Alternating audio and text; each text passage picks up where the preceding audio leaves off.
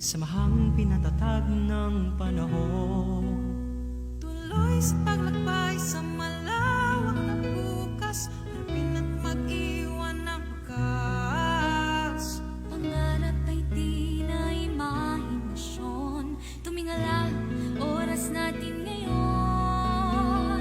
Abot ng tanglaw ay palawakin,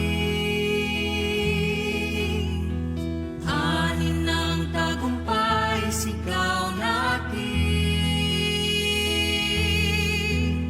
Apat na haligi nagsilbing pundasyon, handa ng tahakin ang susunod na hamon.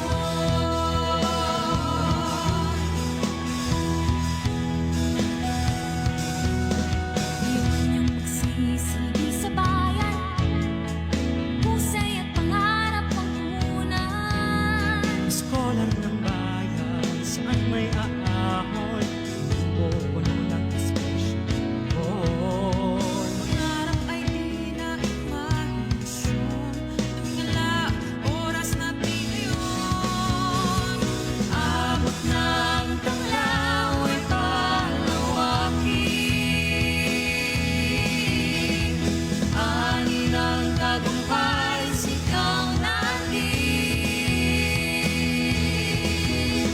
Apat na haligi nagsilbing pundasyon, handa ng tahakin ang susunod na hamon.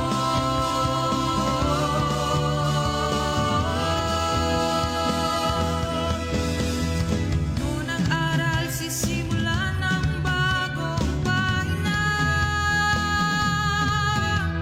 Ngayong magtatapos, bubukas ang bagong kabanata.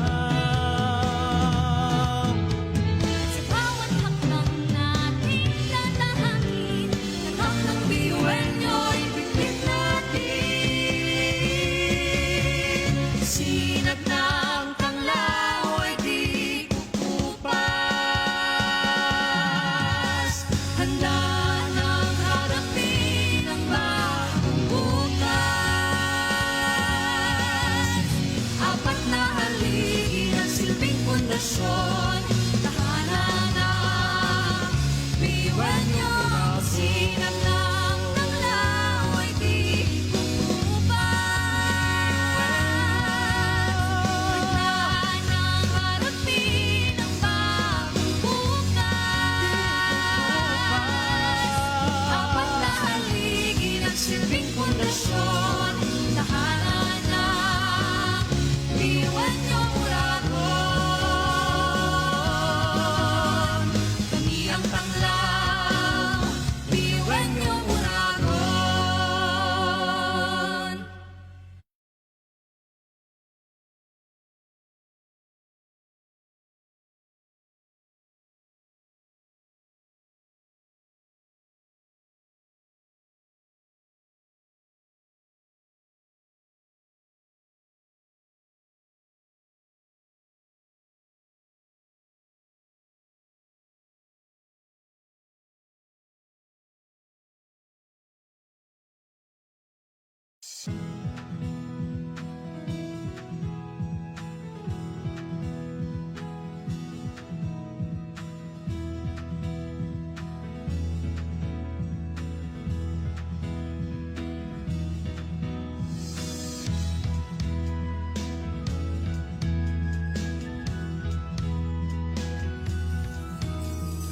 Nahasa ang tibay at talino, samahang pinatatag ng panahon.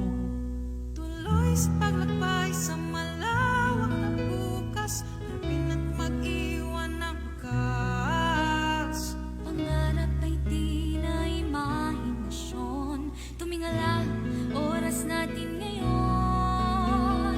Abot ng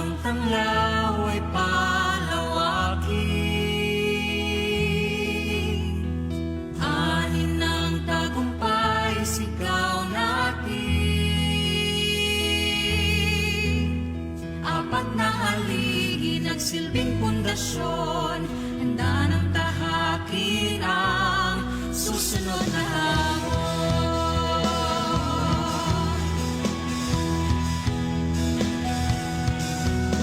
Iwan niyang magsisilbi sa bayan, husay at pangarap ang punan. Scholar ng bayan, saan may aahon, pupuno ng inspirasyon. Pangarap ay di na imahinasyon, tumingala, oras natin ngayon. Abot ng tanglaw ay palawakin, ani ng tagumpay, sigaw natin.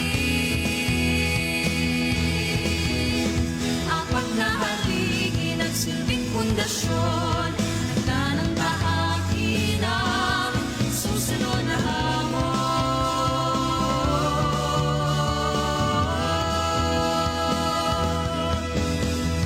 Noon ang aral, sisimulan ng bagong pahina. Ngayong magtatapos, bubukas ang bagong kabanata.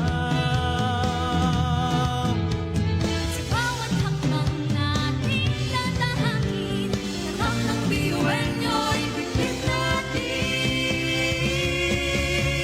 Sinag ng tanglaw ay di kukupas. Handa nang harapin ang bagong bukas. Apat na haligi ng silbing pundasyon, tahanan ng biyuan nyo. Sinag ng tanglaw ay di kukupas. Handa nang harapin ang bagong bukas. Apat na haligi ng silbing pundasyon, tahanan ng biyuan nyo, Uragon. Kami ang tanglaw, biyuan nyo, Uragon.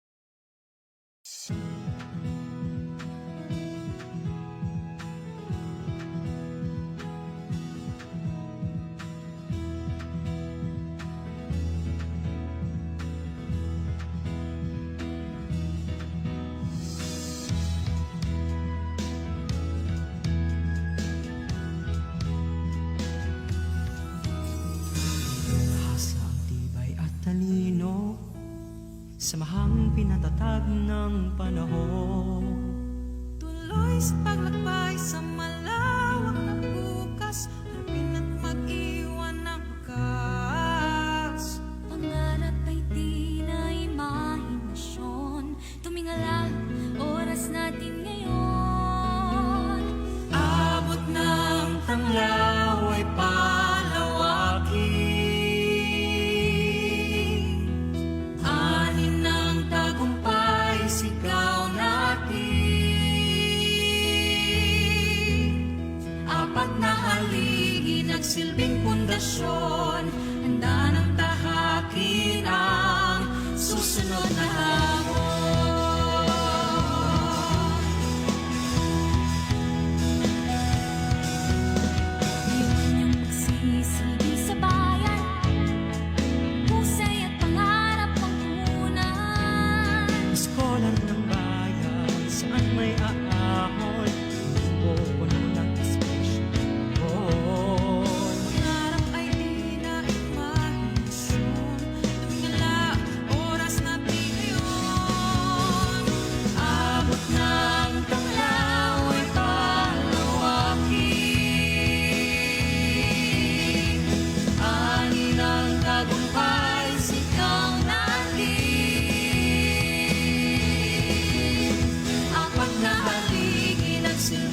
pundasyon, handa ng tahakin ang susunod na hamon.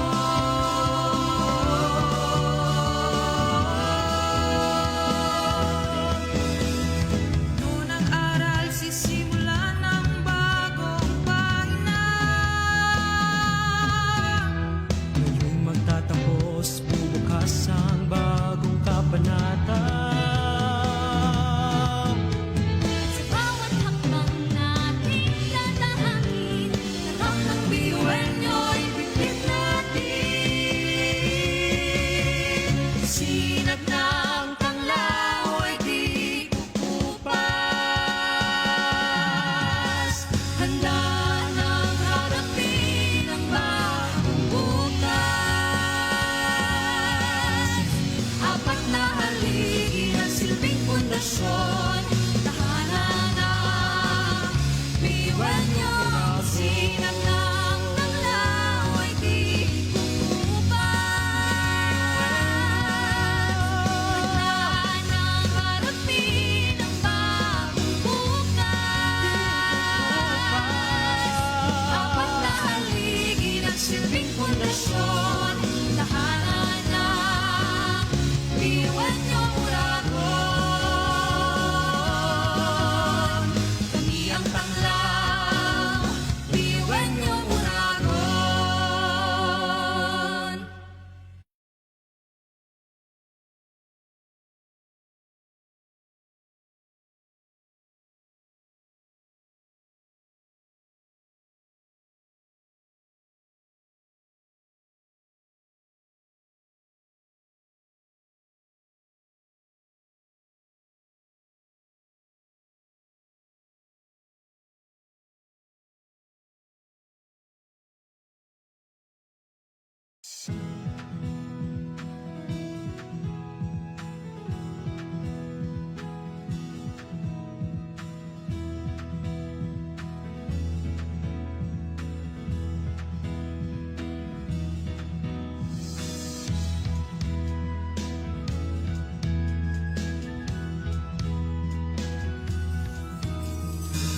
Tahasa ang tibay at talino, samahang pinatatag ng panahon.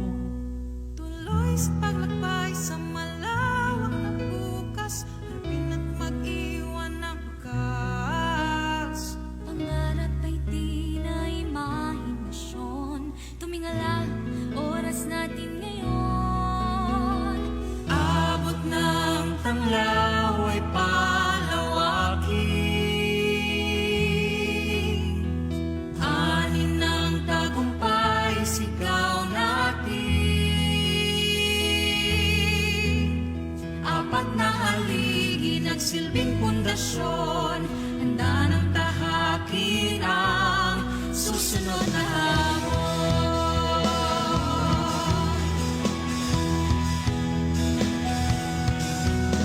Iwan niyong magsisilbi sa bayan, husay at pangarap ang punan. Iskolar ng bayan, saan may aahon, pupuno ng inspirasyon. Pangarap ay di na imahinasyon, tumingala, oras natin ngayon. Abot ng tanglaw ay palawakin. Ani ng tagumpay, sigaw natin. Apat na haligi nagsilbing pundasyon, handa ng tahakin ang susunod na hamon.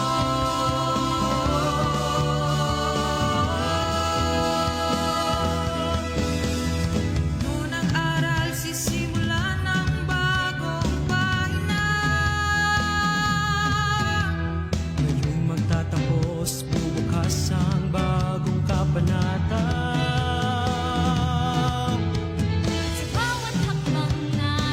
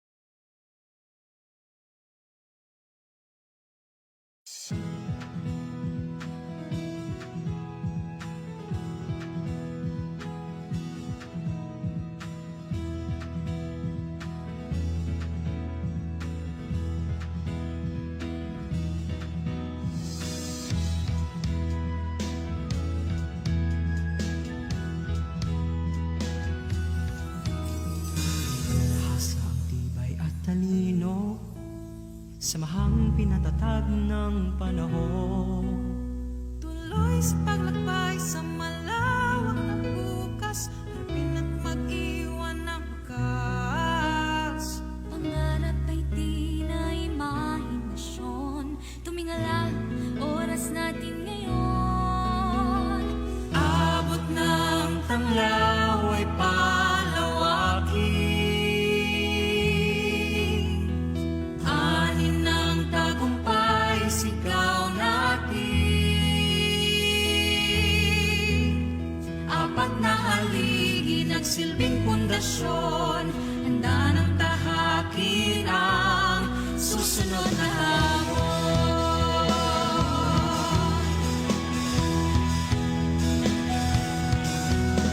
Iwan yung magsisilbi sa bayan. Husay at pangarap ang punan. Iskolar ng bayan, saan may aahon, pupuno ng inspirasyon. Pangarap ay di na imahinasyon. Tumingala, oras natin ngayon. Abot ng tanglaw ay palawakin. Ani ng tagumpay, sigaw natin. Apat na haligi, nagsilbing pundasyon, handa ng tahakin ang susunod na hamon.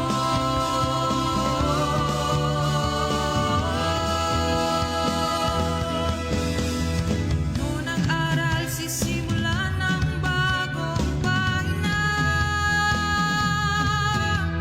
Ngayong magtatapos, bubukas ang bagong kabanata.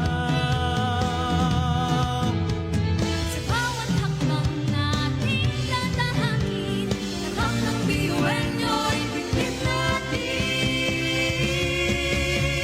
Sinag ng tanglaw ay di kukupas. Handa nang harapin ang bagong bukas. Apat na haligi, nagsilbing pundasyon, tahanan ng biyuan nyo. Sinag ng tanglaw ay di kukupas. Handa nang harapin ang bagong bukas. Apat na haligi, nagsilbing pundasyon, tahanan ng biyuan nyo, Uragon. Kami ang tanglaw, biyuan nyo, Uragon.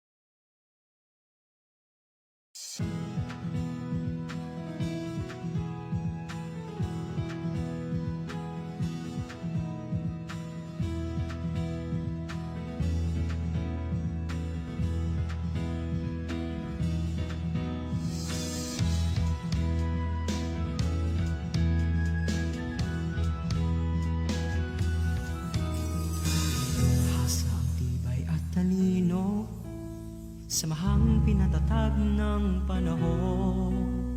Tuloy sa paglakbay sa malawak na bukas, harapin at mag-iwan ng wakas. pangarap ay di na imahinasyon. Tumingala, oras natin ngayon. Abot ng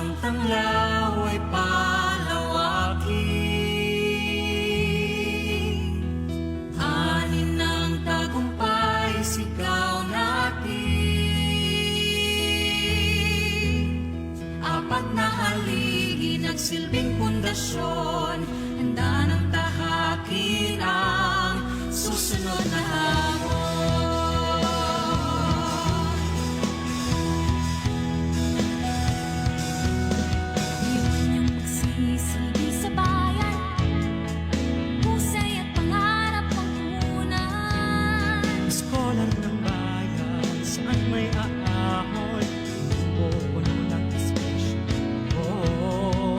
Pangarap ay di na imahinasyon. Tumingala, oras natin ngayon. Abot ng tanglaw ay palawakin. Ani ng tagumpay, sigaw natin.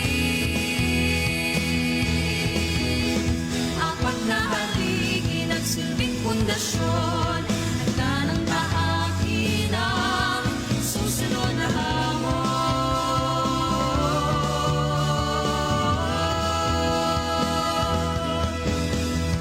Noon ang aral, sisimulan ng bagong pahina.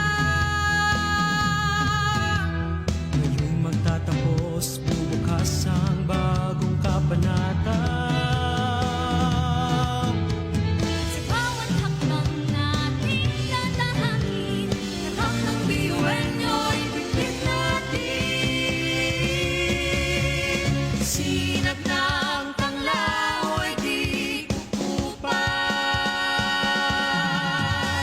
Handa nang harapin ang bagong bukas.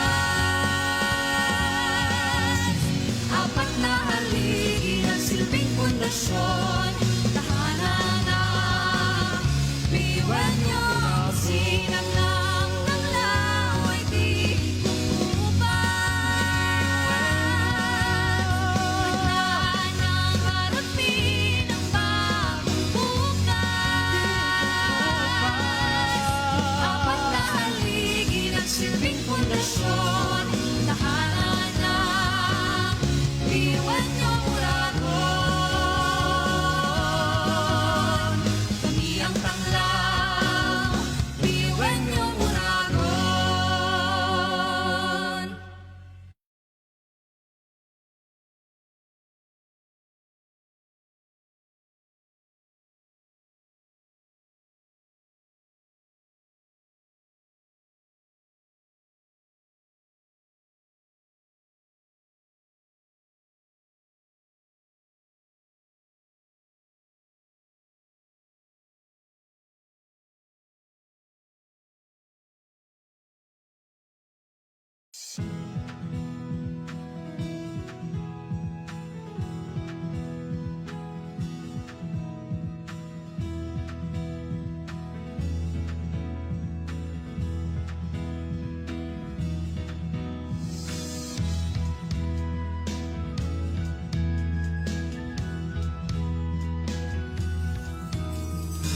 Lahasa ang tibay at talino, samahang pinatatag ng panahon.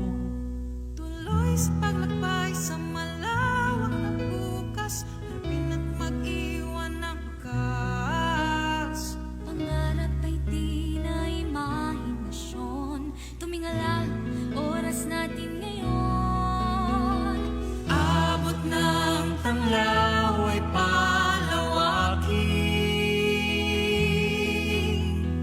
Ani ng tagumpay, sigaw natin. Apat na haligi nagsilbing pundasyon. Handa ng tahakin ang susunod na hamon.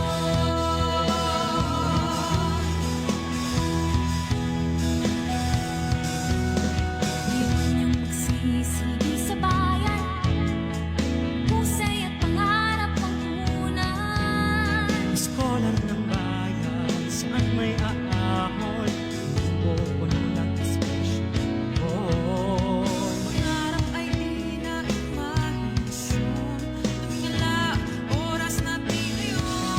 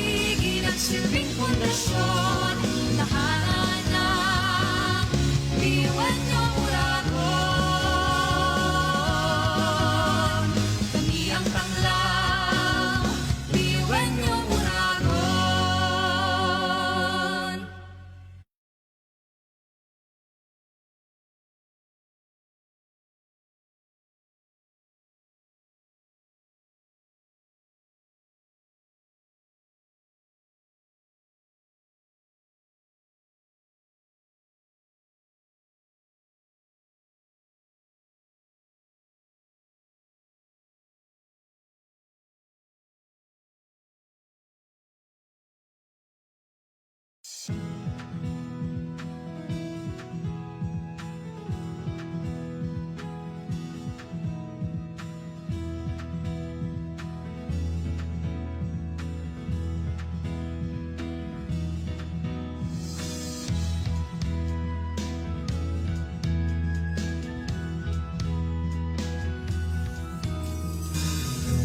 ang tibay at talino, samahang pinatatag ng panahon.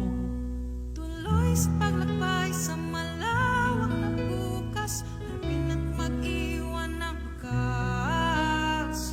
Pangarap ay di na imahinasyon. Tumingala, oras natin ngayon.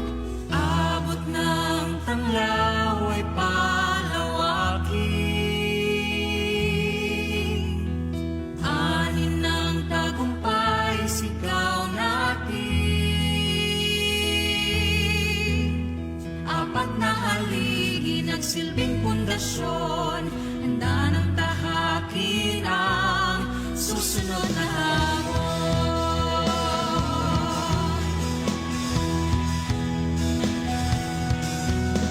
Iwan niyang magsisilbi sa bayan. Husay at pangarap ang punan. Iskolar ng bayan, saan may aahon, pupuno ng inspirasyon. Pangarap ay di na imahinasyon. Tumingala, oras natin ngayon. Abot ng tanglaw ay palawakin. Ani ng tagumpay, sigaw natin. Apat na haligi, nagsilbing pundasyon. Handa ng tahakin ang susunod na hamon.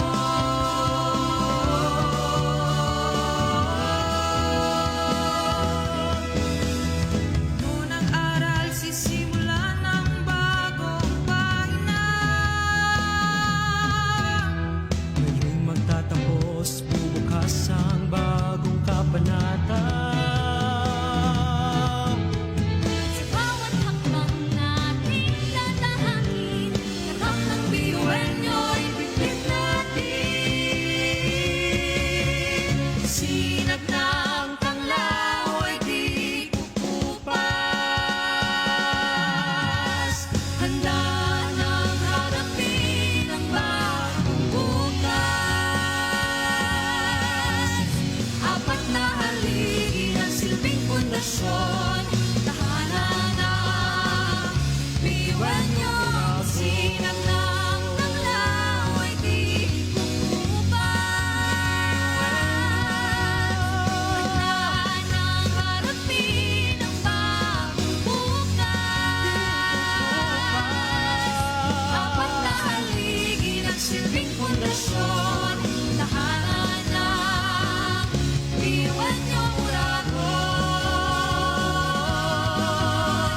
Kami ang tanglaw, biyuenyo uragon.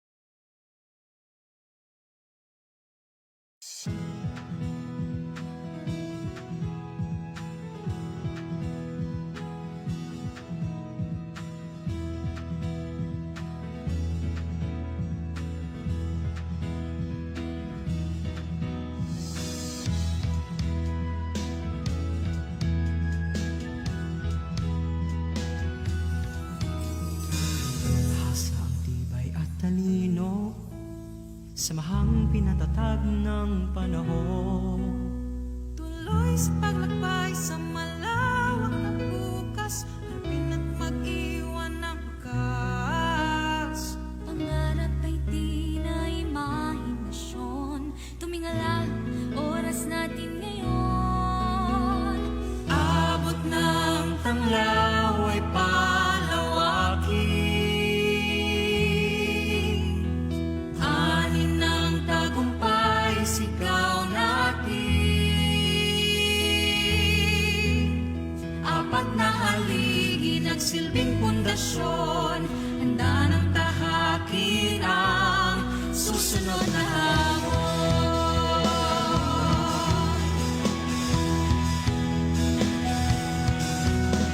Iwan niyong magsisilbi sa bayan, husay at pangarap ang punan. Iskolan ng bayan, saan may aahon, pupuno ng espresyon. Pangarap ay di na imahinasyon, tumingala, oras natin ngayon. Abot ng tanglaw ay palawakin. Ani ng tagumpay, sigaw natin. Apat na haligi, nagsilbing pundasyon, handa ng tahakin ang susunod na hamon.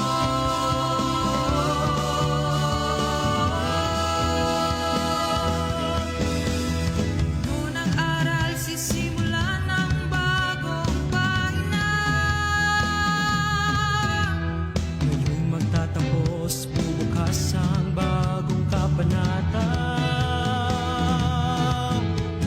Sa bawat hakbang natin tatahakin, Lahat ng biyuan nyo'y pipit natin. Sinag ng tanglaw ay di kukupas. Handa nang harapin ang bagong bukas. Apat na haligi, nagsilbing pundasyon, tahanan ng biyuan nyo. Sinag ng tanglaw ay di kukupas. Handa nang harapin ang bagong bukas. Apat na haligi, nagsilbing pundasyon, tahanan ng biyuan nyo, Uragon. Kami ang tanglaw, biyuan nyo, Uragon.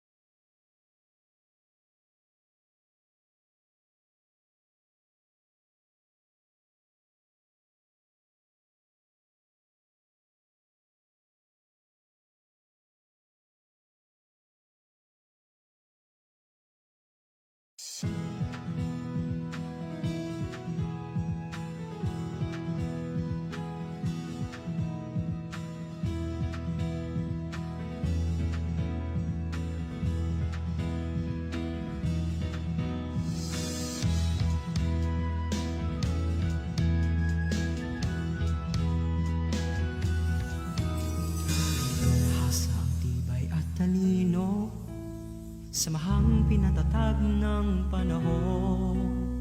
Tuloy sa paglakbay sa malawak na bukas, harapin at mag-iwan ng wakas. pangarap ay di na imahinasyon, tumingala, oras natin ngayon. Abot ng tanglaw ay palawakin. Anin ng tagumpay, sigaw natin. Apat na haligi, nagsilbing pundasyon, handa ng tahakin ang susunod na hamon.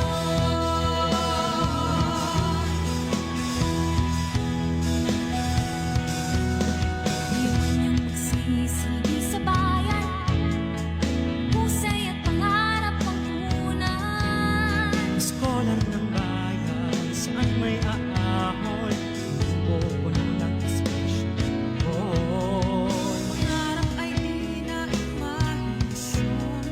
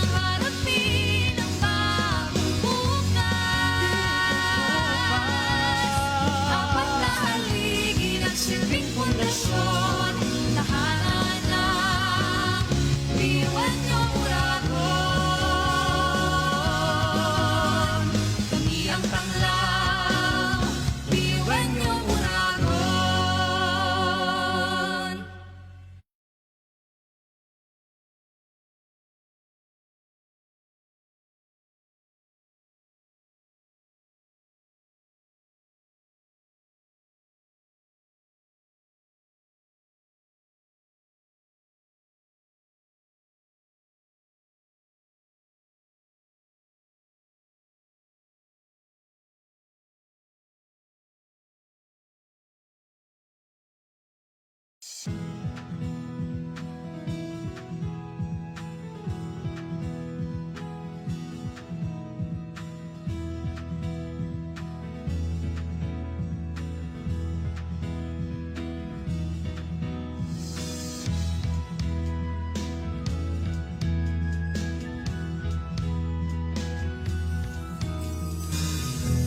ang tibay at talino, samahang pinatatag ng panahon.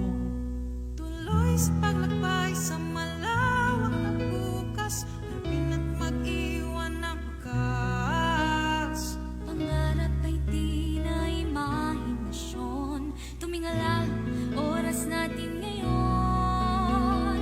Abot ng tanglaw ay palawakin. Anin ng tagumpay, sigaw natin. Apat na haligi, nagsilbing pundasyon. Handa ng tahakin ang susunod na hamon.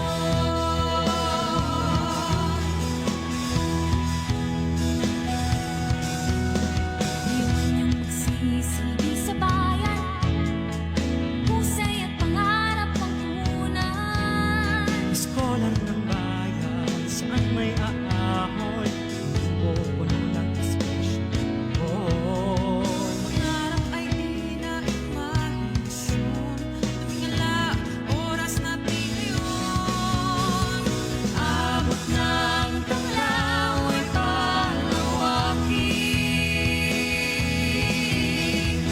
Ani ng tagumpay, sigaw natin.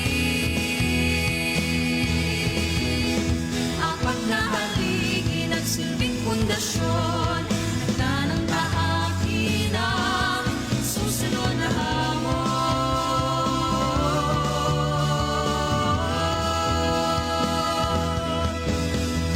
Noon ang aral, sisimulan ng bagong pahina. Ngayong magtatapos, bubukas ang bagong kabanata. Sa bawat hakbang natin tatahakin. Harap ng biyuan nyo'y bitbit natin. Sinag ng tanglaw ay di kukupas. Handa ng harapin ang bagong bukas. Apat na haligi, nagsilbing pundasyon. Tahanan ng biyuan nyo. Sinag ng tanglaw ay di kukupas. Handa ng harapin ang bagong bukas. Apat na haligi, nagsilbing pundasyon. Tahanan ng biyuan nyo, Uragon. Kami ang tanglaw, biyuan nyo, Uragon.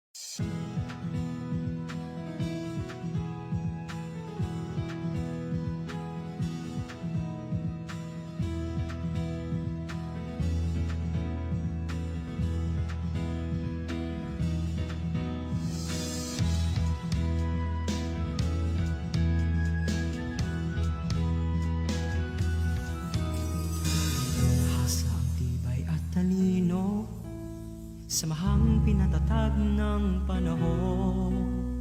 Tuloy sa paglakbay sa malawak na bukas, harapin at mag-iwan ng wakas.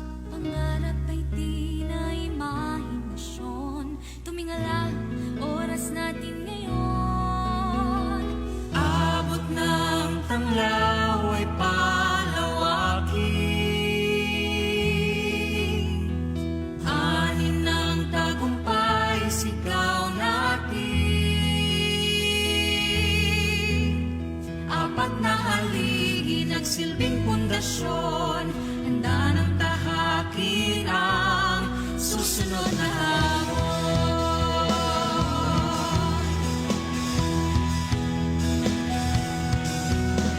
Iwan niyong magsisilbi sa bayan, husay at pangarap ang punan. Iskolan ng bayan, saan may aahon, pupuno ng espesyal. Pangarap ay di na imahinasyon, tuwing ala, oras natin ngayon. Abot ng tanglaw ay palawakin. Ani ng tagumpay, sigaw natin. Apat na haligi, nagsilbing pundasyon, handa ng tahakin ang susunod na hamon.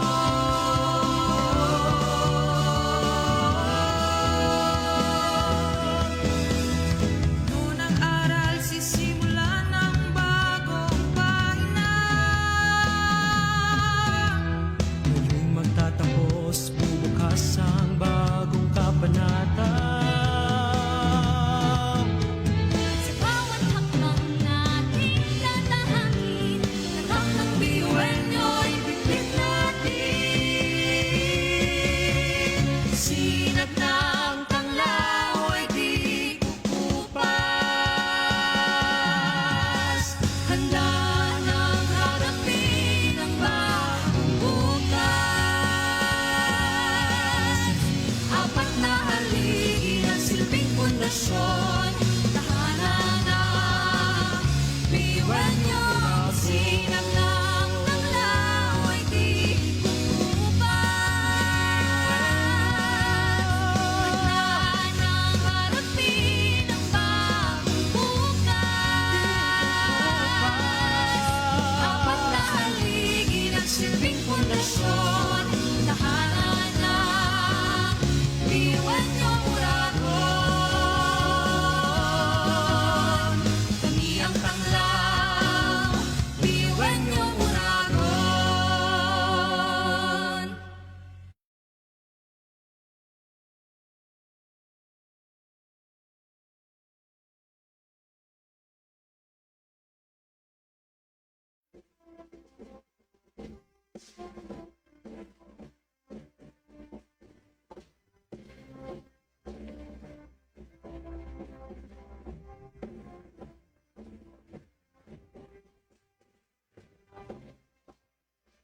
Good morning, honorable members of the General Legislative Council. Today marks the last regular meeting of this moment is a reminder of the meaningful work that we have achieved and that we shall carry on with greater purpose. We have rendered our service towards proactive and inclusive legislation with a burning passion to provide responsive and participative governance to all Bicol University students. We shall continue.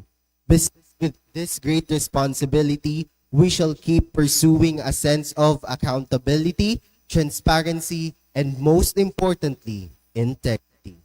With that, I hereby call this third and final regular meeting of the General Legislative Council meeting to order. Before we proceed, I would like to request everyone to remain standing for the prayer and the singing of the Philippine National Anthem.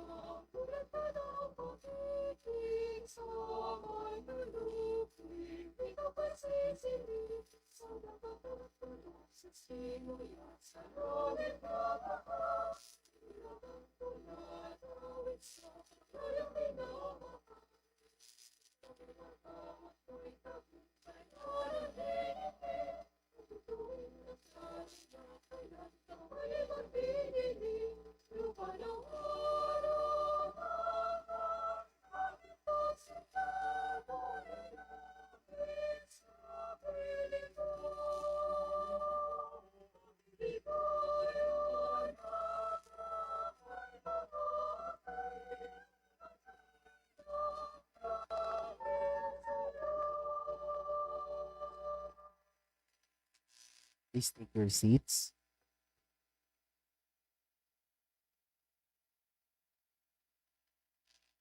May I now call the Secretary General to proceed with the roll call of the attendance for today's meeting. Ms. Secretary General, you are recognized. Thank you, Mixed Chair. Good day, honorable members of the General Legislative Assembly. Please raise your hand once your name is called, starting with the CSC representatives. Mary Grace Barbante, Edmin Julius Cubilla, Latagan Carla Veronica, Christine Quite, Gio Alfonso Vega, Jean-Marie Alimuin, Giro Kibral,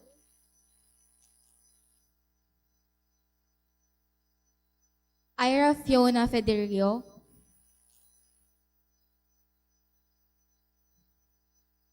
Edward Malsayana, Kyla May Nava,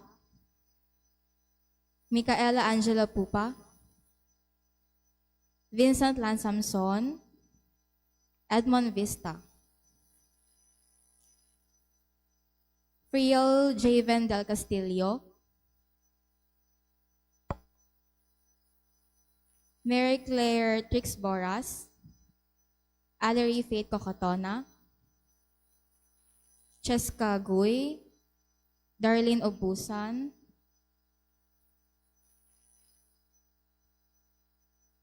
Joseph Verano, Juan Paul A. Buban, Nicole Castillo, Benedict Datun, Riza Guelas, Angel Miliagas, Franz Stephen Llanera, Carlo Martil Llanera, John Albert Bobiles, Diana Sofia Diokino, Pearl Amire Espinili, Greg Macalia, Charles Toledo.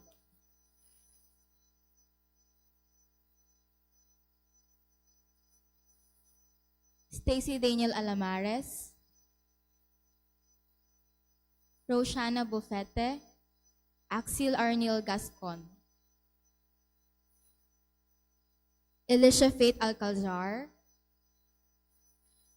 Emmanuel Bongalon, Jefferwin Cesar Sese, Russell Dave Advincola, Hind Norbert Climacosa,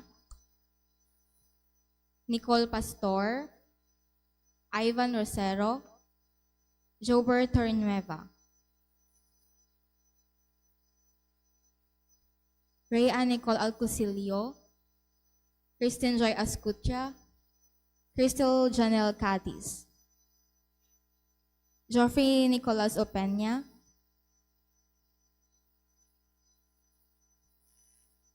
Princess Anne Enrera,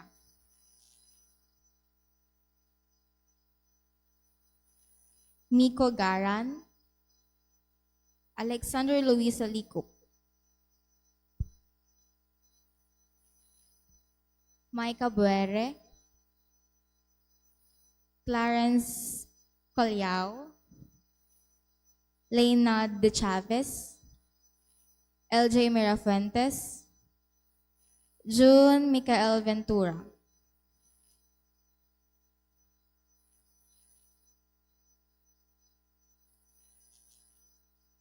Jasper Belgar, Justin Belgar, Hazel Ann Bongalos, Catherine Casaul, Rainiel Bendanya, Jason Ortega, Jen Antoinette Sherda, Janelle Villarreal. Next are the CSC presidents: Cyril Ann Luzon, Roger De La Torre,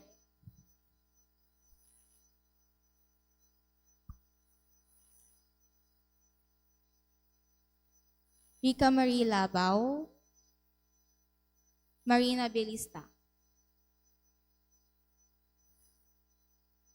Jurine Dominic Sese, Justin Harme,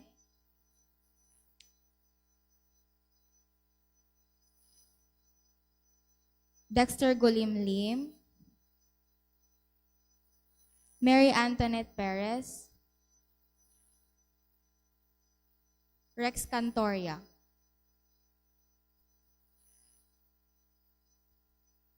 Mary Jane Claire Martinez, Tristan Carmel de Mesa, Isha Claire Mendones, James Ryan Luna, Jacob Amano, Wilfredo Bonoobra.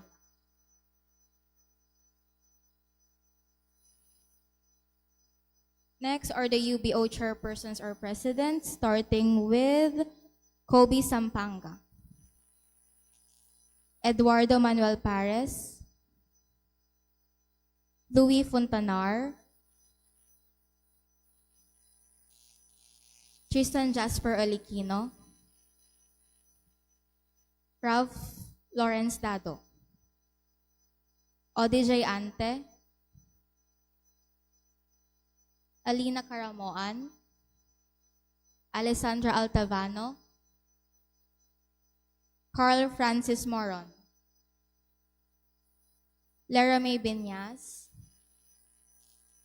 Helen Grace Duque, Edward Jago Marcaida, Kylo J. Engera, Ivan Angelo Yurando, Patrick Gerard Gabito, Rovic Mapa, Russell Fresnido, Princess Anne Ruste, Mark Lawrence Esurenya, Chasey Adriana Pajarillo, Tanya Rubio, Paula Angela Pimentel, Maria Juliana Burak, Luisito Gonzalez, RC Albert Cruz, Justin Val Salazar, Alexandra May Montesor, Adernado Cabalbag,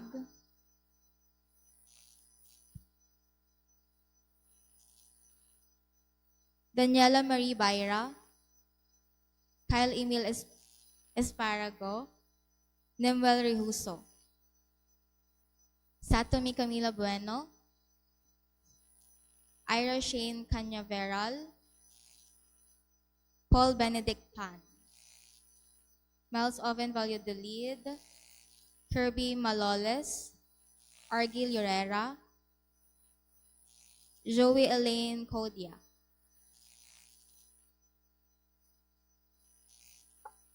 Liz Valerie Miraflor, Trixie May Busa, Nicolette Joy Valencia, Fred Paulo Villa, Jake Desir,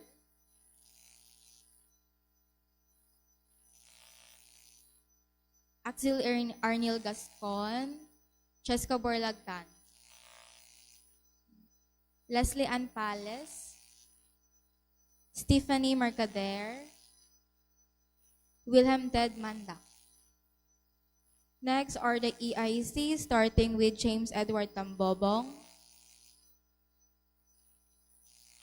Saina Marie Tiongson, Mark Francis Toriano, Lara Faye Albaitar, Ed Christian Gese, Kimberly Jane Solyastre,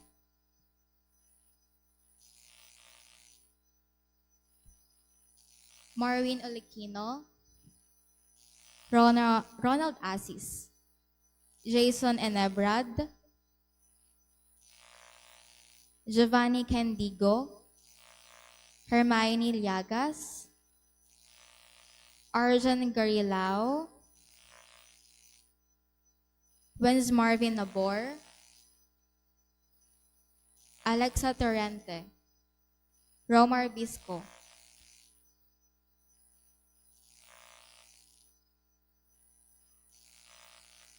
going back to the representatives of BU Tabaco, Jasper Belgar,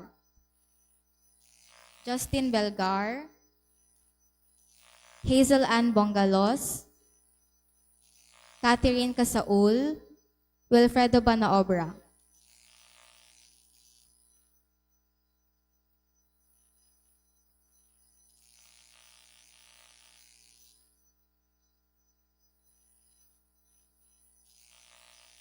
The President of BU Palangi, Avil Bueno.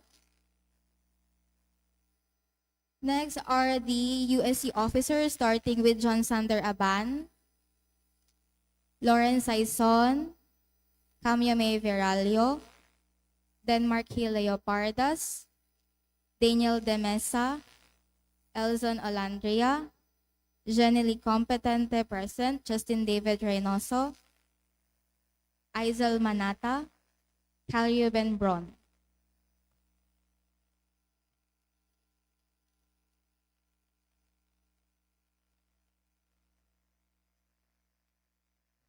A moment, please.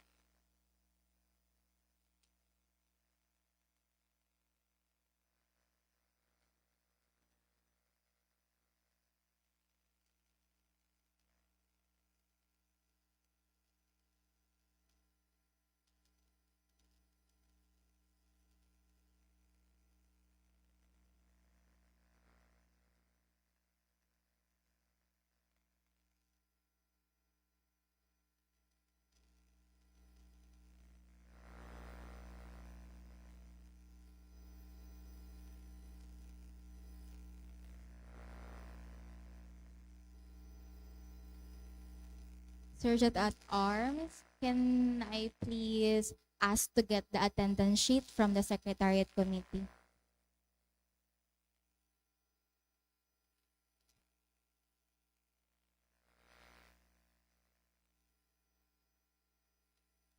For the other sergeant at arms, can you please do another head count?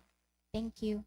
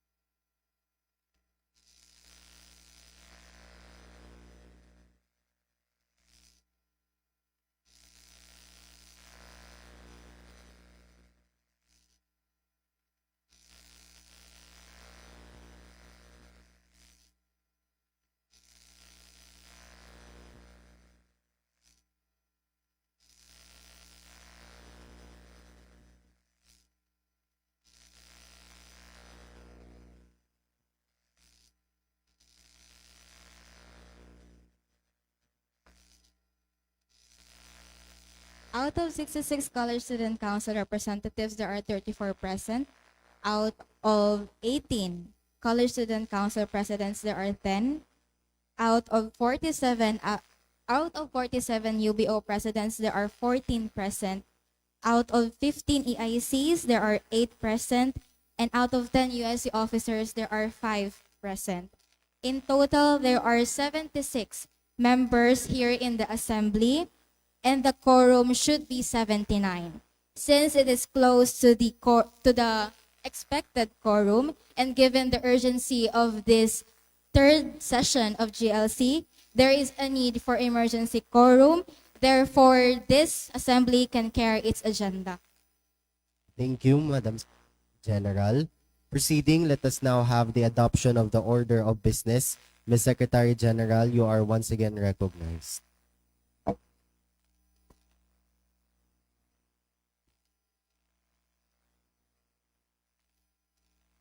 In order to ensure that discussion shall flow smoothly, the order of business must be followed, starting with the processional, call to order, preliminaries, roll call, certification of quorum, followed by adoption of agenda.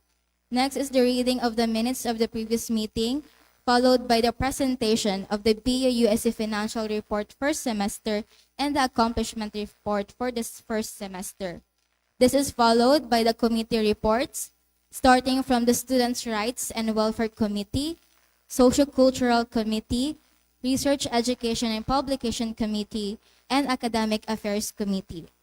Next are the privileged speeches from the Majority Floor Leader, Minority Floor Leader, Constitutional Convention President, and Chairperson and Student Regent. There are new business and other matters, which includes the scheduling of the BUSC Constitution and Bylaws Revision Special Session. Next are the announcement, and lastly, the adjournment. Mixture, as a member of the General Legislative Assembly, I move for the adoption of the order of business. There is a motion to adopt the order of business for today's meeting. Do we have a second? Motion has been seconded. Are there any discussions? Hearing none, let's proceed to voting. Those who are in favor of the order of business as presented, please raise your hand.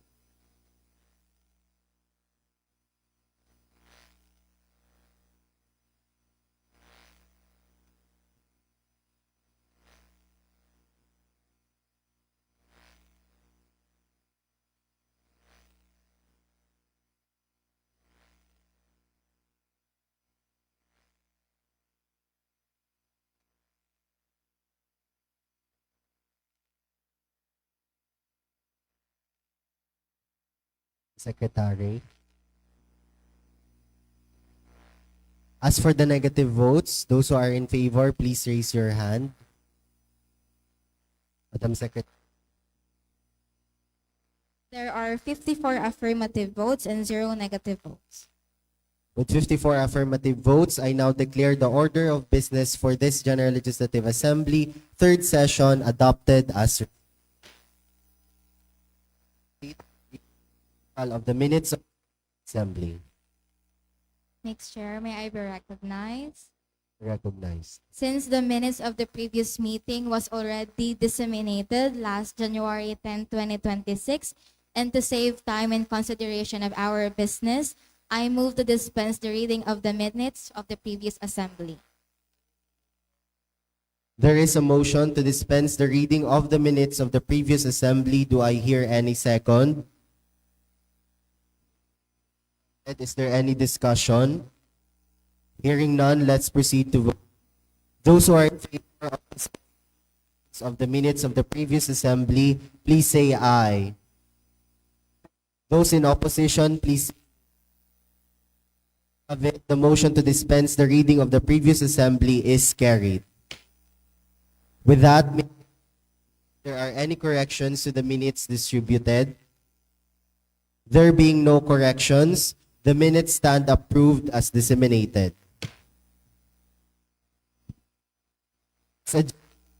Secretary General is recognized to present the BUUSC Accomplishment Report for first semester.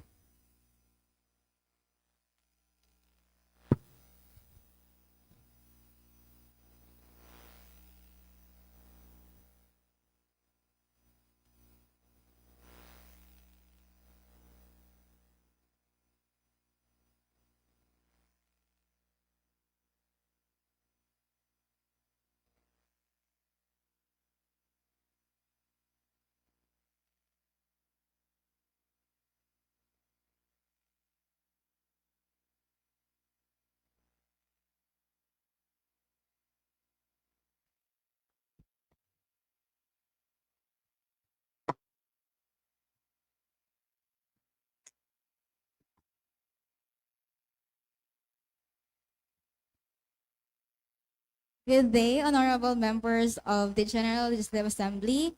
Here is the accomplishment report of the University Student Council for first semester. Starting with the organized activities, the Rainbow Parade 2.0, Love Really Live Safely. This was headed by Ruben Obron and Aizal Manata last June 29, 2025 at BU College of Education Integrated Laboratory School, Facade. So this event aimed to raise awareness on the SOGI or sexual orientation, gender identity and expression, and advocate for HIV prevention and care in the Philippines. It responds to the persistent stigma, discrimination, and limited access to inclusive health services faced by the LGBTQI plus people. That's why there were sexuality education, accessible HIV testing through our partner Gayon, and judgment spaces for expression and community building through the invited speakers sharing their experiences. The event's highlight was the parade, in which it started from Peñaranda to Buse Facade, and there were placards all about the LGBTQI plus and Pride Month.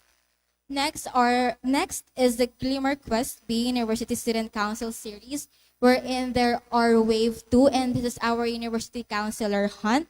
And then the proponent is John Sander Aban, our PIO, yours truly, Janelle Competente, and Elton Olandria, our DSG.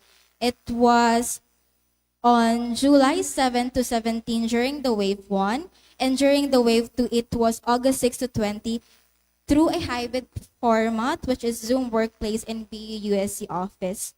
So this event was organized to identify the next generation of the university counselors during this academic year 2025 to 2026. There are different phases that test their leadership potential, ethical judgment, and creative problem solving through questioning them about the real issues in BU and the locality. So the interview prioritized empathy and inclusivity over seniority and popularity. Most of the comments here is that they didn't feel pressured. They didn't felt pressured because of the warm approach of the executive officers. The average rating for the Wave 1 is 4.75, which is excellent. And apologies, it should be Wave 2, W2, which is 4.71, excellent. Next is the student governance training, or titled Iribahan B Student Council's Bootcamp, which was headed by Kyle Ruben Obron, our chairperson, Camia May Varallo, our auditor, and John Sander Aban, our PIO, last August 1 to 2, 2025, at BU Main Campus, Legazpi City, Albay. The participants were the CSC officers. And the SGT was a foundational governance program designed to capacitate USC and CSC officers with essential skills in parliamentary procedure, financial stewardship, and institutional policy through the technical training, through the breakout sessions that establishes a standardized framework for leadership. So there were also games through subcamp to establish connections between the college student officers. And the average rating was 4.31, excellent. Right after the SGT, we had the Kabataang Makabayan, celebrating youth power for nation building. The main proponent is the Legazpi Youth Development Office in collaboration with the USC headed by Kyle Ruben Obron, Justin David Reynoso, our IVC, Daniel De Mesa, our Finance Officer, and Elzan Alandria. Last August 12, 2025 at Old Cal Building, Aquilino P. Bonto Building, first floor Cal Amphitheater in main campus. So it is in commemoration of the International Youth Day, and this event aimed to institutionalize youth participation in local governance by deepening participants' understanding of transparency, accountability, and progressive leadership. So we specifically invited the Robredes as Piñas since it is aligned to their program, but it was also open to walk-in participants. So it includes youth-led learning sessions and strategic discussions and signing of and leadership pledge and the signing of that leadership pledge. And it aimed to establish a framework for sustained civic engagement and social responsibility among the Legazpeño youth leaders, specifically the BUNs. And the average rating is 4.58, excellent. Next is the welcome party, the BUCHELA, the University Welcome Party, the Bicol University. BUCHELA, the University Welcome Party 2025, headed by Aizal Manata, Justin David Reynoso, and Demarquio Leopardes, our Deputy Finance Officer. So there were mini chela wherein we went to the different external campuses, so that this is rooted to the idea of external campuses being left out to the main campus events. So not all students can go to the main chela. So the thought is, why not just bring the welcome party or the chela to the external campuses? And of course, the main chela that was rescheduled numerous times last September 13, 2025. And the venue was external campuses and the BU main campus. The welcome party aimed to integrate freshmen and returning BUNs into campus life by fostering a sense of community. There were diverse lineup of activities related to music, fashion, and drag performances, interactive organizational booths, and creative showcases.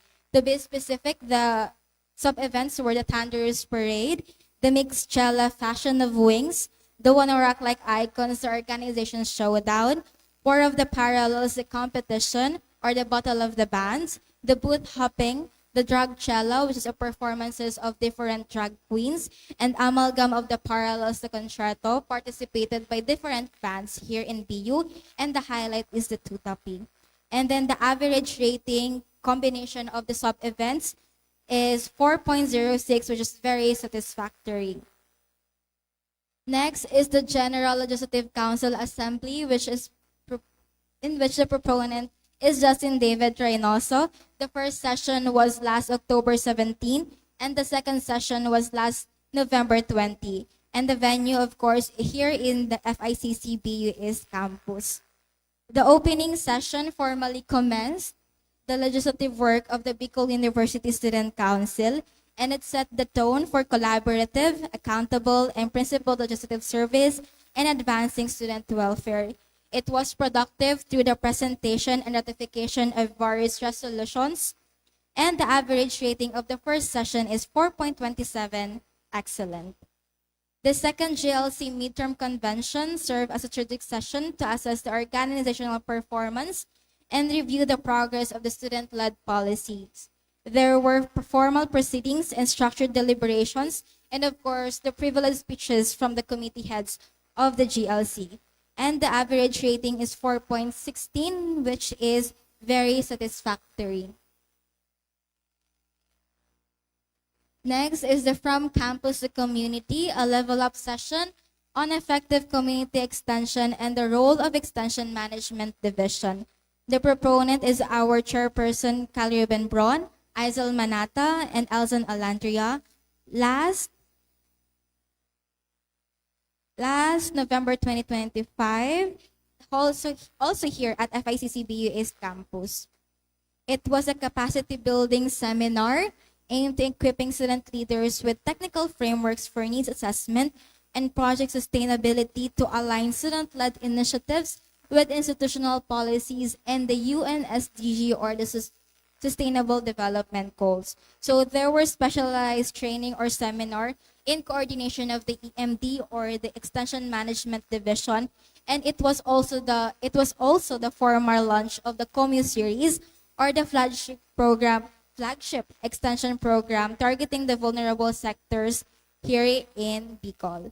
So it ensured that student organizations can implement purposeful, socially responsive, and sustainable community interventions. Another activity organized by the USC is the Rise of the Hidden Glow, the University Councilors Induction Ceremony 2025. The proponent is Janely Competente, Elzon Alandria, Camille May Veralio, and John Sander Aban last November 8, 2025 at BU Innovation and Student Activity Hub. So it was organized to formally recognize the university councilors as official members of the USC committees, the very first induction ceremony of university councilors. It was rooted in the idea that university councilors are not just there for manpower, but a part of the council. Not achieving the great heights is without them. It was also to establish a sense of duty and accountability among the new leaders, which are the university councilors. There were orientation and empowerment sessions through our USC advisors, Dr. Makilim and attorney Rachel Laurinaria, and they were briefed of the specific committee functions and expected contributions.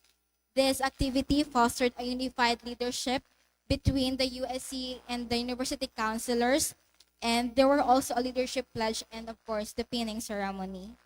Next, one of the big events also of the USC is the search for Mr. and Miss Bicol University 2025, headed by our business manager, Lawrence Saison, Cami May Veralio, and University Councilor Patrick Gerard Cabito. There were closer interview last November 29, 2025 at Ayala Malls Legazpi, Ayala Cinema 1, and Coronation Night last December 1 at Ibalong Center for Recreation. It was a flagship advocacy initiative transforming traditional pageantry into platform for institutional representation and purpose-driven leadership. The closer interview and Coronation Night championed the specific advocacies of our candidates in relation to the UN SDGs, and it prioritized intellectual depth and disciplined leadership. It reaffirmed the university's commitment to fostering holistic student development and meaningful social engagement. Next is the Bawal ang Bastos with Senator Risa Hontiveros. Hontiveros, a forum on the Safe Spaces Act, and of course the proponent is the Office of Senator Risa Hontiveros, in collaboration with USC, Calruben Bron, Justin David Reynoso, and Janely Competente, last December 11, 2025 at Buseng Gymnasium. It institutionalized gender justice and inclusivity by providing the BU Baños with a comprehensive understanding of the legal protections against gender-based sexual harassment.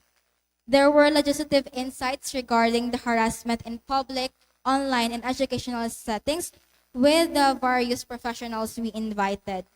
It bridges national policy with campus reality through the panel discussions of the invited professionals from PNP, BU Legal Office, and BU GAD.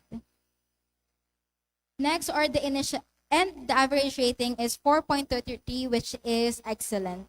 Next up are the initiatives of the council, starting with the ALPAS, Bicol University Nationalistic, Scientific, and Mass-Oriented, or NMSO, educational campaigns and calls.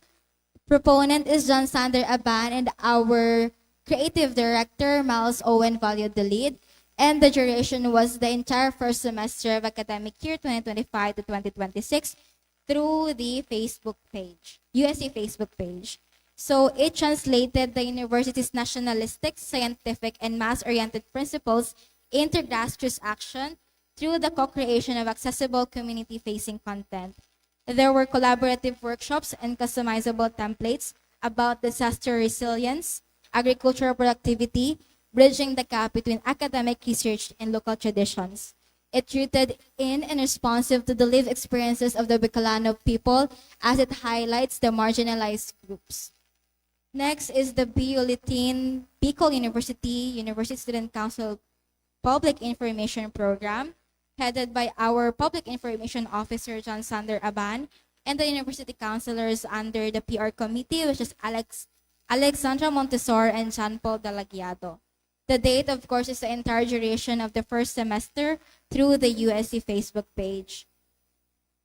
The Public Relations Initiative aimed at bridging the gap between the council and the student body through transparent, consistent, and accessible communication. That's why you can see in our Facebook page that it champions not just the story of the USC, but the regular BUNUs as well. There were dissemination of critical information, including project updates, policy decisions, and budget allocations that turned the USC page as a platform for genuine student engagement and institutional accountability. Next up are the internal affairs first semester initiatives, headed, of course, by our IAC head, Justin David Reynoso, and the duration was June to December 2025 through the Internal Affairs Facebook page. This initiative strengthened the student engagement and organizational awareness by rebranding official platforms and promoting the diverse missions of different UBOs.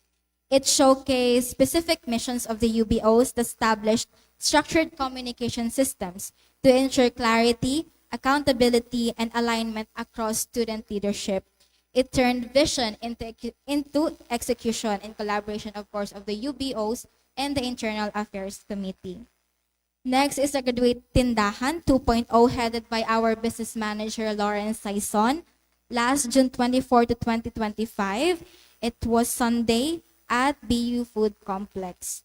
It was an income generation and school spirit initiative that fostered institutional pride and financial sustainability during the 55th University Commencement Exercise. There were a sale of university merchandise, and there were also dedicated retail space for BU-based student entrepreneurs to showcase products like handmade bouquets. So it provided convenient access to keepsakes that celebrate the journey of BU graduates as life champions. Next is a Seal and Plates, a centralized pre-order and revenue sharing initiative headed by our business manager, Lawrence Saison, last June 30 to October 30, 2025.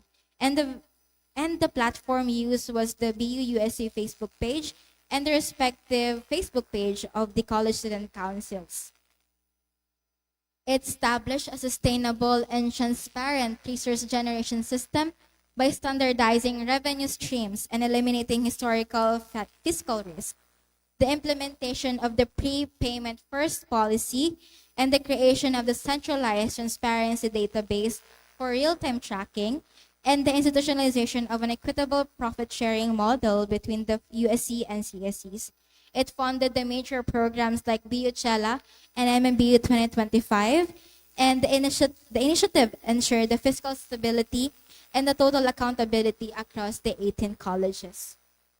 Followed by the General Legislative Council first semester initiatives headed by our IVC Justin David Reynoso with the help of the Internal Affairs Committee during the duration of August to December 2025 through the General Legislative Council Facebook page.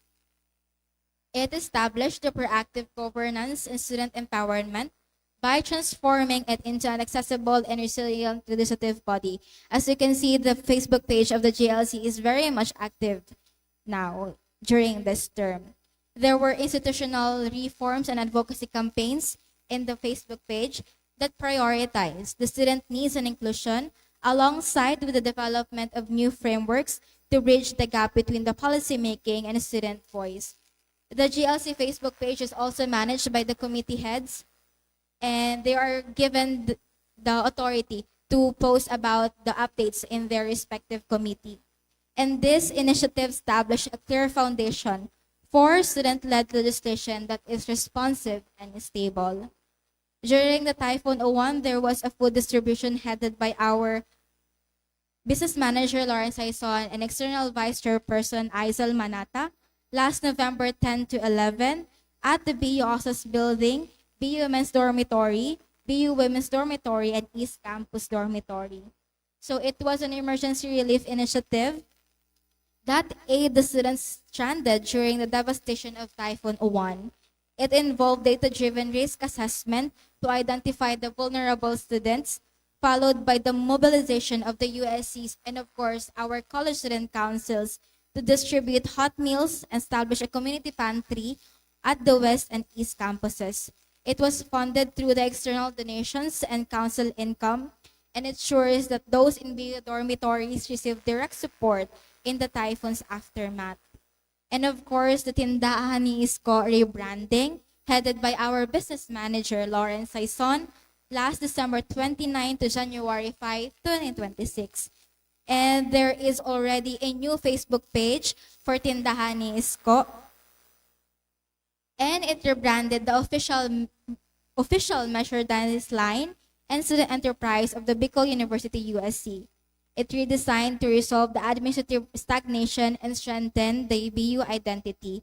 It transitioned the brand from BU labels into a purpose-driven enterprise that bridges student innovation and university heritage. Just the context is that we do not have a full access of the BU labels page. That's why our business manager opted to create a Facebook page solely for the Tindahan ni Isko. And it provides accessible merchandise that directly funds sustainable student programs just like the MMBU and BU Chela. And we also have the Bantay Mayon donation drive support and advisory and update threads headed by our PR committee, John Sander Aban, Alexandra Montesor, and John Paul Dalagiado, last December 29 to January 5 through the USC Facebook page. It was a central advisory thread, communication initiative led by the USC and CSCs to manage the impact of Mayon volcano's unrest on the university community. There were verified information about the volcanic activity, class adjustments, safety protocols, and relief supports. To ensure timely campus-specific guidance to navigate the daily challenges posed by living in a high-risk volcanic zone. Next are the partnered activities and participated activities to be presented by our Deputy Secretary General, Elson Alandria.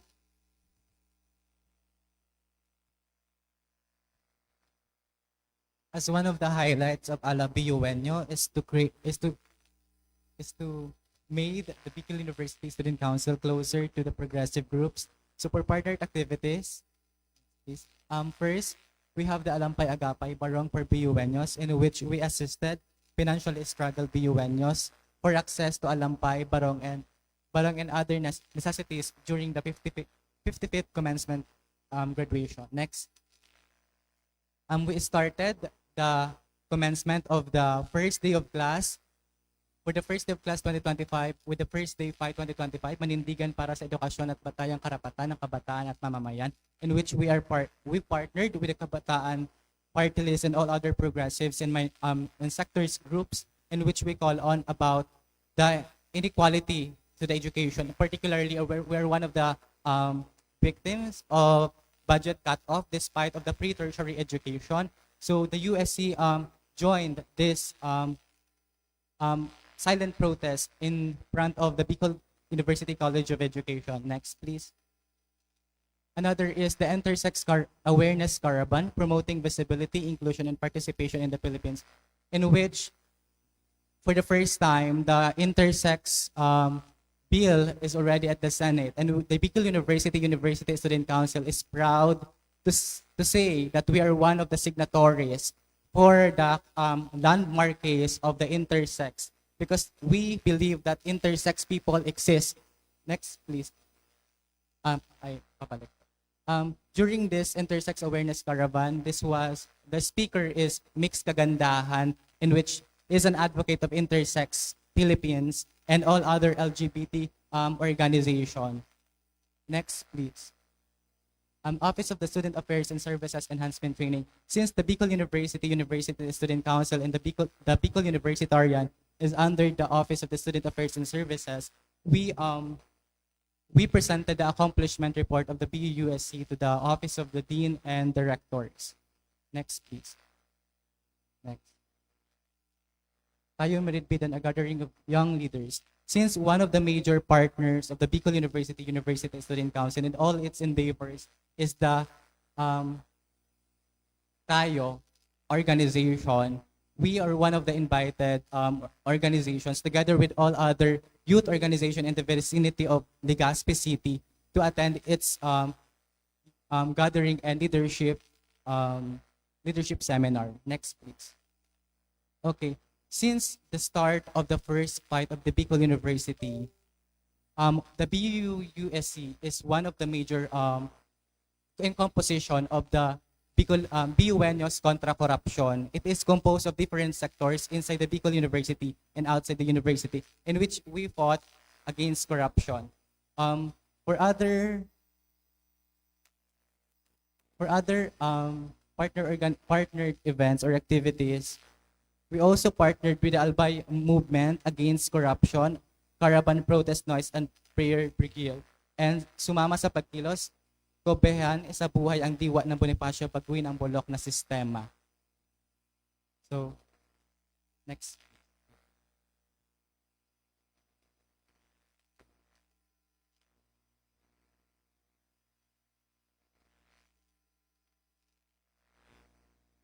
So yun. So for the summarize for partner activities, most of our partnered organizations is much more on the progressive and sectoral groups for us to para kalampagin din ang gobyerno, since one of the major victims of the budget cut off is of course the Bicol University. And next, the Bicol University Olympics 2025 documentation coverage. From the very start of the BU Olympics, we are proud to say that the BUS is one of the major organizations to cover this particular or highlight events of 2025. Next.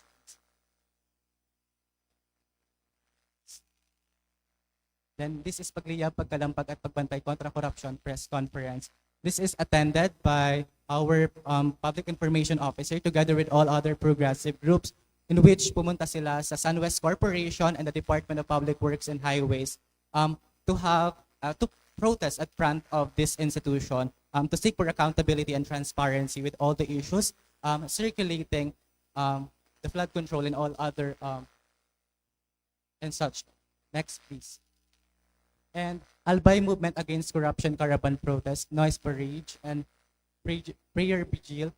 This is after the death of the journalist Samar,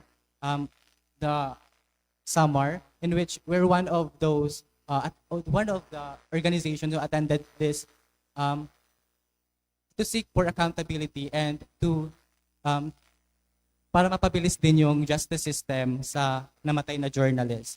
Then next, please. Then eto naman, sumama sa pagkilos kahobenhenan, isabuhay ang diwa ni Bonifacio Baguin ang bulok ng sistema. This was on October 24, 2025, in which umikot naman to sa buong highway ng Legazpi City at kasama naman dito ang iba pang mga progressive groups coming from different places sa Bicol region. Then, for the sake of transparency, sana makikita din sana natin yung attendance ng regular meeting ng BUSC.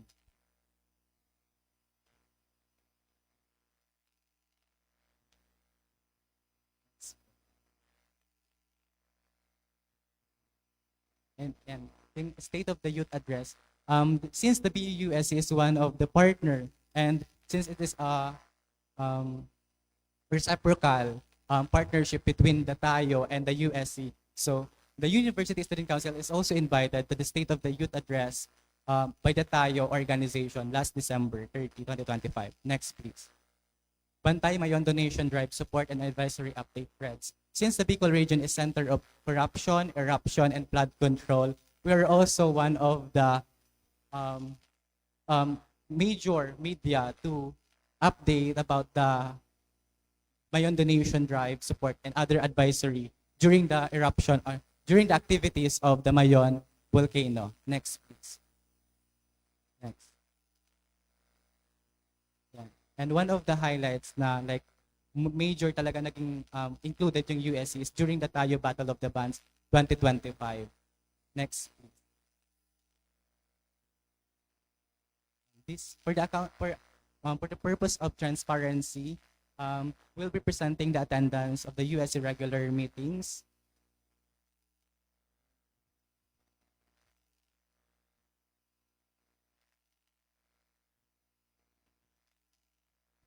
So for the blue, sila, yung present, for purple, late, and yung red, absent, and yung green is excused. So yun. With that, Mr. Chair, since I am inclined to that external partnership, and the DSA, the Secretary General, is more on the internal documents and initiatives of the PUSC, we are proud to say that we are done with the accomplishment report for the first semester. Thank you, Deputy Secretary General and Madam Secretary General. With that, the floor is now open for any manifestations, concerns, or clarifications regarding the BUSC accomplishment report. Kindly please approach the mic to be recognized.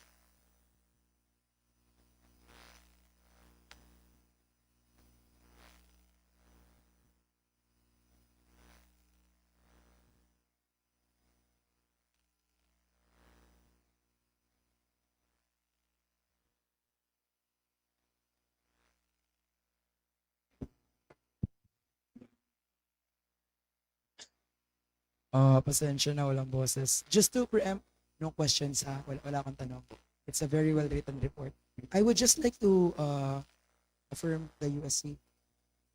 Well, first, it was a masterful accomplishment report. And actually, this is more for Elzon as my old VP. Elzon, as my old VP na kasama kong naka-training for 1 year.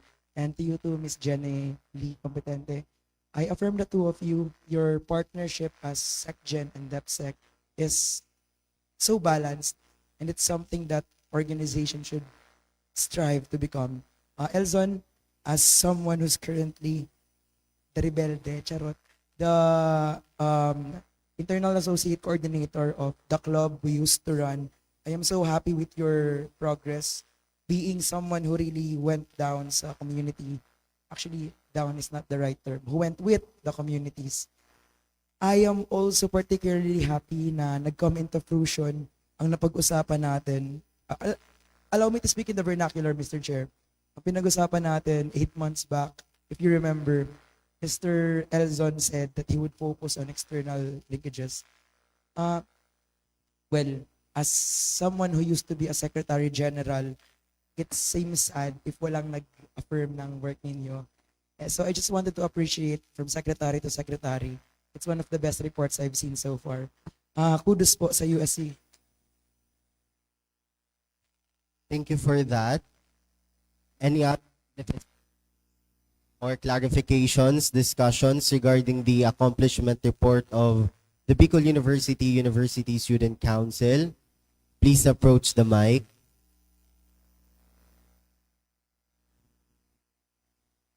Again, one last call.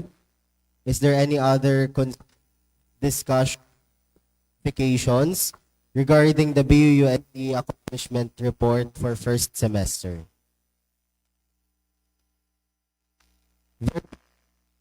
Discussion. This agenda is ultimately resolved. Proceeding to our next agenda, let's have the presentation of the financial standing or the ongoing financial report of the Bicol University Student Council for first semester. The finance officer is recognized.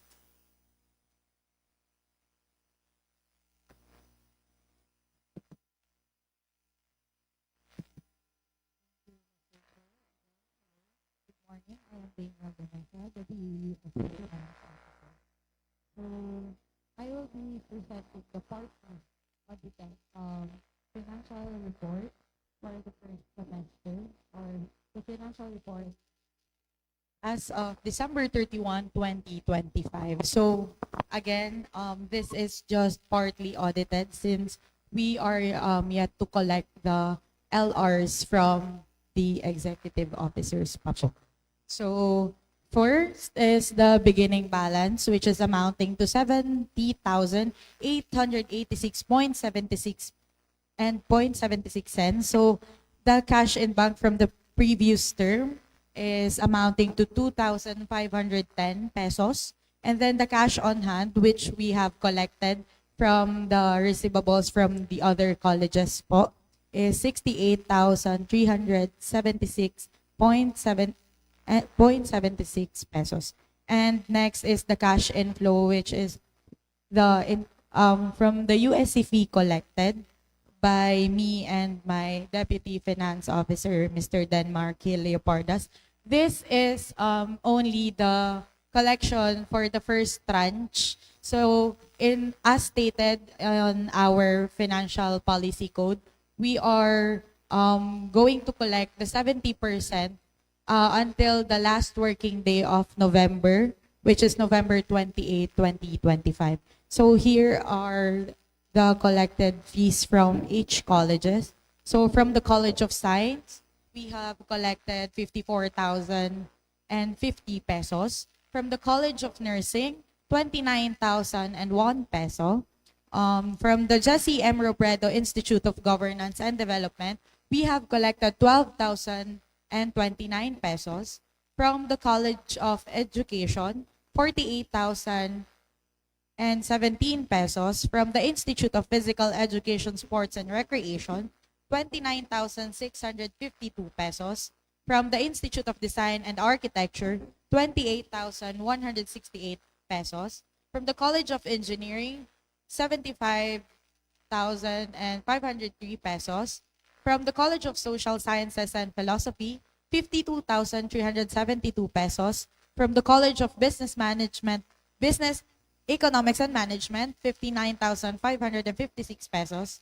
From the College of Dental Medicine, 6,477 pesos. From the College of Law, 7,711 and 20 cents. From the BU Ginobatan, 63,189 pesos. From BU Gubat, 21,532 pesos. From BU Tabaco, 31,080 pesos. From BU Pulangi is 54,130 pesos. Again, this is the collection for the first tranche, which we have accounted po. And there are still colleges that have did not yet remitted their USCP. There are only 2 colleges left po. So from that po, we have collected 572,467.20 pesos po. And from the income generating project funds po, from our business manager, we have collected 48,992 pesos.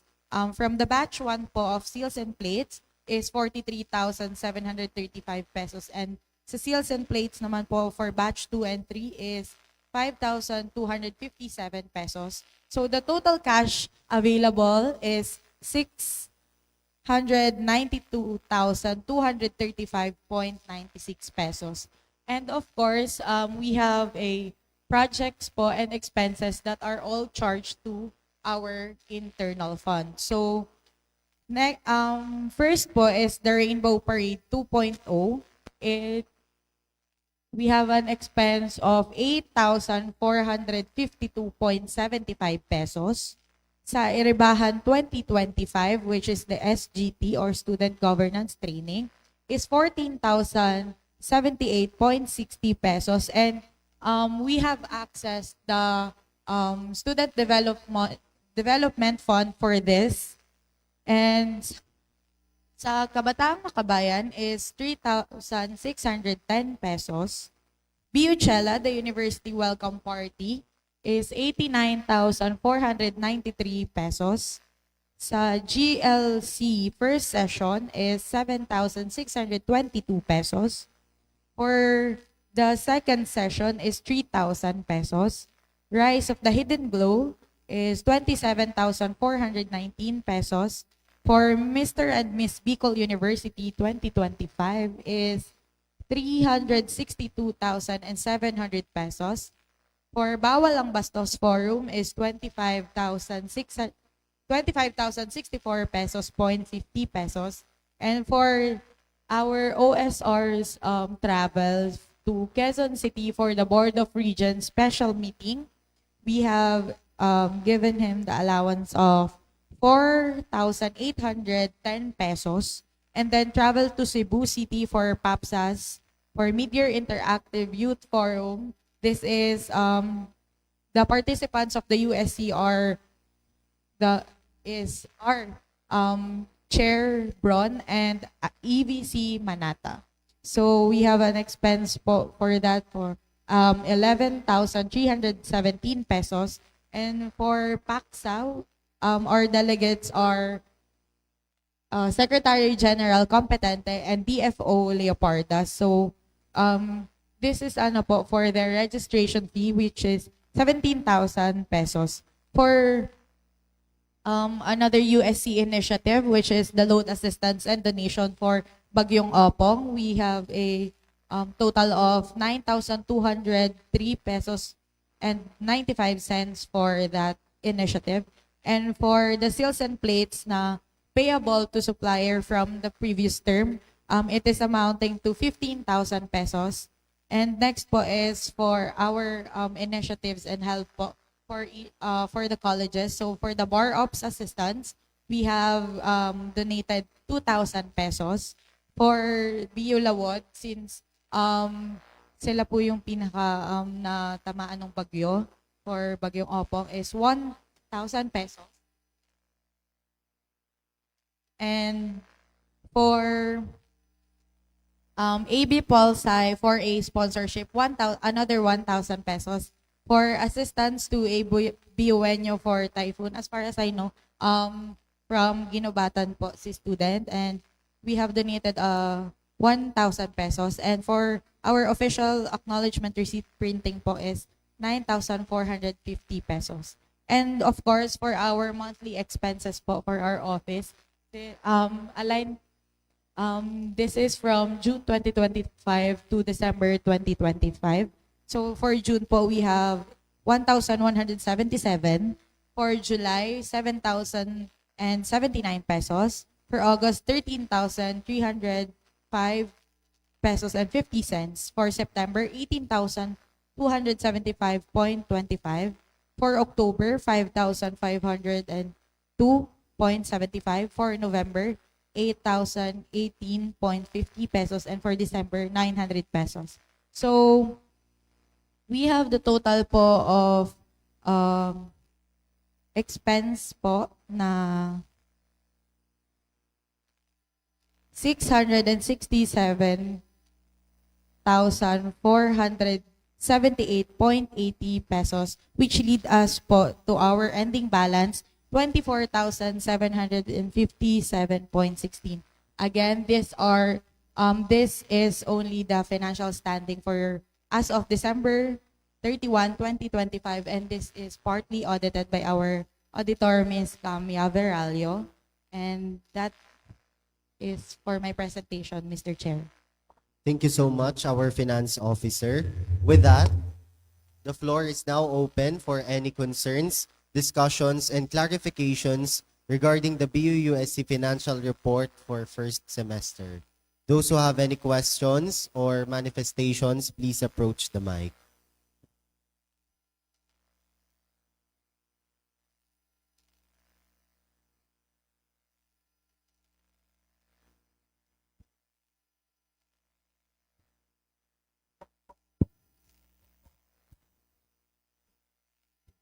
Mr. Chair, may I be recognized? Yes, you are recognized. Thank you. Good morning to the honorable members of the GLC and Madam Finance Officer. So I would like to ask an inquiry regarding the presented financial report. It was stated there that the FR is as of December 31, 2025. However, last December 20, our CSC Treasurer, Mr. Emmanuel J. Carranza, was able to remit a total of 22,000 pesos to our Deputy Finance Officer, Denmark Leoparda. So my question po is, why is our remittance not yet reflected to the presented financial report, even though it was stated there that it stands as of December 30, 2025? Thank you po. Thank you po, Press Harme. So again, this is po for the first tranche, and we just have accounted po the colleges that paid po for the last working day of November 2025. So, nag-remit po ang SIP December something na po, and we have accounted it na po to the second tranche, which will end po sa February, last working day of February. So, kaya po hindi po na-account si SIP dito, since yun nga po, this is only for the first tranche. So, thank you po, Madam Finance Officer. And I would like to raise a manifestation lang din because during the last coordination meeting held January 18, 2025, it was mentioned there that the financial report will be updated. So, nag-wonder lang din po ako as of how our remittance was not reflected here and on that presented financial report. So, that would be all po. Thank you po. Thank you so much for that. Is there any other discussions, questions, or clarifications? Please approach the mic.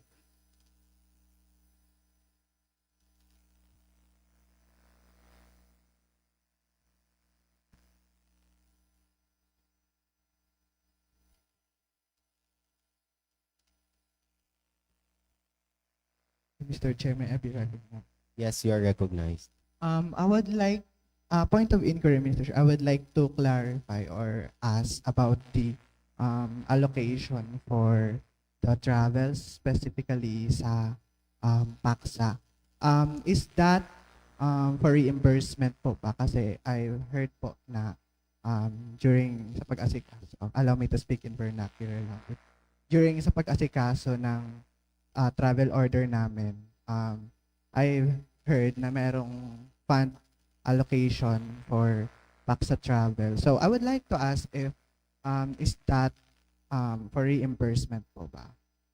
Or if you don't mind pati yun sa iba din pong travel if for reimbursement po. Hello po.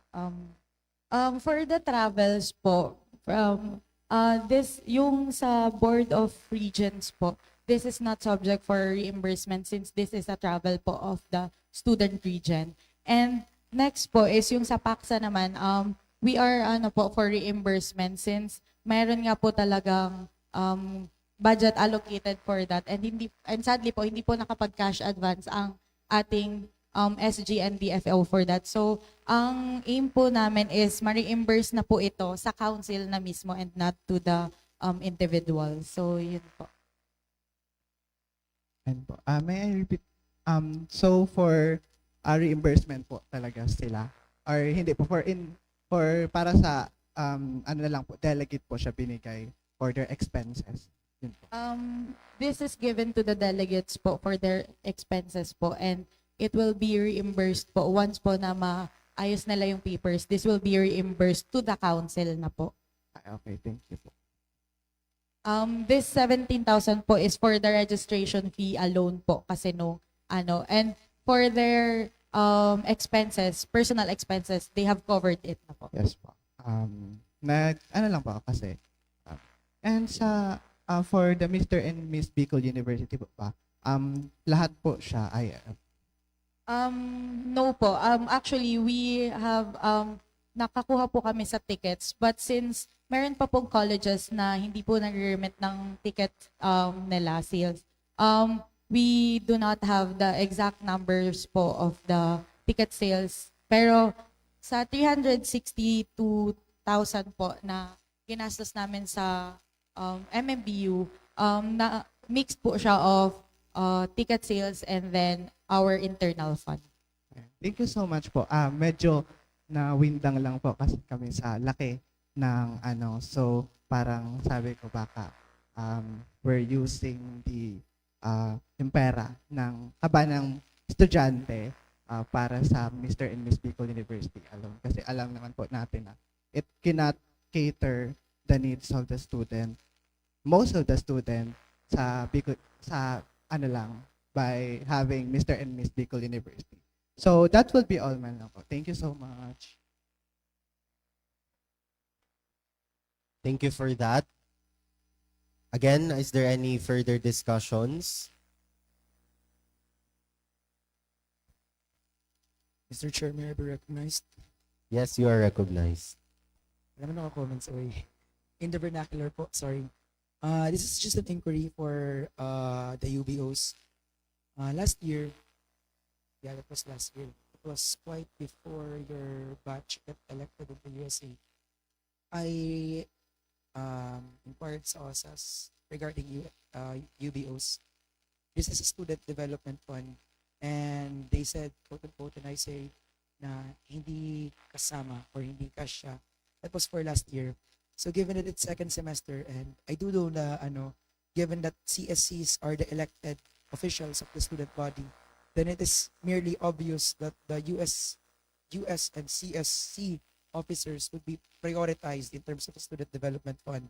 But this is just for my fellow heads of the UBO, so we could have an estimate regarding the support that we could ask from the USC.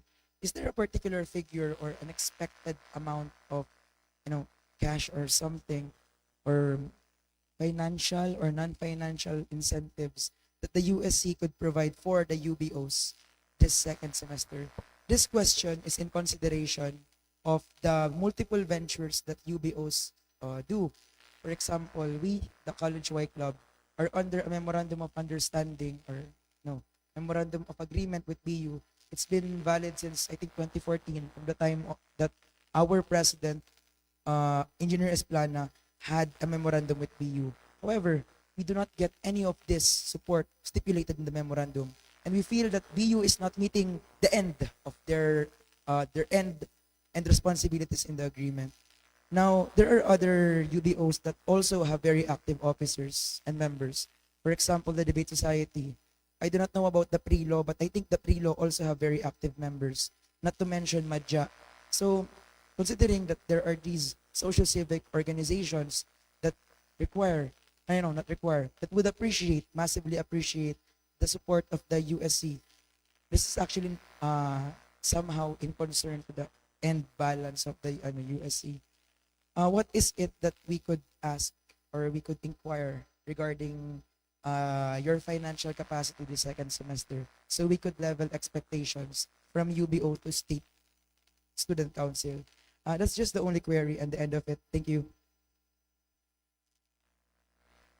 Thank you, Mr. Buncha. So, we can give what we can naman po for the UBOs. And of course, it will be also reviewed by the council, of course, because I can't decide alone for that. And since we too have some expenses pa po for this second semester, the council is in capacity naman po to give. Basta po, we have received like proposals and to be reviewed by the whole council. So that is just the assurance I can give for now po. So that's all. Thank you. Much appreciated. This sentiment is not, it's not actually a critical, I don't know, it's not coming from a critical attitude. It's just coming from a place that we UBOs want to cooperate. And the political climate of the university at the moment is unfavorable to us. And we would appreciate every small bit of support that we could. At the end of the BU College Y Club, we would like to, I just manifest this verbally, but to be followed with a letter. We'd like to manifest that we'd like to visit the USC to revisit the contents of our MOA. Because as far as I am concerned, it is still valid, but we are not getting any of the so-called logistical support of BU. So, it's not actually the responsibility of the USC, but as our student council, I respect you guys. And as the to-be interim president of the club for 1 month, I would like to revisit our relations as organizations. Thank you so much po. That's the end of the concert. Thank you, Mr. Chair. Thank you for that manifestation. Is there any other concerns, discussions, and clarifications?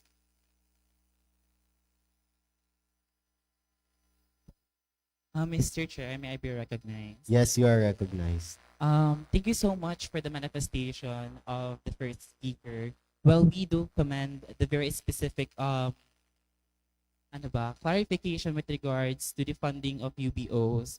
The GLC officers has something to say about it, even though it's not how can I explain this? Not all BUenos is part of the UBOs, right? So it's not up to the limit of the USC to fund these UBOs because that's not the entire BUenos that is included in this university-based organization. This is a voluntary organization. Not everyone is, how can I say this, is mandatory to be part of the university. We are self-sufficing. But even though I do love the manifestation of the first speaker that, the USC has a lot of money to provide, even, for example, 1,000 pesos, just to provide for a specific university-based organization that doesn't have any financial stability. But we want to create this into more sustainable in a sense that, for example, in the CONCON, we should lobby these for resolutions, lobby this in the USC, lobby this in the GLC. But in my capacity as your minority leader, we tend to make a simple resolution such as providing tents because these UBOs is self-sufficing nga. But when we are in fact going to, for example, a resolution to provide a 1K pesos for all UBOs, there's a lot of concerns na yun nga, not everyone is included. And how about the other BUenos who manifest na bakit nyo gagamitin yung pera namin na hindi naman kami dyan kasali sa mga UBOs and such. But yeah, I think let's just manifest that the financial work of the USC is well defined in terms of their financial reports. And thank you so much for the first speaker in providing such manifestation. Thank you. Okay, we will entertain one last manifestation from the floor. Mr. Chair, may I be recognized? Yes, you are recognized. I would just like to affirm the manifestation of our minority floor leader. Actually coming from someone who's operating with his personal experience, I do recognize that institutions and organizations have limitations when it comes to funding students, most especially the USC. Because as our chief governing body, you guys are responsible for all organizations. This is just to affirm the statement of the second speaker pertaining to the incapacity of the USC to fund all UBOs. This is not a call to have a constant stream of funds from the USC to the UBOs because that is simply impractical. Is that the word? but rather we would just want a reassurance that it is something that is lobbied.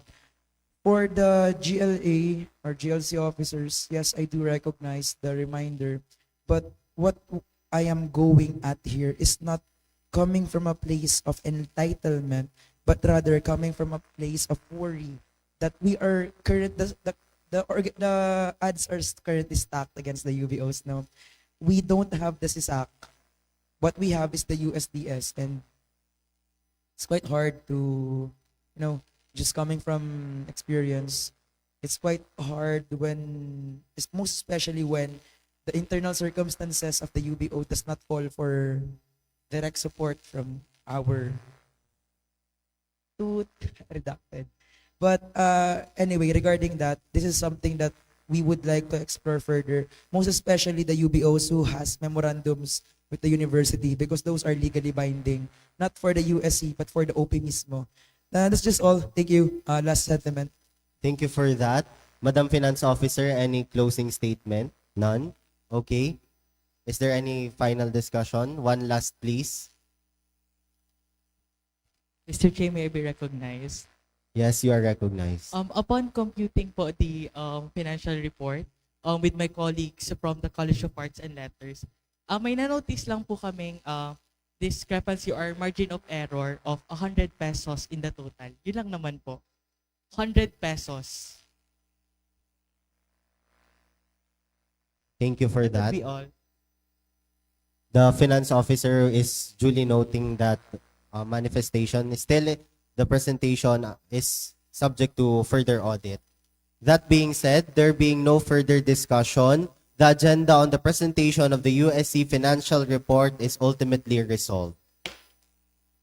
Moving forward to our next matter, honorable legislators, the committee heads shall now present their committee reports, beginning with the Straw Committee headed by the CSC representative of BUJMR-IGD, Mix Joffrey Nicolas Opeña.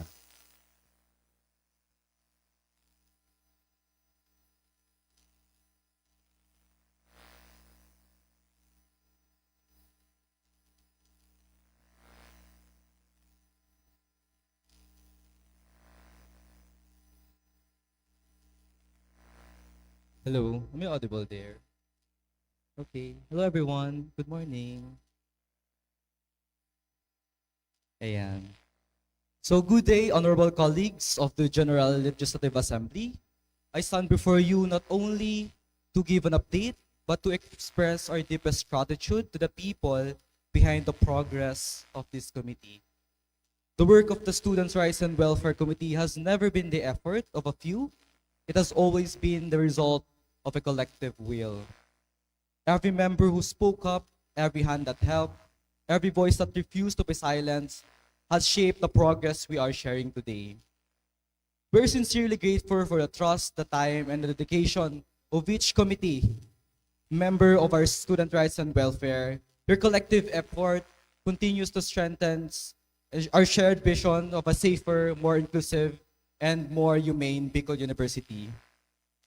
Our update today reflects not just completed tasks, but ongoing commitments that goes beyond after our term. They represent countless discussions, careful deliberations, the responsibility we carry as stewards of student welfare. We recognize that safety is not a destination, it is a continuous process. We believe that a safer university is built every day through policies that protect, systems that respond, a culture that respects and empowers every student. Just like the first session, we do not take these promises lightly. That's why I will present later what I've promised for the first session and what we have done at this very moment. We commit to doing our very best to turn words into action and intention into lasting impacts. We know that trust is earned through consistency, and we assure that we will continue to work with integrity and compassion. Let this be a reminder that when we work together, specifically, I am very thankful of my Straw Committee. All of them are active and we are collectively doing this for the betterment of Bicol University community. You can see it online. I want them to be highlighted. Not just me as the committee head, but them. Because they are the one who make things possible. A community where students feel safe, valued, and protected, and a community where rights are not just written, but lived. Mr. Chair, please allow me to present the initiatives that we have proudly accomplished, as well as the future plans that we plan to do. So yan, permission to speak vernacularly, Mr. Chair. Okay, what are the things that we have done so far? So like what I've promised from the first session, we had the launch of Anti-Red Tagging Policy Information Drive, where we believe that this noble policy should be known to everyone and should be easily understood by everyone. We ensure that the designs are welcoming and less intimidating for it to be, easily understood and well digested. Also, we launched the Strong Voice series, in where we launched reels and actually gained a lot of interactions to the Bicol University community. And last two coming soon, this I think February, we have the launch of Strong Committee Structure and Framework to make sure that every Student Rights and Welfare Committee to every college know something where we can start. Because we know that Strong Committee is something that is overwhelming. And as a Strong Committee Chair, I want to help you guys to set your foundation, to start something even at its simplest, very basic foundation. And lastly, the Anti-Red Tagging Address Partnership with UP Diliman. This has already been discussed, and communication letter will going to be processed, and already pitched this to our college, our CSR, Kyle Bron. We're going to do this by tentatively February 21. So proceeding. Okay, eto, specifically, we already have our official GLC logo, Student Rights and Welfare official logo for 2025 to 2026, designed by a representative from Piodeia Architecture, and we are very thankful of them for doing this. The future term can actually use this if they want to, but if they want to modify, they are free to do this. This is just us having an identity to the Student Rights and Welfare, and not just an emblem or symbol to the GLC or to the USC as a committee. Or next slide po. Okay, these are the posting that we have done so far. Our introduction of the Anti-Red Tagging Policy. What are the things, what are the basic foundation of anti-red tagging in general, for us to really understand what it really wants to do. And here naman po, our launch of Strong Voice series, also layout from our architecture college, and also here we have our members from Tabaco, sila Ate Stacy, from nursing and from medicine. These are all collective efforts. Kasi sabi ko kanina, I want my members to be the one who are given spotlight to this committee. Not me alone, but all of my members. Pwede po ba natin palakpakan yung mga naging involved sa mga reels na ito? And I hope some of you guys napanood siya, and hopefully you learn something from these reels. And of course, especially, there are still a lot of posting to do, as I think we still have 3 from CSSP and from Ginobatan. So we have our Ginobatan here, Bio Ginobatan, hello po. We'll still have our posting. So yan, according to Meta, sabi daw nila, meron tayong 6,200 approximately total reach. And hopefully some of you guys are one of those 16,200. And we also have 4 posted and 3 episodes to be posted, which are coming from CSSP and Ginobatan. So proceeding po. Okay, what are the things na gagawin pa natin? Kasi I think our process or our commitment does not end to this last session. This will be an ongoing up until the very last day of our term. So next slide here po. Specifically, the launch of Strong Committee Structure and Framework. This is also layout from our architecture. So here, listed the basics, foundation. What are the things that we can start as a straw Student Rights and Welfare Committee? Kasi I've noticed, we are constrained on the responsibility that we should have straw desk. But not everyone have the capability to start it in their very first term. That's why, dinagay namin dito, what are the things that you can do kung mga walang problema? What are the things that you do in between? Kasi hindi naman araw-araw may concerns, right? So, dinagay namin dito, what are the things that you can do as a member of Student Rights and Welfare? You can make resolutions. You can make basic initiatives. Reels, for example. Information drive, for example. Those things that might seem so simple, but like keeps you going as a member of Student Rights and Welfare Committee. Lahat po yan, balik po. Yan. Lahat po yan will be posted soon. We're just finalizing things. And we really want to democratize this so that every college, regardless if you are from satellite campus, you can have the access of this foundation, especially those college na wala pang student rights and welfare na structure. Okay? So next slide po tayo. Here, I give commendations to the College of Arts and Letters. Pwede po natin palakpakan ang College of Arts and Letters. Specifically, their student rights and welfare head, si Ate Carla. Ito po ay galing sa College of Arts and Letters, the online student straw desk mechanism in where automated po siya. Hindi siya naka-G-form lang. Once you put there your information, for example, it will be directed to email and to other automation in G-Link, and those are properly archived. And we're going to have a basic tutorial to that. And I think we have our meeting kasi from STRO last time. So we agreed upon that this will be provided to them through a tutorial so that they can duplicate this. Because we want things or mechanism that are easily duplicable so that hindi lang siya one time, big time. So ayan. So this is from Cal. Next slide po. So ayan. This will be directed to your email once you submit the file. And next is that. Okay. These are properly archived so that yung other term would benefit as well to the concerns that you've. Or like for example, if you want to have a transparency report about it, you can just easily do that. And it can be easily transferable naman. Para hindi lang natatapos yung responsibilidad mo kapag pakatapos mo na ng term.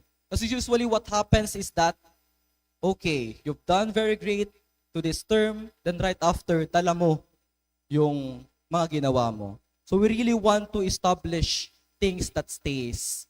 Establish things that will serve as legacy. Okay? Next slide po. Yan naman. Once again, palakpakan po natin ang si Bem, si Ate Ira specifically. Okay. The reason is that I find their straw desk very systematic in a way that it has different colors, for example, that intends to what type of concerns that you want, or like feedbacks, for example, that can be beneficial to every college. This framework, this framework that we want to like share to you everyone are just frameworks that will serve as your guide as straw desk or like Student Rights and Welfare Committee. This can be democratized and duplicable with permission of those who made this initiative in the first place. And this is yet to be institutionalized simply because we are still starting. And I will just suggest for the coming terms, if this has been effective to every college, for example, they can use this and they can modify if they want to. They are not required to like just duplicate it as is. This was just something to start on. This was just something to like serve as a foundation to every college. Kasi alam natin na hindi lahat merong ganong mga resources or like capability to do such. But these are just foundations for them. So yeah. Thank you so much. So yeah. Anti-red tagging address in partnership with UP Diliman. So this has already been discussed. I already have meeting with the UP Diliman Council in regard to this. This will be an online forum with UPD discussing about red tagging as well as student rights and welfare mechanism. Probably they can share to us the things that might probably apply to PU, for example, or like their experiences as well and where we can get things or learn from. So we will have, sabi nila ng UP is like they are the one to organize, and the only thing that we need to provide them are participants. And hopefully the USC can actually give us the assurance that there will be participants to this online forum. Because this will be a very big opportunity. UP Diliman came to us. So I think that's something that, we can be grateful of. So our speaker will be their student rights and regent, Dexter Clemente, as well as their chairperson, Joaquin Buenaflor. So that will be tentatively on February 14. So hopefully, hopefully all of us here, attend, because this will just be an online forum. 3 to 4 hours of your time will be very helpful for this event. So next slide po. Okay. So we still be rooted to the things that we want to achieve as Student Rights and Welfare Committee. Firstly, is a safer Bicol University, more informed students, and strengthen student rights and welfare preventive mechanism. And next slide po. The struggle for safer BU continues. And lastly, beyond grateful to serve. So, kagaya ng pinabi ko ng first session, all of the promises that we've done for the first session will be done still at the very end of our term. So, that's all, Mr. Chair. For all those report, Mr. Chair, I move to adopt the committee report of the Student Rights and Welfare. So move, Mr. Chair. Thank you for that, the committee head, Joffrey Nicolas Peña. There is a motion to adopt the straw committee report. Is there any second? Motion has been seconded. Is there any discussion, manifestations, or clarifications? Hearing none, let's proceed to voting. Those who are in favor in the adoption of the straw committee report, please raise your hand.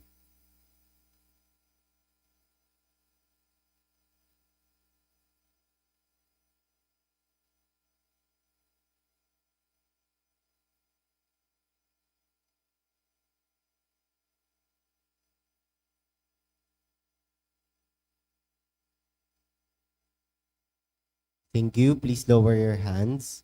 Those who are against the motion, please raise your hand. Madam Secretary.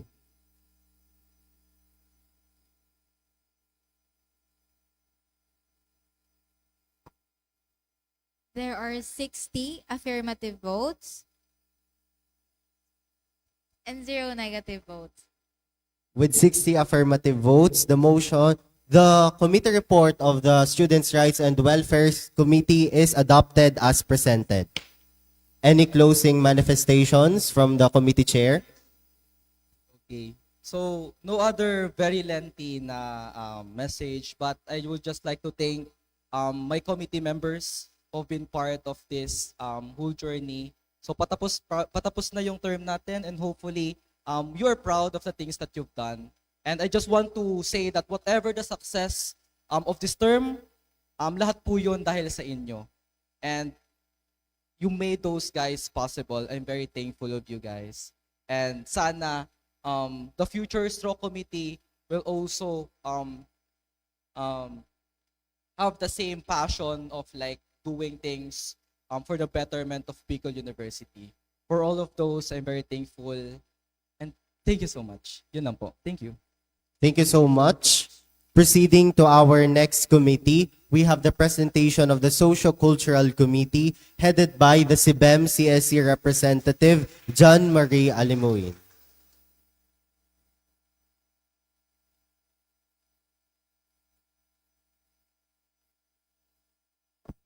Mr. Chair, may I be recognized? Yes, you are recognized. So, on the honorable members of the House, thank you so much for attending this General Legislative Council Assembly. So, here's the committee report of Socio-Cultural Committee. So first, I would like to share with you our conducted events and projects. So next slide, please. So the committee successfully launched and facilitated trivia posting to encourage student participation and broaden their knowledge about culture, arts, and socio-cultural related topics. The project served as the interactive platform for engagement through educational content and shared online. So bale, sa mga nag-share po and nakaano po ng trivia natin, I would like to say thank you po sa, and nag-umpisa pa lang po kami about this trivia posting. With our 2 consecutive trivia posting, nakaabot po kami ng almost 19,000 reach po sa ating social media account. So, yun po. Next. So, ito po yung episode 1 ng monthly podcast namin. So, bali, namali po siguro ako ng na-paste na picture. So, bali, ito po yung dorm talks, which is, I would like to thank po the UBO po from provincial organizations po, which is the BU Lawod, BU Isarog, BU Sosog, and BU Bantayog for accepting our invitation po na maging guest. So this broadcast po is shinare po nila yung mga struggles po nila sa pag-move from other provinces to BU. And dito rin po natin natakil yung mga different academic cultures na pwede pong mapanood ng other students kahit sa mga susunod pong years. So sa podcast po namin is dito rin po nila shinare kung paano po nila yung kinope yung mga problems and struggles nila. So yun lamang po sa aming podcast. Next. So, yun po. Ito po yung reach ng aming trivia and aming podcast. So, 19,000 approximately total reach, which is mataas siya, mataas din talaga siya for first episode and 2 trivias. So, bali, 4,200 doon is for the episode 1 pa lang po ng podcast natin. And 14,800 from approximately total reach for trivia content. So, first of all, I would like to thank din po pala yung mga tao na nag-help sa akin dito, which is especially yung mga committee members ko po, especially sa CalCSE, si Edmund and si Gio. So, thank you guys. Pwede po ba natin silang palakpakan? So, and of course, sa mga provincial org na rin ulit. So, next po. So, nagsisimula pa lang po yung committee natin sa mga movements and other advocacies natin. So, ito po yung mga future plans natin sa mga susunod pang months. So, i-continue po natin yung mga trivia postings natin. So, mas ipapa-broader po natin yung reach ng ating trivia and most deep with the help po with my committee members as well. So, next po, yung monthly podcast series po natin is ipagpapatuloy din po natin. For the February po, i-invite po namin dito yung arts-related university-based organization, which is yung BU Musika, BU Atelier, and Siniladawan, and lahat po ng arts-related na UBO po. So dito po, wait lang, sorry. So bali dito po sa February is, i-anod po natin yung mga different art-related cultures po nila.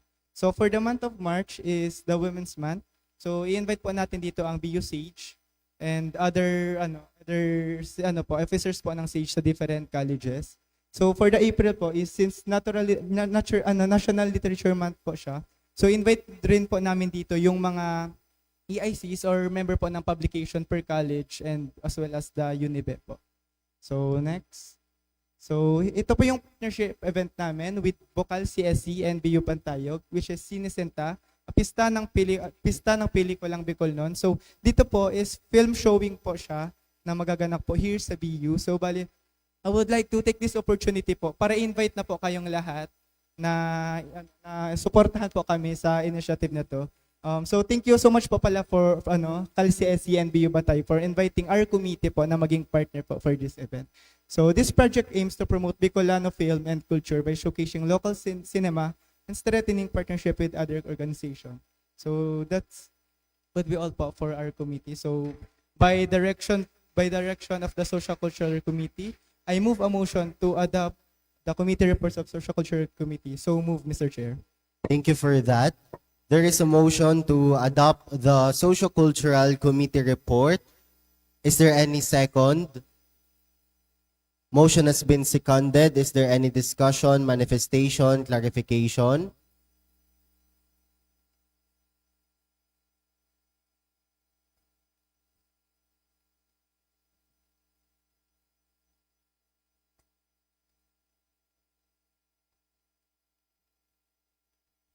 Mr. Chair, may I be recognized? Yes, you are recognized. First sentiment, good job sa Social Cultural Committee. Speaking in the vernacular, by the way. Good job sa Social Cultural Committee. I love the approach. The podcast series, it's a very effective way to have a reach. I would be quite critical here, no? Not critical in the sense that I see the approach as flawed. It's a very excellent. But siguro recommendations for how you should continue with the semester. As someone who's working with multiple UBOs and universities, I'm speaking not necessarily as Luke Buncha, the IAC of CYC, but as Luke Buncha, the editorial assistant of a publishing house. First, are these partners with CSCs through formal memorandums or media partnerships? Or are they an independent function of the committee from the GLA? Question lang. Yeah, it is independent po from the GLA. So bali before po namin sila invite, nagsasend out po kami ng letter po for the university-based organization about their guesting. So after po nilang ma-accept po yung partners, saka po namin sinaset up po yung podcast series. Excellent. Second, what's the vision of the chair? I'm curious. Do you want it to be within Bicol University, or do you want to have an avenue across the country? So as one of the roles of the Socio-Cultural Committee is gumawa po kami and mag-implement po kami ng regional and national event po about socio-cultural. So as the chairperson po of the Socio-Cultural Committee, well, ginagawa ko po is nakikipag-partner po ako for different organizations para po sa broaden reach po. So my vision po is hindi lang para to give an information, but para magkaroon po ng partnership po yung bawat organizations po ng Bicol University. Yeah, gets. So basically, you want a working mechanism or framework for the BUN News. Such is a very excellent endeavor. Actually, there's no need for recommendations kasi you've answered very excellently. Siguro na lang, sentiment. I hope the next time, if we could invite IP, indigenous peoples, as part of this, not part, but as participants of the Socio-Cultural Committee. I think in one of my researches with Tineo Dinaga, there is a particular spot in Albay or Kamsur, I think, where there are, what's the name of the IP? I am not sure. Does anyone know? Class? Charot. Well, there is an IP group in Bicol. There are two groups. One is in the 3rd district of Albay, and the second one is in, I don't know if it's Partido Kamsur, basta somewhere near Isarog. Indigenous IPs or indigenous people and cultural conservationalists in the form of old people such as Dr. Dudes of Naga, they are one of your potential partners that could give you tangible projects. For example, Ateneo has a publishing house and they are very open with working with BU. Memorandum ang hinahanap lang. So yeah, I really appreciate the Socio-Cultural Committee because books, may darating na USC officer.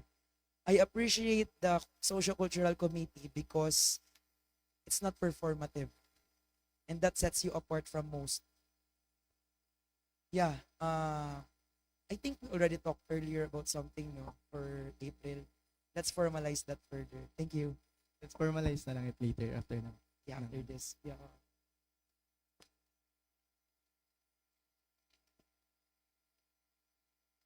Thank you for that. One last, is there any further discussions, clarifications, manifestations? Hearing none, let's proceed to voting. In the spirit of time, let's have a viva voce voting so that we can facilitate a faster discussion. Again, those who are in favor of the motion to adopt the committee report of the Social Committee, please say aye. Those against the motion, please say nay. The ayes have it. The motion to adopt the committee report of the Socio-Cultural Committee as presented is carried. Thank you. Is there any closing manifestations? Yun, manifestation lang po. So, I would like to take this opportunity po na salamatan po lahat ng committee members ko po. So bale, hindi ko po ito magagawa as solo lang. So bale, kasama po natin sila and kasama po namin at iba't ibang kultura ng bawat BUN sa initiative nito. So thank you po. Much appreciated for our committee head. Promptly proceeding, we have the Research, Education, and Publication Committee headed by the College of Education CSC representative Miss Mary Claire Trix Boras.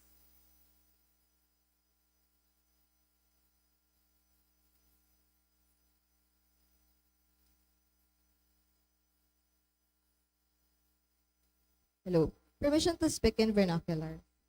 Isang mapagpala at mapagpalayang umaga sa ating lahat. Honorable Member of the General Legislative Council, good morning.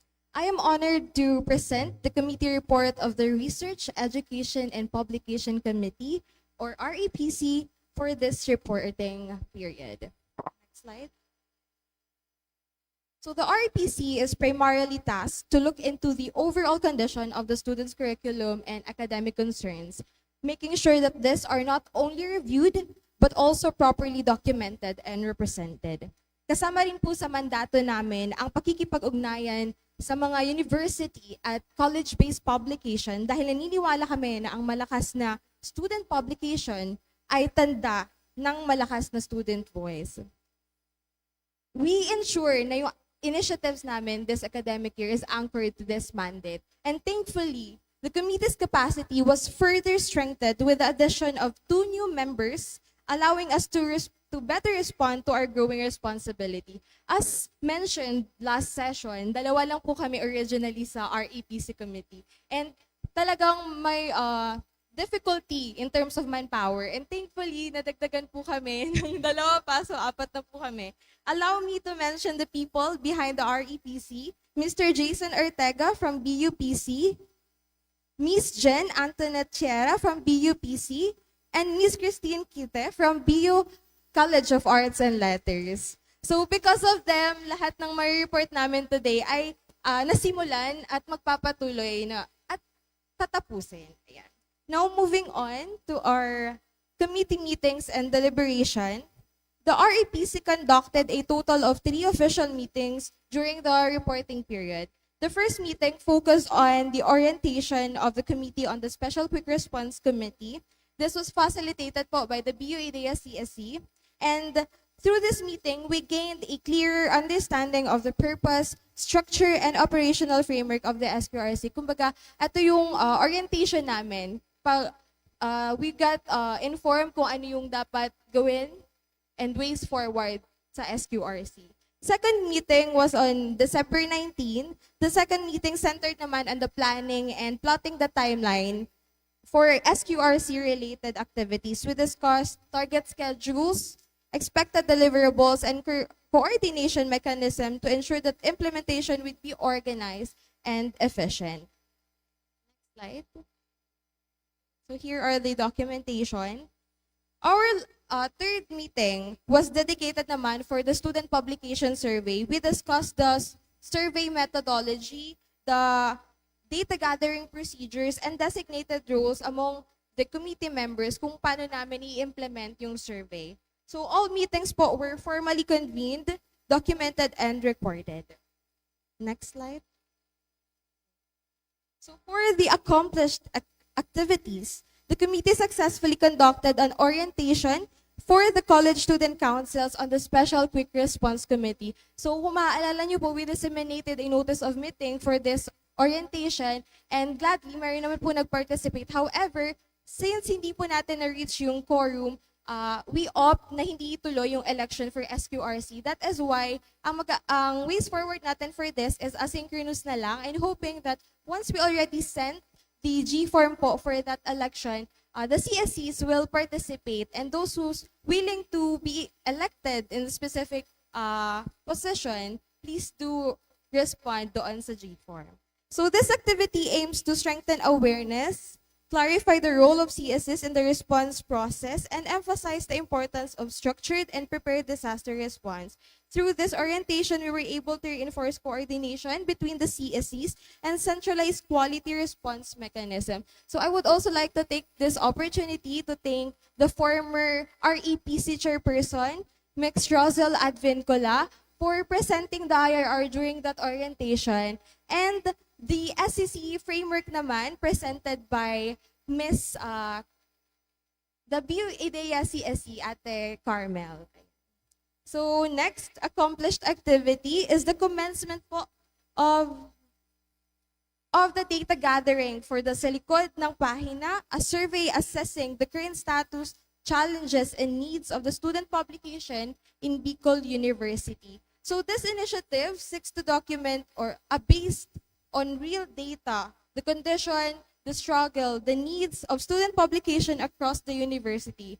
For us, this is important because policy should not be based on assumption po. That is why we really ensure na data-driven yung mararecommend natin sa GLC. As of this reporting period po, this activity remains ongoing. Open pa po ang survey natin. And there are total of 41 survey responses from various student publication.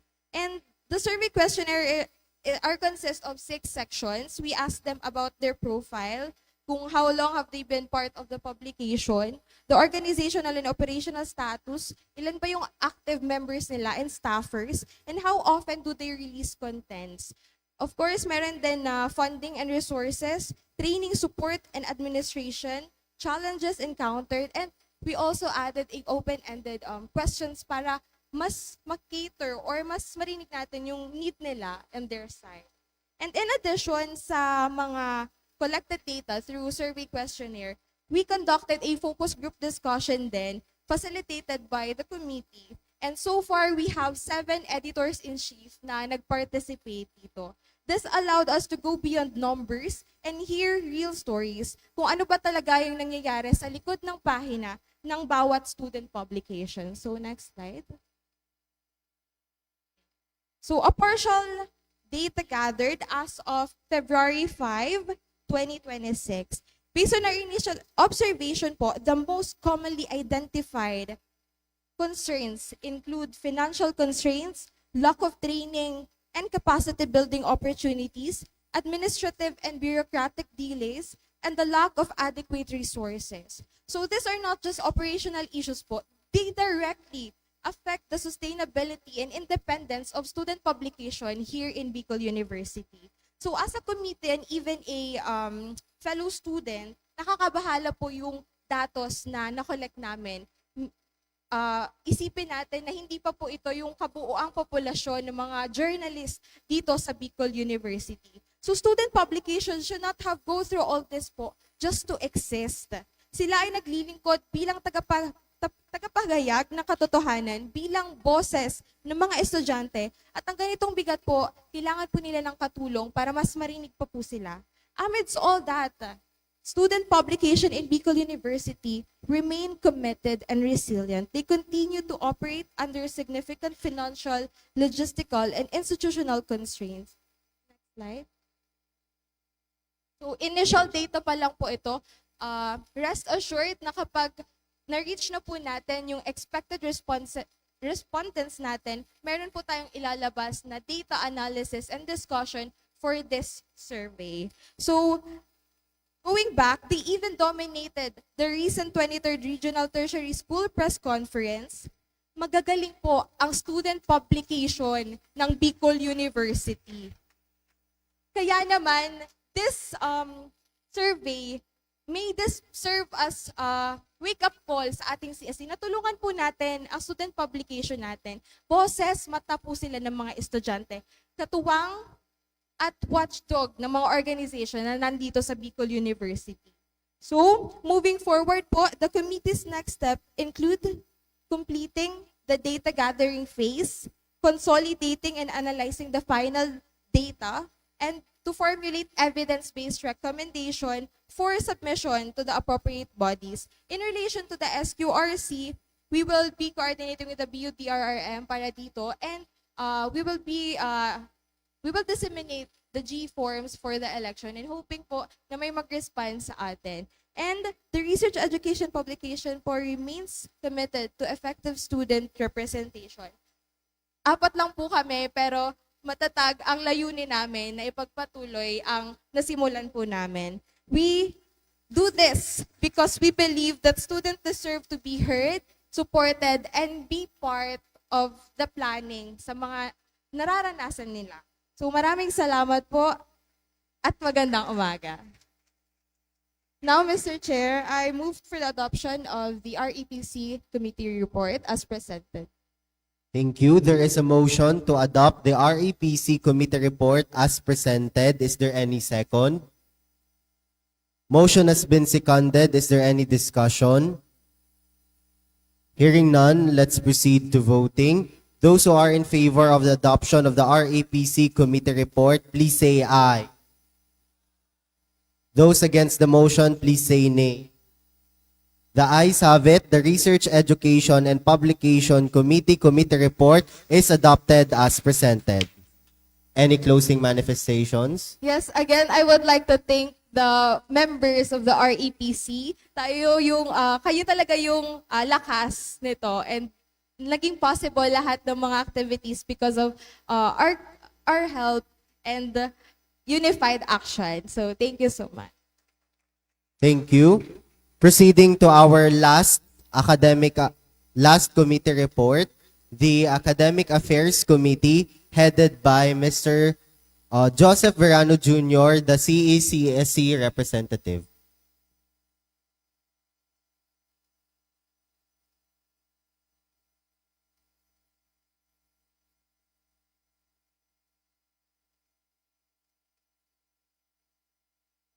Sound check. Honorable members of the council, fellow student leaders and distinguished guests, thank you for this opportunity that you have given me to present the committee report of the Academic Affairs Committee. As the chairperson of the BU General Legislative Council Academic Affairs Committee, I am so honored to be able to have this platform to share with you the accomplishments, the status, and the reports of our committee. The Academic Affairs Committee is tasked to safeguard students' academic rights and welfare, initiate academic-related policy actions, and serve as a bridge between the student body and the university administration. All initiatives undertaken by the committee are anchored on consultation, inclusivity, and institutional responsibility. So allow me to present the outline of our report. Next slide, please. First, the background and mandate of the committee. Second, the update on the first initiative to revisit the BU Student Handbook. Third, the update on the second initiative, which is a resolution to translate the USC CBL into Filipino. Fourth, we have the update on the third initiative, which is a university-wide academic welfare survey. And lastly, we have the update on the conducted open discourse with the Vice President for the Academic Affairs. Since I have given you already the mandate of our committee, allow me to proceed with the update on the first initiative of our committee. During my presentation here in the last session, yes, I have presented 3 initiatives that our committee would like to accomplish and actualize before this academic year ends. So for our first initiative, please. Next slide, please. Next, please. Next, please. All right. So for our first initiative, the committee conducted a comprehensive revisit. Next slide, please. Of the BU Student Handbook, with particular focus, of course, on the academic rights and responsibilities of students, recognizing the prevalence of misinformation and confusion among students. We launched a series of informative postings aimed at clarifying key academic policies. These included discussions on academic load, credit units, subject adding and dropping, grading systems, the INC grades, and the other critical provisions of the student handbook. Additionally, we released an explanatory video reel on the qualifications for the president's and dean's list to assist students who are often uncertain about these distinctions. May I be permitted to speak in my vernacular language, Mr. Chair? Thank you. Kahit uncomfortable on my end to have my face posted on the official GLC page, we have created a video to just explain, since paulit-ulit ang mga estudyante mag-post sa SBU Student Forum ng paano nga ba ma-qualify sa PL at DL, we have posted a video simplifying what's stated in the BU Student Handbook kung paano ma-qualify sa DL and PL. And I think that alone, though simple as it may seem, pero it makes an impact. It at least help the students learn and realize that yun po yung qualifications to be able to belong to the PL&DL po. Moving on to allow me first to share the documentation photos. Right. We have here jeepney theme postings, a series of postings. And next slide, please. And yes, that video. So moving on to our second initiative. Next slide, please. The update on the initiative, second initiative rather, the resolution to translate USC CBL into Filipino. Now you might be wondering why in the given agenda in the letter, there is no resolution to be passed and to be presented in this General Legislative Assembly. Allow me to explain on that matter. The committee explored the passage of a resolution to translate the USC CBL into Filipino. We conducted consultations with Filipino major professors and students, particularly in the College of Education, to assess the feasibility of this proposal. We really, as a language major student myself, I really find it so helpful and imperative that we have a copy of the USC CBL into Filipino so that our fellow students rather, can relate and better understand the policies that shape them, that must protect them. So talagang gusto po talaga namin ma-push na mag-curate ng resolution to translate the USC CBL. However, it was only then that we have heard updates on the Constitutional Convention regarding the amendments and revisions of the USC CBL. And yes, as I have said earlier po, we have conducted consultations then with Filipino majors. And according to them, aside from the expertise in the Filipino language, the translators must also have knowledge in the law so that they can relate, they can have the assurance that the veracity of the translation is accurate po. So, translating a constitutional document po requires, just like what I've said, not only the mastery of the Filipino language, but also sufficient legal knowledge to ensure accuracy and preserve intent.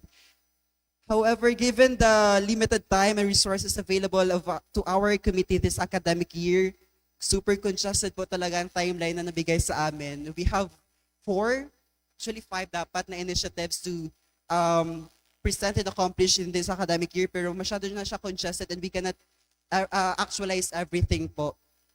Hindi naman pwede na mag-present kami bigla-bigla ng resolution without proper mechanism, without the implementing rules and regulation. Ang pangit ng thought na para lang makapresent ng quantity na iprioritize natin yung number of initiatives than the quality itself that must be serving the student body. Hindi po saklaw yun sa committee namin. So we are very much sorry that we are unable to implement this initiative at present. Transparency at its best. However, nonetheless, we commit as the academic affairs committee head, myself, I fully commit to be able to assist the next academic affairs committee members in actualizing this should they want to pursue this initiative po. I really would like to propose na kailangan magawa po siya since we have heard already the updates, the progress of the revision and amendments of the USC CBL, which to be presented later. There must be a specific time for it. But we promise that we will assist in the best of our capabilities na ma-actualize po if gusto pa ng next na members ng Academic Affairs Committee. So for our third initiative po, the update on the third initiative, the University-wide Academic Welfare Survey. Kanina nag-present yung Socio-Cultural Committee natin na, if I'm not mistaken, thousands of engagements have already been done and achieved. So far, for updates sa Academic Affairs Committee, we have only 13 reactors in in the page. Yes. And yeah, but bago pa lang naman kasi yun na post, so we really are not that much nakakabahala pa man since bago pa lang naman na siya na post. And we have already sent emails to the respective CSE email accounts.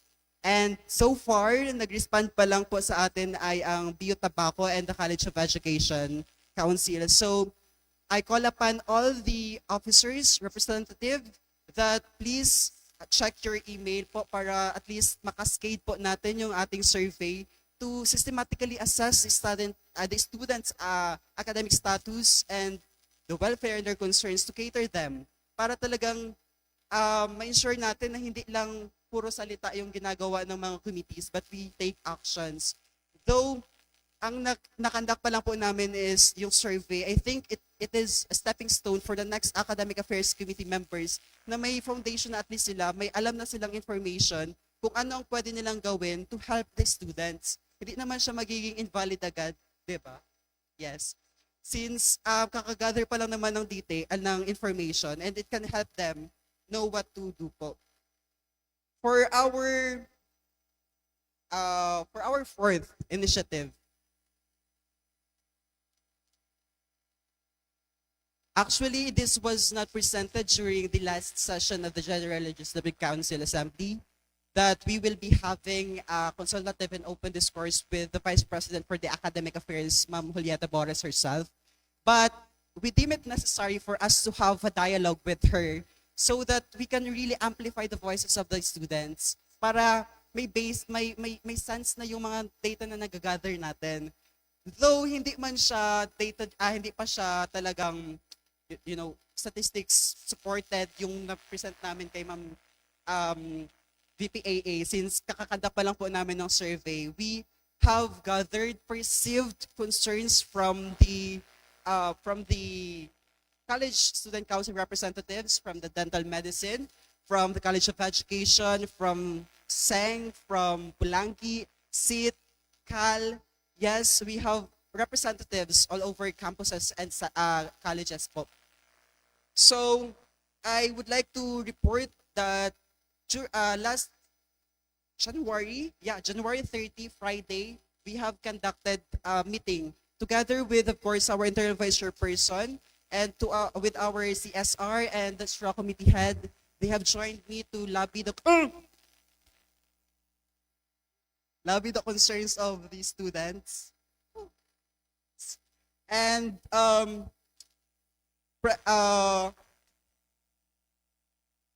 yes, the committee formally raised questions po and discussion points centered on 5 key areas. First, we sought to present and clarify on the current education landscape and the overall academic state of the students, particularly in light of the evolving academic demands and institutional adjustments. According to Ma'am VPAA herself, the university is doing well in terms of its academic performance and learning engagement and student preparedness po. She even cited the recent architecture licensure examination results, having Bicol University as the top performing school with 72 out of 73 applicants passing the test and the 98.63% passing rates. A round of applause, please. Second, we have also inquired about ways to further enhance and leverage students' academic experience, including existing and prospective academic support mechanisms. According to Ma'am VPAA, she and her office are planning to revitalize the student development programs so that it can also be done daw po sa updated student profile sa IBU's portal. So please allow us and help us in convincing and ensuring that all students po answer that updated profile po.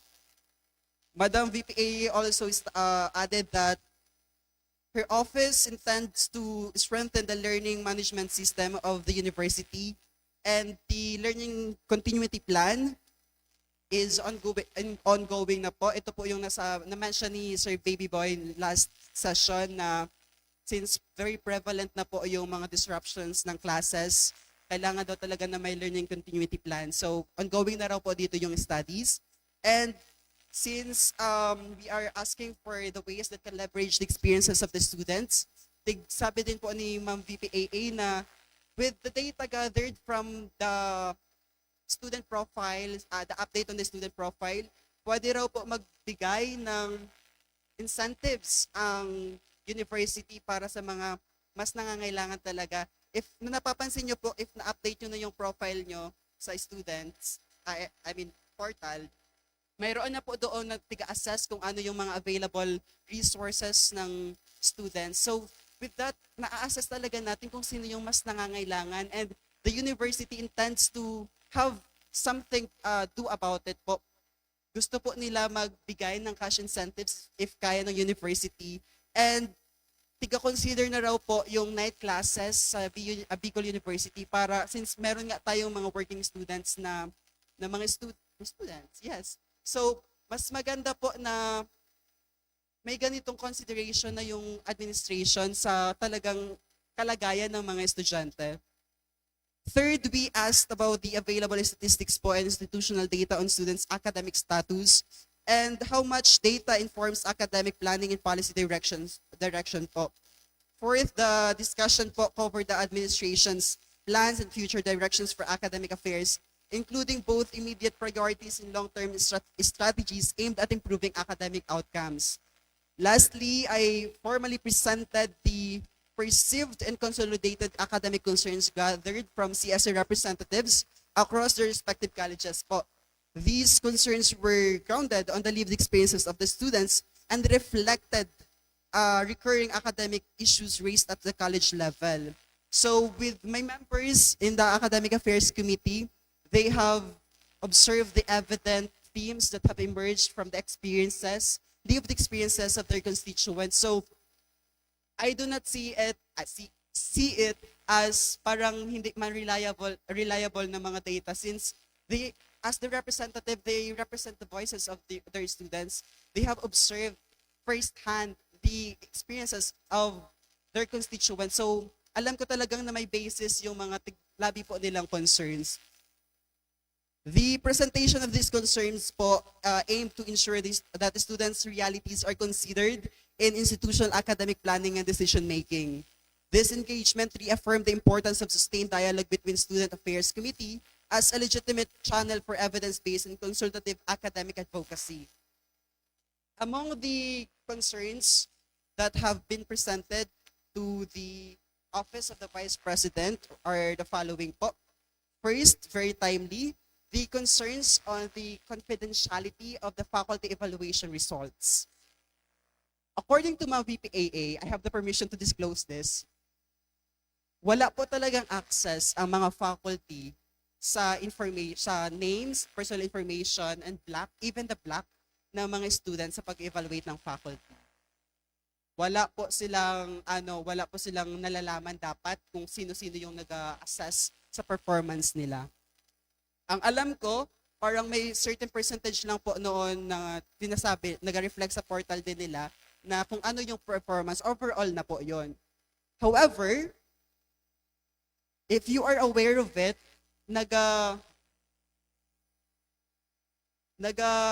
lipat na po ng data from IBU portal to IBU SIS portal, right? And during that paglipat, it is still in the process, nagka-glitch daw po sa system. And there, it happened. Some professors may have access to some, but not all, informations sa evaluation po ng mga students. Pero, rest assured daw po na it was already fixed. The proper coordination and actions were already done. It was settled with the ICTO, and nagkaroon na rin po ng action na remind ang mga faculties na maging professional, mas maging professional as they should be. Yun po for our first concern. Second is the unreasonable grades from the professors, which are evidently felt by siguro naman most of us or all of us, sa college of sa isang specific college, meron talagang super prevalent daw ang pag-give ng mga unreasonable grades kahit hindi naman pumapasok ang mga professors. It was alarming, and it still is alarming, that marami talagang nangyayaring ganyan. And nalabi namin siya kay VPAA, nalaman ni VPAA na it still exists. And an action must be done to fix that issue. At least hindi man agaran, pero at least may action. Third is the delayed release of the grades. Actually, hanggang ngayon may mga estudyante pa rin sa College of Education na hindi pa po complete yung grades. From other colleges man po yung professor nila. Since as teachers, we are equipped with the knowledge na kailangan namin mag-obey with the memorandum na mag-submit on time ng grades. Sabi po ni VPAA, ang tagal na ng deadline ng pag-submit po ng grades, and ang dami ng memorandum na tig-send to remind the faculty to already send and upload the grades sa portal po ng estudyante. And I have asked for an action pa regarding that matter. Sabi po ni VPAA, remind na naman daw po ulit sila for that specific matter. Fourth is the frequent absence of professors, connected naman to sa pagbibigay ng unreasonable grades, and yung lack of facilities and the resources. Sa College of Dental Medicine, masyado daw po talaga kulang yung facilities and resources there, na kahit sa facade lang nag-conduct na ng studies, nag-conduct na ng class ang isang block. And that is very saddening na although nasa state universities tayo, we are still equipped with the right to have the quality education that we should be having. So, we have lobbied that concern po. And sabi naman ni VPAA, actually, it was supposed to be parang dapat may floor pa yung mga buildings doon. Dagdagan pa raw ng floor. And budget lang daw talaga problema. Pero rest assured na it is one of the priorities of the administration. And lastly is the concerns on the 70% grading system.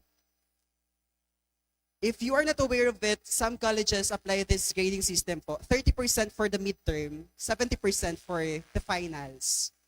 And some, if not all, find it syempre unfair kasi pwede ka naman pala na sa finals na lang bumawi. Tapos sa midterms, okay lang na medyo ano lang yung performance mo. I have personally suggested a recommendation or suggestion na at least if possible, i-50-50 natin yung grading system para rin fair. Sabi ni VPAA, may study na raw dito before, pero it has something to do with the ethical concerns na kailangan pa mag-undergo. So hindi po talaga siya agaran na mai-implement. But rest assured that as there is an ongoing study about this po, para rin malaman natin kung ano ba talaga yung pinakamainam na action towards this specific issue. So in total, we have 6 lobbied concerns. And with your help, sa pagsagot nyo lang sa simpleng, siguro 2-minute na pagsagot po sa survey form na tig-cascade namin, with your influence, with the platform that you have as representatives of your respective colleges, its publications, if we have here, mas marami pa po tayong concerns, mas maiintindihan pa natin kung ano yung experience ng mga students, and that mas magagawa din po namin yung tungkulin namin bilang members ng committee na ilabi yung concerns po natin. Kasi ano naman po sasabihin namin kung wala man po kayong binibigay. Wow. So, yun nga po na maging part man po kayo ng action na gusto rin po namin gawin para rin hindi lang to basta-basta lang na study, na survey. We are trying to collect information from students that might be needing collection from to it. Please lang po, as of the moment, tig-check ko yung survey form. It is very saddening na 0 responses siya. Wednesday pa po namin yung tig-post. College of Tobacco Council and College of Education pa lang po yung nakapag-reply sa email namin. So please, I am expecting and demanding that all colleges participate in this very endeavor. Kasi hindi lang naman to para sa atin. it is your responsibility na maging part ng initiative nito, and this platform should be used for an endeavor as big as this po, para hindi lang tayo puro salita. We have been able to bridge already the students' concerns to the administration. Meron na tayong na-build na connection between the two. Hindi na masyado malayo. Hindi na masyado nakakatakot na malaman ng administrasyon kung ano yung na-experience talaga natin. And take note that the Office of the Vice President for Academic Affairs has commended the initiative na magkaroon ng open consultations between the students and the administrations para, yun man lang kasi yung hinihintay nila, actually, the information. Hindi naman all the time, even though may alam na sila, still they do full negligence. Hindi man po ganun all the time. So we have to make them know the experiences of the students by, of course, complying sa, Diyos ko, 2 minutos lang po yan na pag-answer ng survey. And if we can spend so much time in scrolling sa Facebook, Diyos ko, ang bilis lang po talaga, karamihan, like, isa lang na question po doon yung open-ended. The rest, close-ended na po. Mag-click na lang po talaga kayo ng options. Yun na lang po talaga. And please lang, yun na. In closing po, nananatiling matatag ang paninindigan ng Academic Affairs Committee ng GLC na syempre itaguyod po at paunlarin pa ang pang-akademikong kapakanan ng mga estudyante sa pamamagitan ng makabuluhang advokasya, open consultations at aktibong pakikipagtulungan sa iba't ibang sektor ng pamantasan. This report po mirrors our collective efforts. We would like also to send recommendations, syempre nag-recommendations yung ibang committee, to our Academic Affairs Committee members from different colleges na talagang tumulong din po sa pag-curate ng mga materials and sa pag-cascade ng information. This also mirrors the efforts as students at sa aming patuloy po na hangarin na maging katuwang sa paghubog ng isang makatao, inklusibo at dekalidad na akademikong kapaligiran po. Again, reminder lang, pa-answer na ng survey please. And I think that concludes my presentation, Mr. Chair. With that, I proudly report and move to adopt the committee report of the Academic Affairs Committee for this academic year. Thank you for that, Academic Affairs Committee Head. There is a motion to adopt the committee report of the Academic Affairs Committee as presented. Is there any second? Motion has been seconded. Is there any discussion?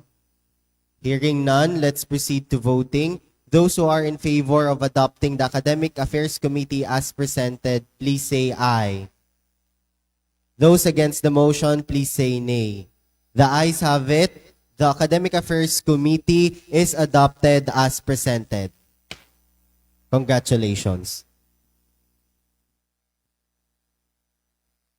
Mr. Chair, may I be recognized? Yes, you are recognized. Chair, I move to recess for 1 hour, please. There is a motion to have a 1-hour recess for lunch. Let's proceed to voting. Those who are in favor, please say aye. Those against the motion, please say nay. The ayes have it. The motion to have a 1-hour recess for lunch is carried.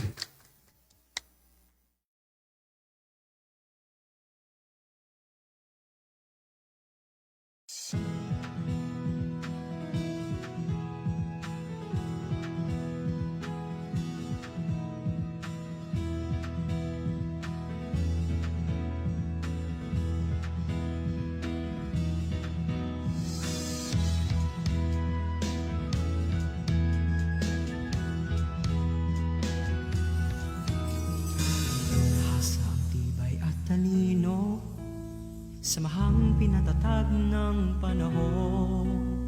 Tuloy sa paglakbay sa malawak na bukas, harapin at mag-iwan ng bakas. Pangarap ay di na imahinasyon, tumingala, oras natin ngayon. Abot ng tanglaw ay palawakin.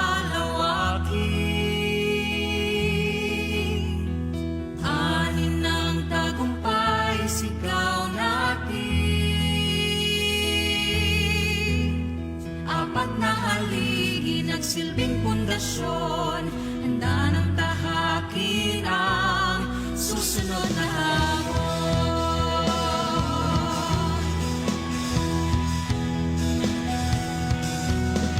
Iwan niyong magsisilbi sa bayan, husay at pangarap ang punan. Scholar ng bayan, saan may aahon, pupuno ng inspirasyon. Pangarap ay di na imahinasyon, tumingala oras natin ngayon. Abot ng tanglaw ay palawakin,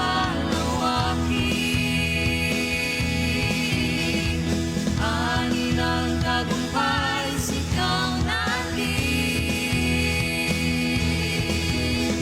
Apat na haligi nagsilbing pundasyon, handa ng tahakin ang susunod na hamon.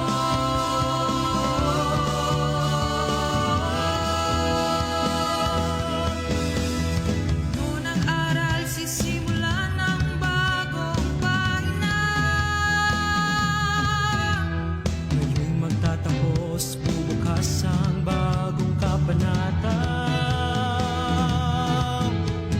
Sa bawat hakbang natin tatahakin, lahat ng Biyuan nyo'y bibit natin. Sinag ng tanglaw ay di kukupas. Handa nang harapin ang bagong bukas. Apat na haligi ng silbing pundasyon, tahanan ng biyuan nyo. Sinag ng tanglaw ay di kukupas. Handa nang harapin ang bagong bukas.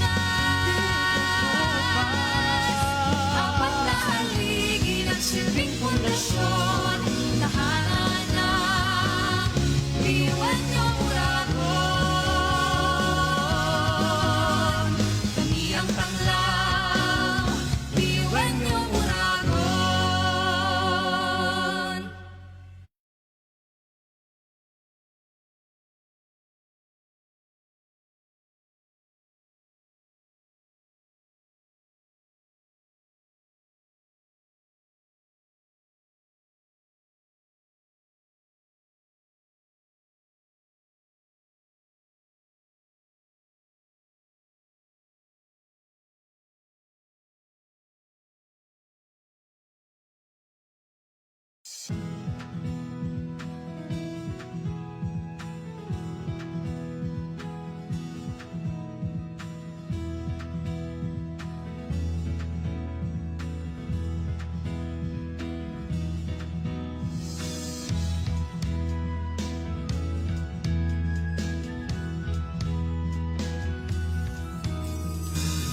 Hasa ang tibay at talino, samahang pinatatag ng panahon.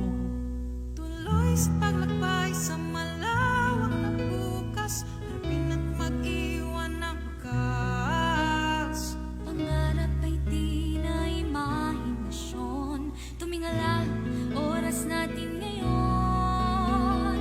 Abot ng tanglaw ay palawakin,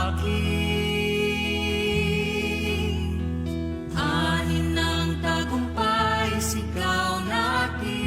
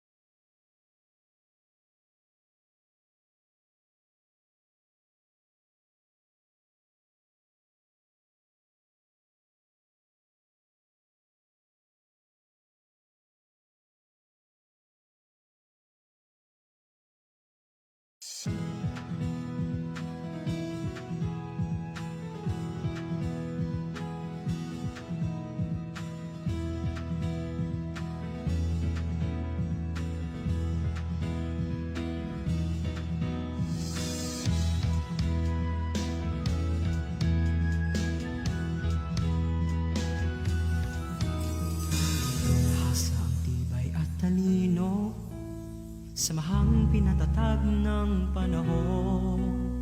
Tuloy sa paglakbay sa malawak na bukas, harapin at mag-iwan ng wakas. Pangarap ay di na imahinasyon. Tumingala, oras natin ngayon. Abot ng tanglaw ay palawakin. Anin ng tagumpay, sigaw natin. Apat na haligi, nagsilbing pundasyon.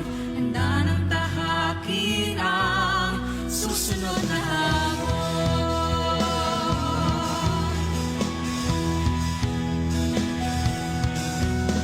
Yun yung pagsisilbi sa bayan.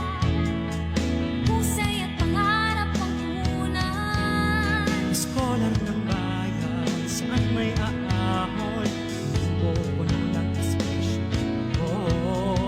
Pangarap ay di na imahinasyon. Tumingala, oras natin ngayon. Abot ng tanglaw ay palawakin. Ani ng tagumpay, sigaw natin. Apat na haligi, nagsilbing pundasyon. Handa ng tahakin ang susunod na hamon.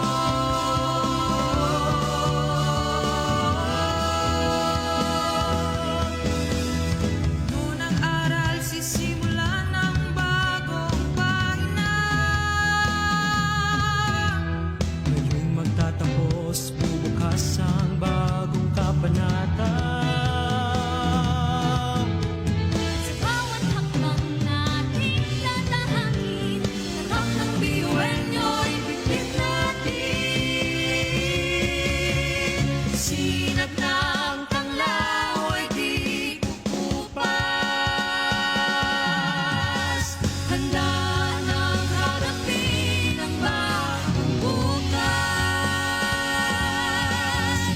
Apat na haligi, nagsilbing pundasyon.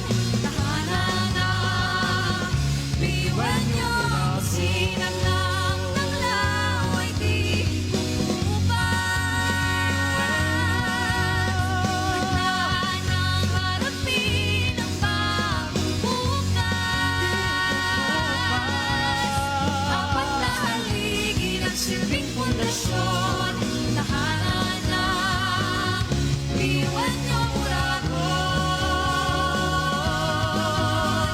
Kami ang tanglaw, biyuenyo, Uragon.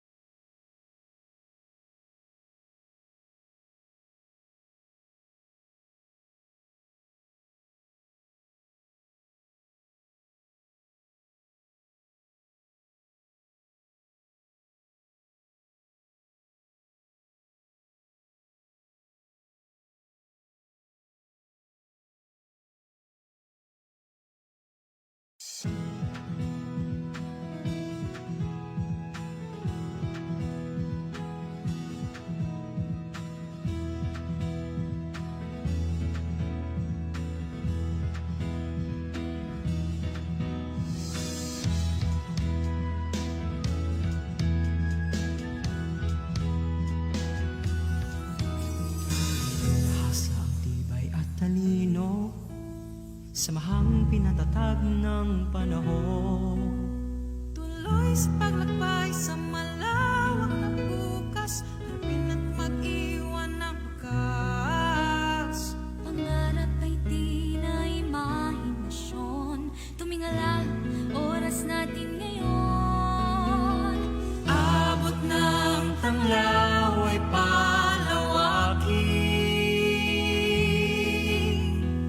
Anin ng tagumpay, sigaw natin. Apat na haligi, nagsilbing pundasyon. Handa ng tahakin ang susunod na hamon.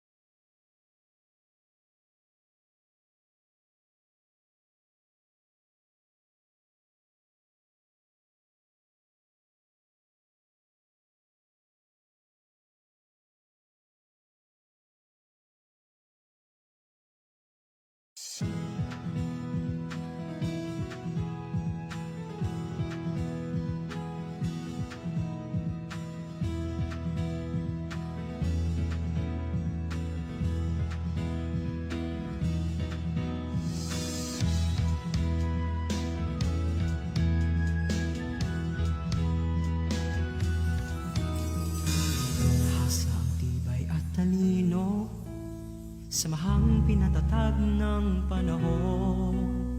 Tuloy sa paglakbay sa malawak na bukas, harapin at mag-iwan ng wakas. Pangarap ay di na imahinasyon.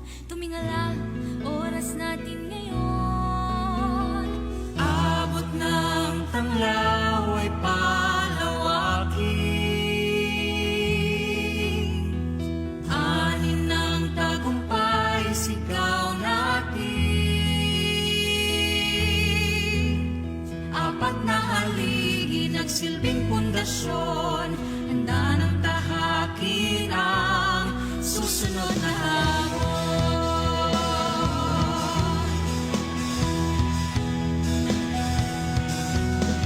Yun yung magsisilbi sa bayan.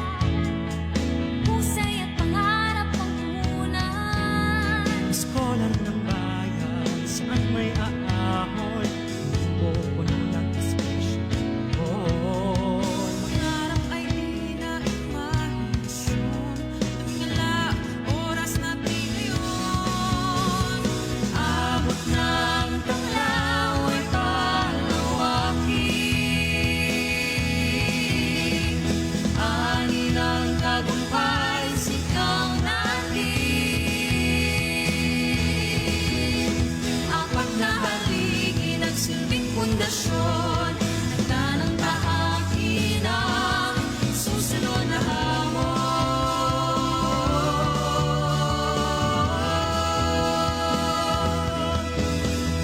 Noon ang aral, sisimulan ng bagong pahina.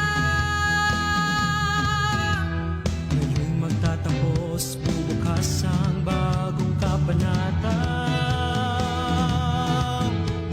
Sa bawat hakbang natin tatahakin, Lahat ng biyuan nyo'y bibig natin. Sinag ng tanglaw ay di kukupas. Handa nang harapin ang bagong bukas. Apat na haligi, nagsilbing pundasyon. Tahanan ng biyuan nyo. Sinag ng tanglaw ay di kukupas.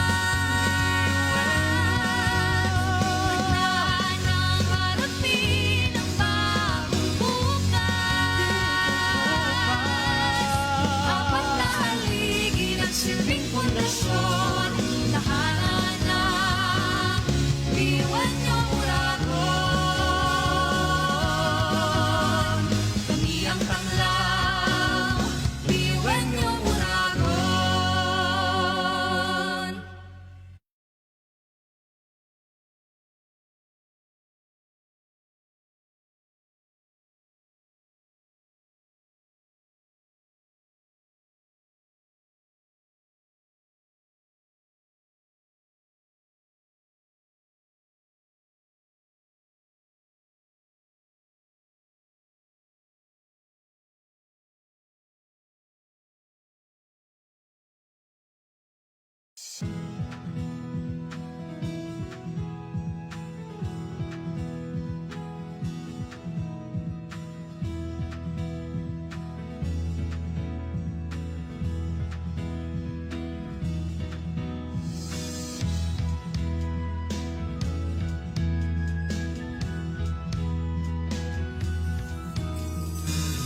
Hasa ang tibay at talino, samahang pinatatag ng panahon.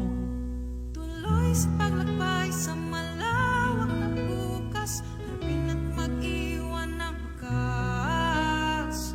pangarap ay di na imahinasyon. Tumingala, oras natin ngayon. Abot ng tanglaw ay palawakin. Anin ng tagumpay, sigaw na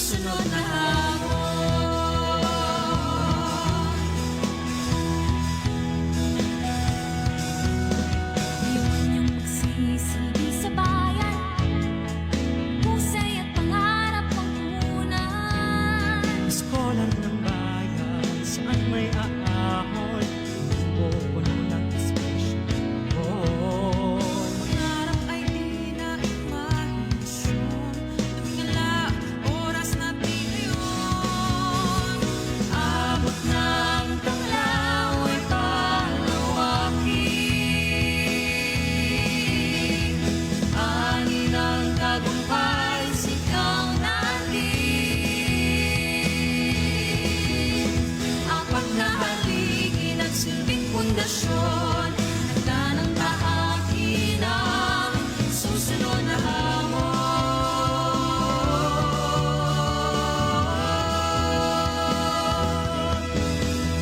Noon ang aral, sisimulan ng bagong pahina.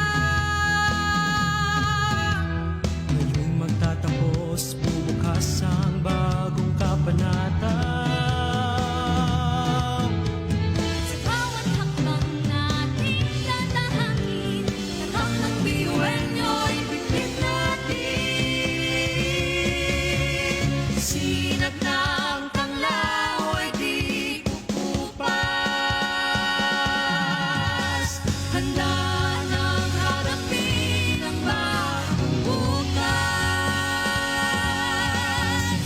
Apat na haligi ng silbing pundasyon. Tahanan ng biyuenyo. Sinag ng tanglaw ay di kukupas. Handa nang harapin ang bagong bukas. Apat na haligi ng silbing pundasyon. Tahanan ng biyuenyo uragon. Kami ang tanglaw, biyuenyo uragon.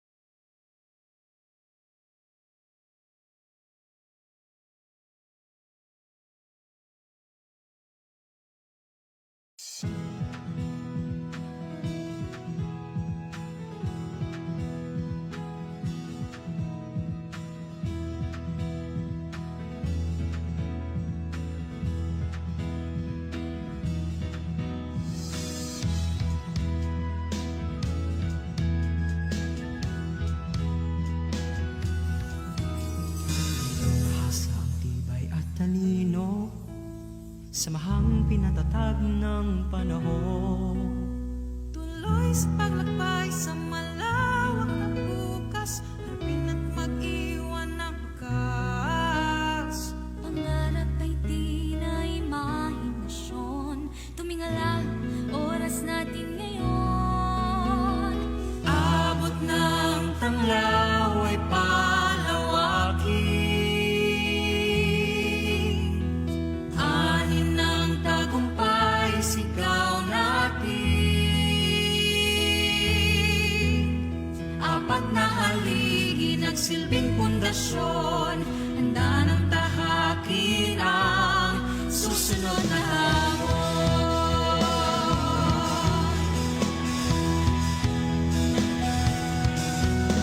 Iwan niyang pagsisigi sa bayan, husay at pangarap ang punan. Eskolan ng bayan, saan may aahon, pupunan ng espesyal. Pangarap ay di na imahinasyon. Tumingala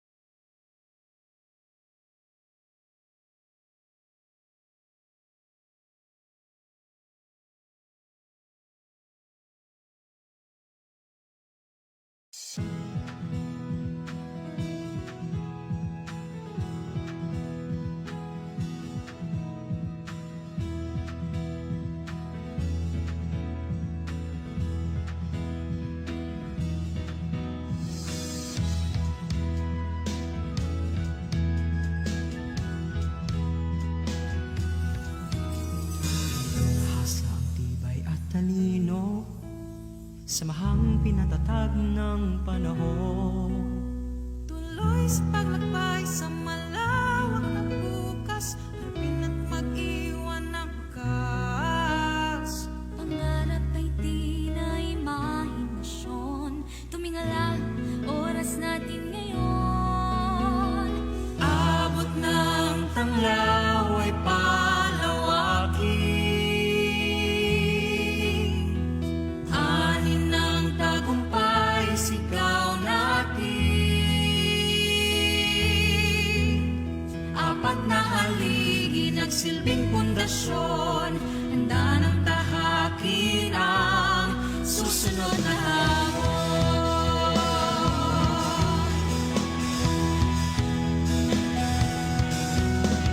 Iwan niyong magsisigi sa bayan.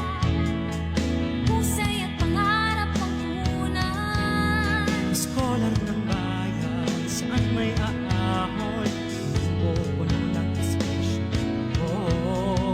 Pangarap ay di na imahinasyon. Tumingala, oras natin ngayon. Abot ng tanglaw ay palawakin. Ani ng tagumpay, sigaw natin. Apat na haligi, nagsilbing pundasyon. Handa ng tahakin ang susunod na hamon.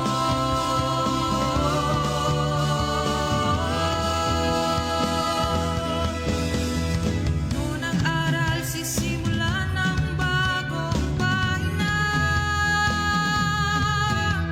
Ngayon'y magtatapos, bubukas ang bagong kabanata. Sa bawat hakbang nating tatahakin, lahat ng biyuan niyo'y pipit natin. Sinag ng tanglaw ay di kukupas. Handa nang harapin ang bagong bukas. Apat na haligi ng silbing pundasyon. Tahanan ang biyuan niyo. Sinag ng tanglaw ay di kukupas. Harapin ang bagong bukas. Apat na haligi, nagsilbing pundasyon. Tahanan ng biyuan niyong uragon. Kami ang tanglaw, biyuan niyong uragon.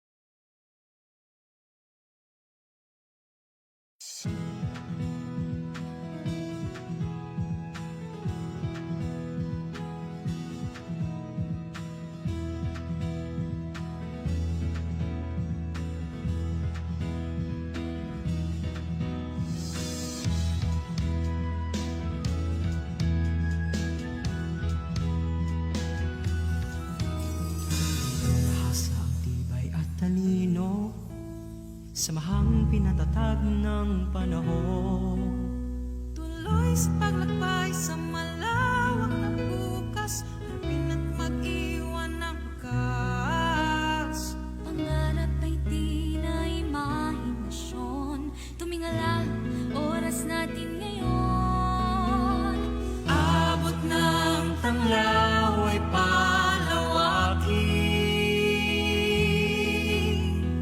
Anin ng tagumpay, sigaw natin.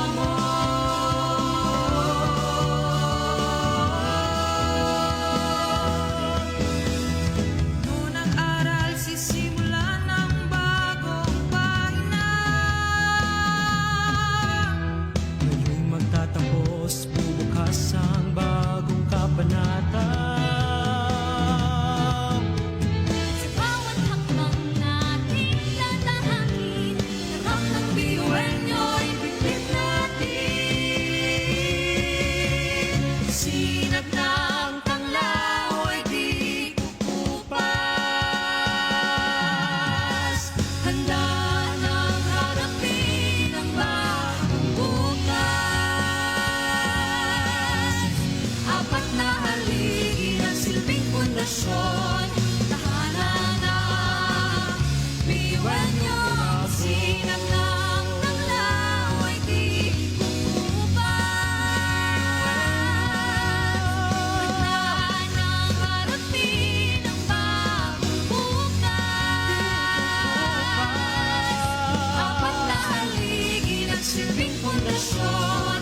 Tahanan na iwan niyong uragon. Kami ang tanglaw, iwan niyong uragon.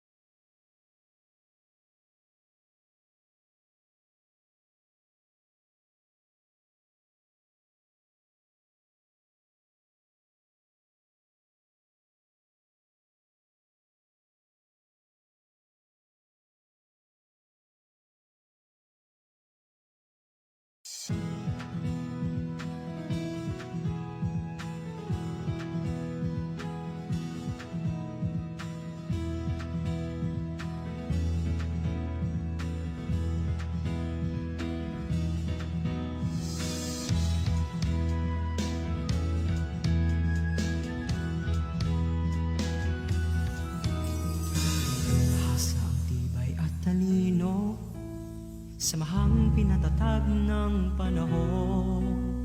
Tuloy sa paglakbay sa malawak na bukas, harapin at mag-iwan ng wakas. Pangarap ay di na imahinasyon. Tumingala, oras natin ngayon. Abot ng tanglaw ay palawakin. Anin ng tagumpay, sigaw natin. Apat na haligi nagsilbing pundasyon. Handa ng tahakin ang susunod na hamon.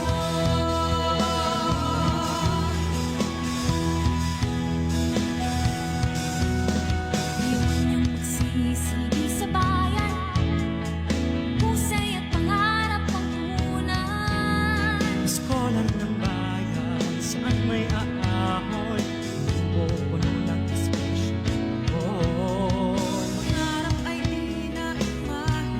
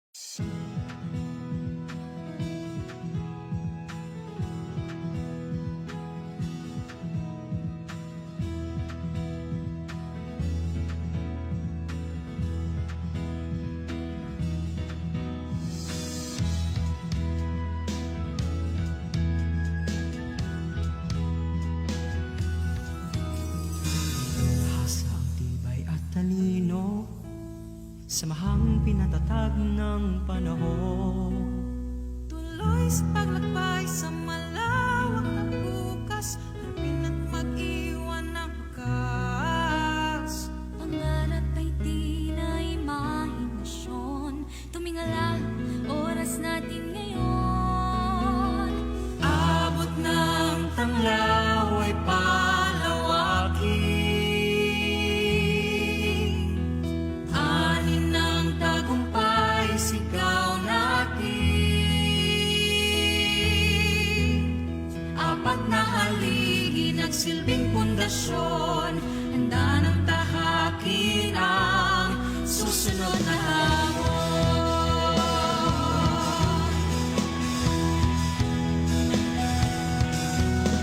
Iwan niyang magsisilbi sa bayan.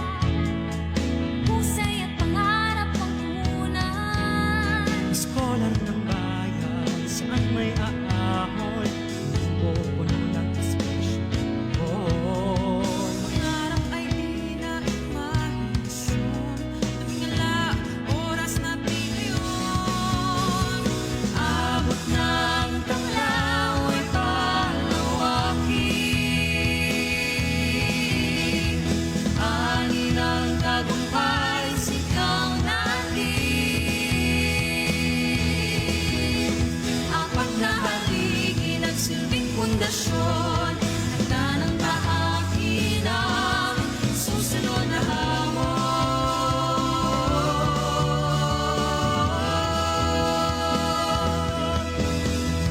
Noon ang aral, sisimulan ng bagong pahina.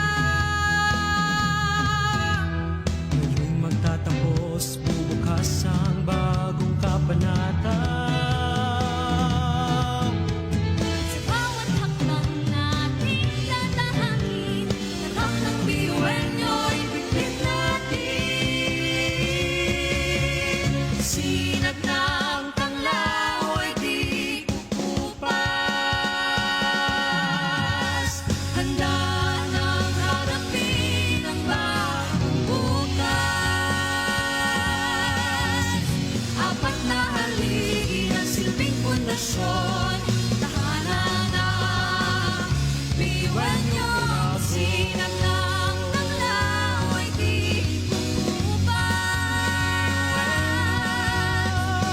Handa nang harapin ang bagong bukas. Apat na haligi, nagsilbing pundasyon. Tahanan ng biyuan nyo, Uragon. Kami ang tanglaw, biyuan nyo, Uragon.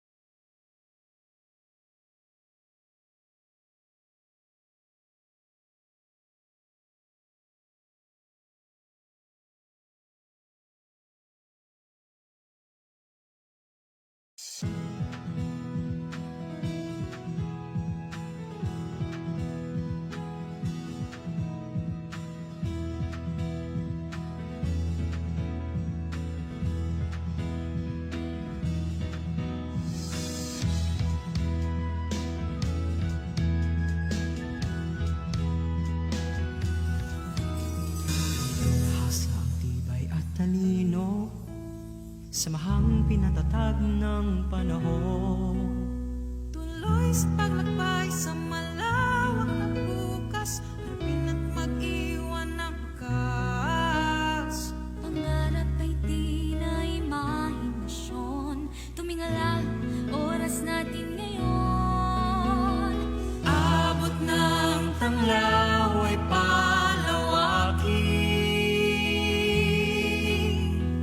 Anin ng tagumpay, sigaw natin.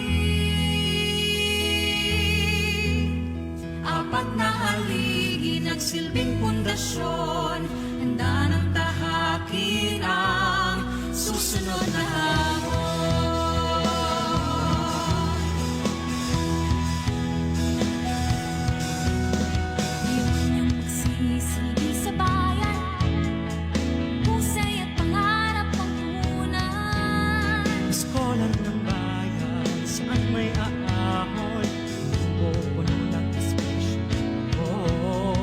Pangarap ay di na imahinasyon. Tumingala, oras natin ngayon. Abot ng tanglaw ay palawakin. Ani ng tagumpay, sigaw natin. Apat na haligi, nagsilbing pundasyon. Handa ng tahakin ang susunod na hamon.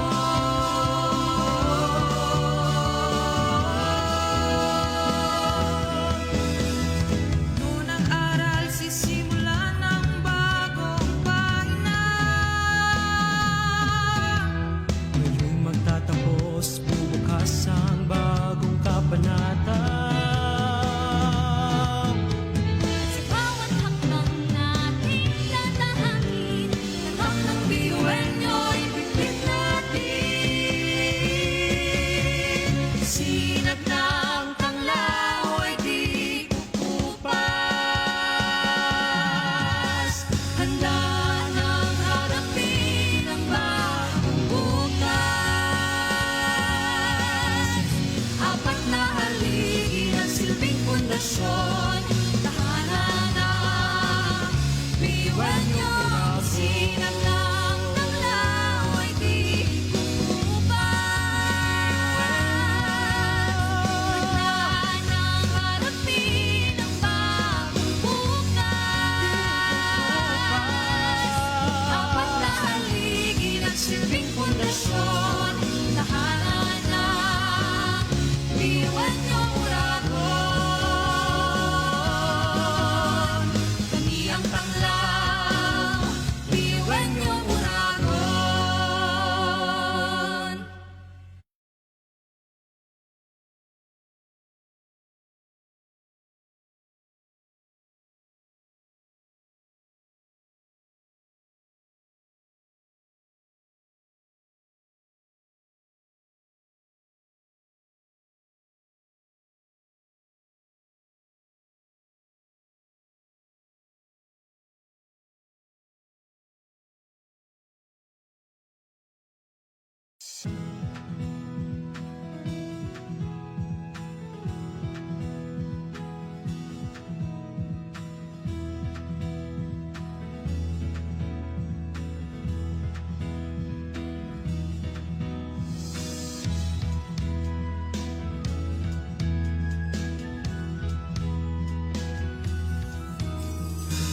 Tahasa ang tibay at talino, samahang pinatatag ng panahon.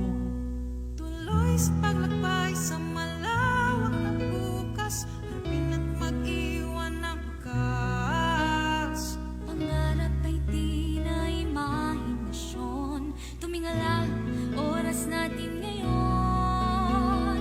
Abot ng tanglaw ay palawakin.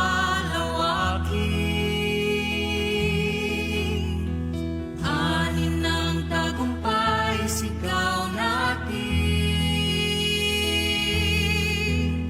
Apat na haligi, nagsilbing pundasyon. Handa ng tahakin ang susunod na hamon.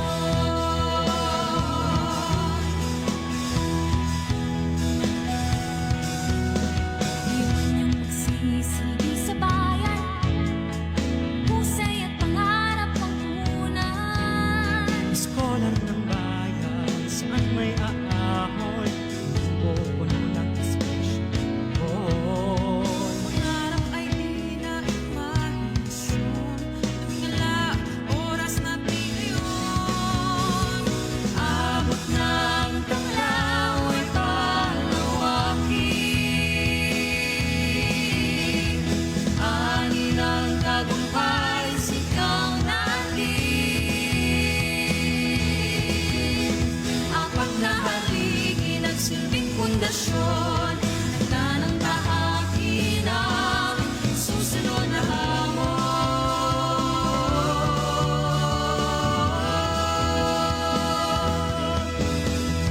Noon ang aral, sisimulan ng bagong pahina.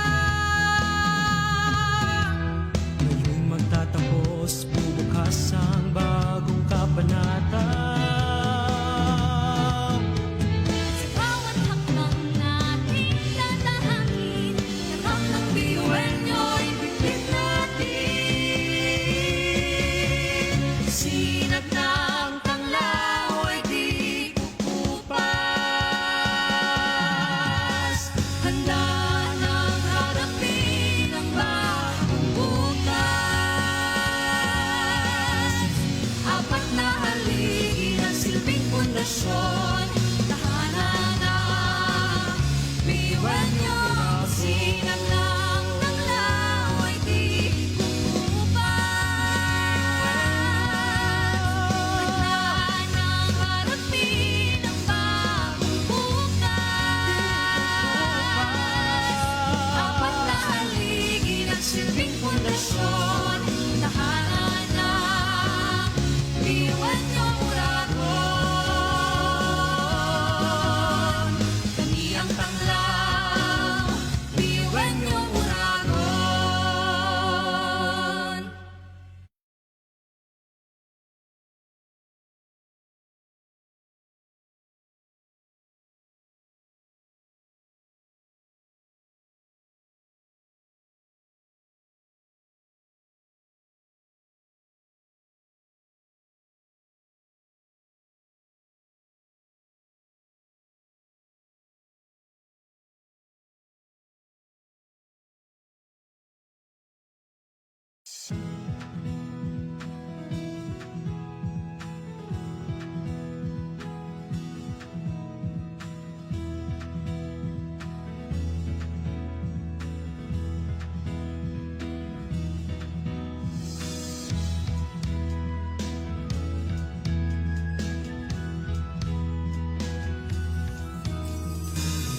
Hasa ang tibay at talino, samahang pinatatag ng panahon.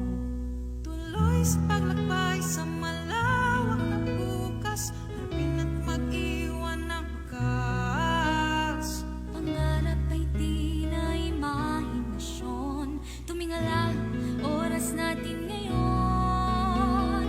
Abot ng tanglaw ay palawakin. Anin ng tagumpay si Husay at pangarap ang punan.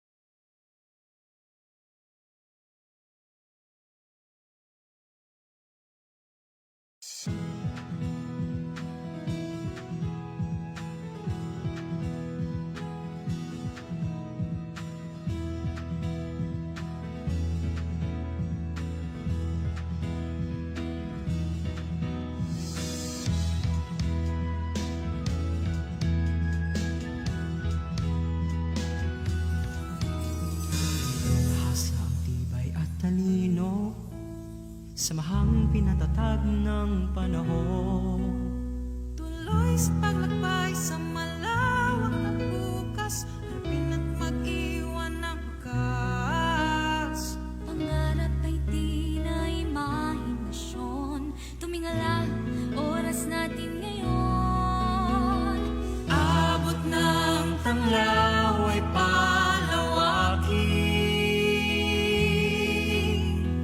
anin ng tagumpay sigaw natin. Apat na haligi nagsilbing pundasyon, handa ng tahakin ang susunod na hamon.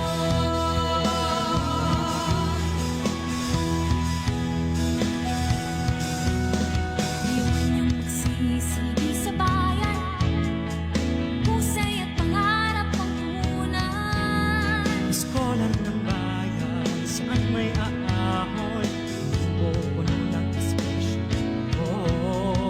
Pangarap ay di na imahinasyon, tumingala, oras natin ngayon. Abot ng tanglaw ay palawakin, anin ang tagumpay sigaw natin. Apat na haligi nagsilbing pundasyon, handa ng tahakin ang susunod na hamon.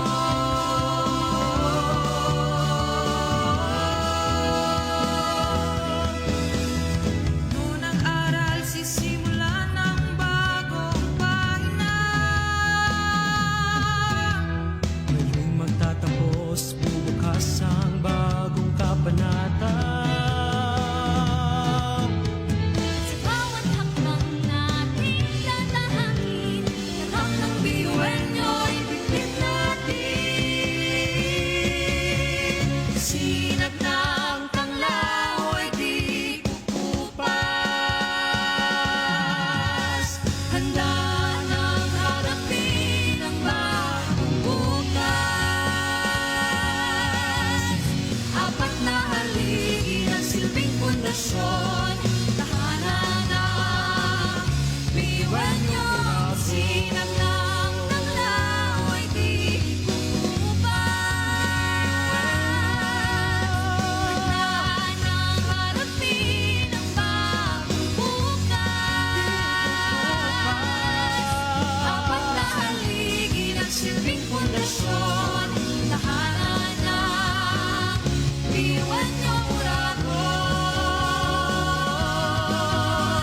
Kami ang tanglaw, biyuan nyo, Uragon.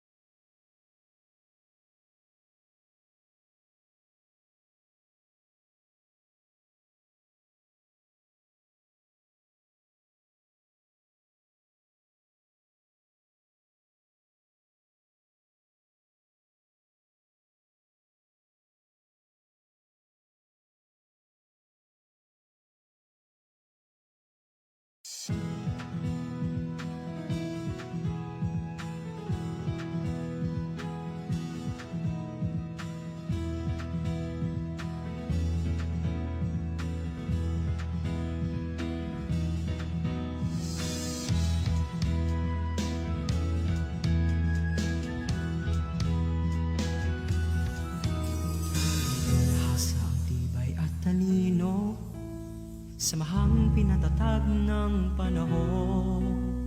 Tuloy sa paglakbay sa malawak na bukas, harapin at mag-iwan ng wakas. Pangarap ay di na imahinasyon, tumingala, oras natin ngayon. Abot ng tanglaw ay palawakin,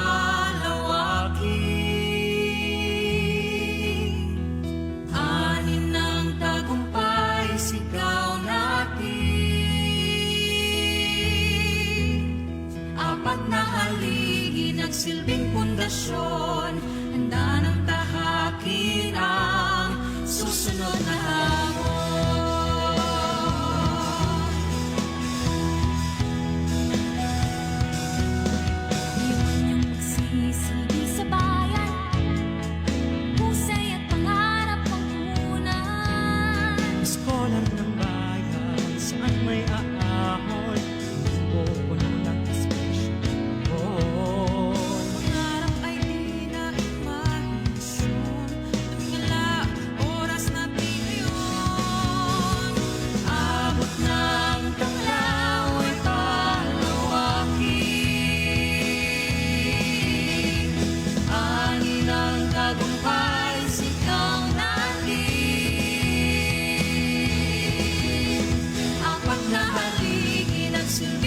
pundasyon. Handa ng tahakin ang susunod na hamon.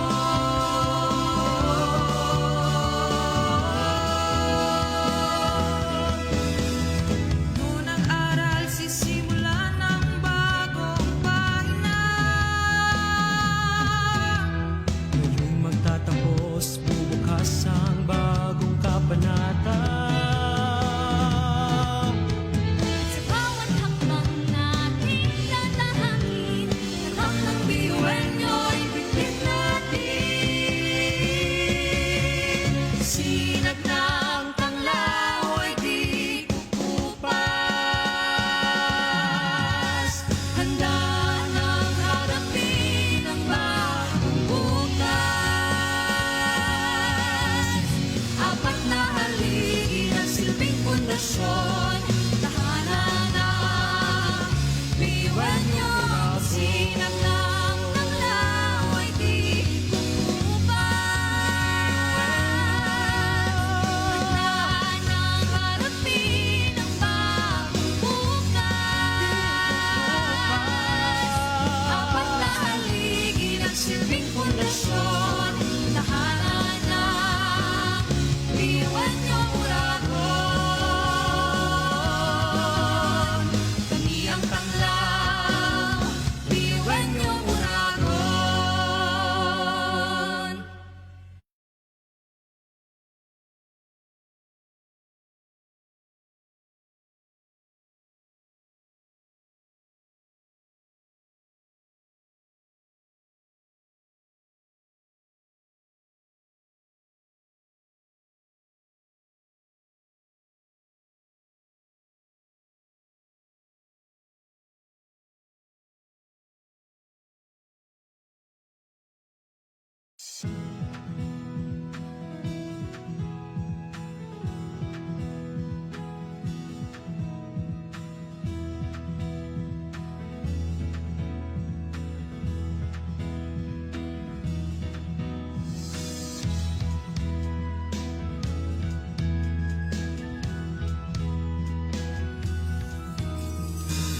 Hasa ang tibay at talino, samahang pinatatag ng panahon. Tuloy sa paglakbay sa malawak na bukas. Harapin at mag-iwan ng wakas. pangarap ay di na imahinasyon. Tumingala, oras natin ngayon. Abot ng tanglaw ay palawakin. Anin ng tagumpay, sigaw natin. Apat na haligi nagsilbing pundasyon. Handa ng tahakin ang susunod na hamon.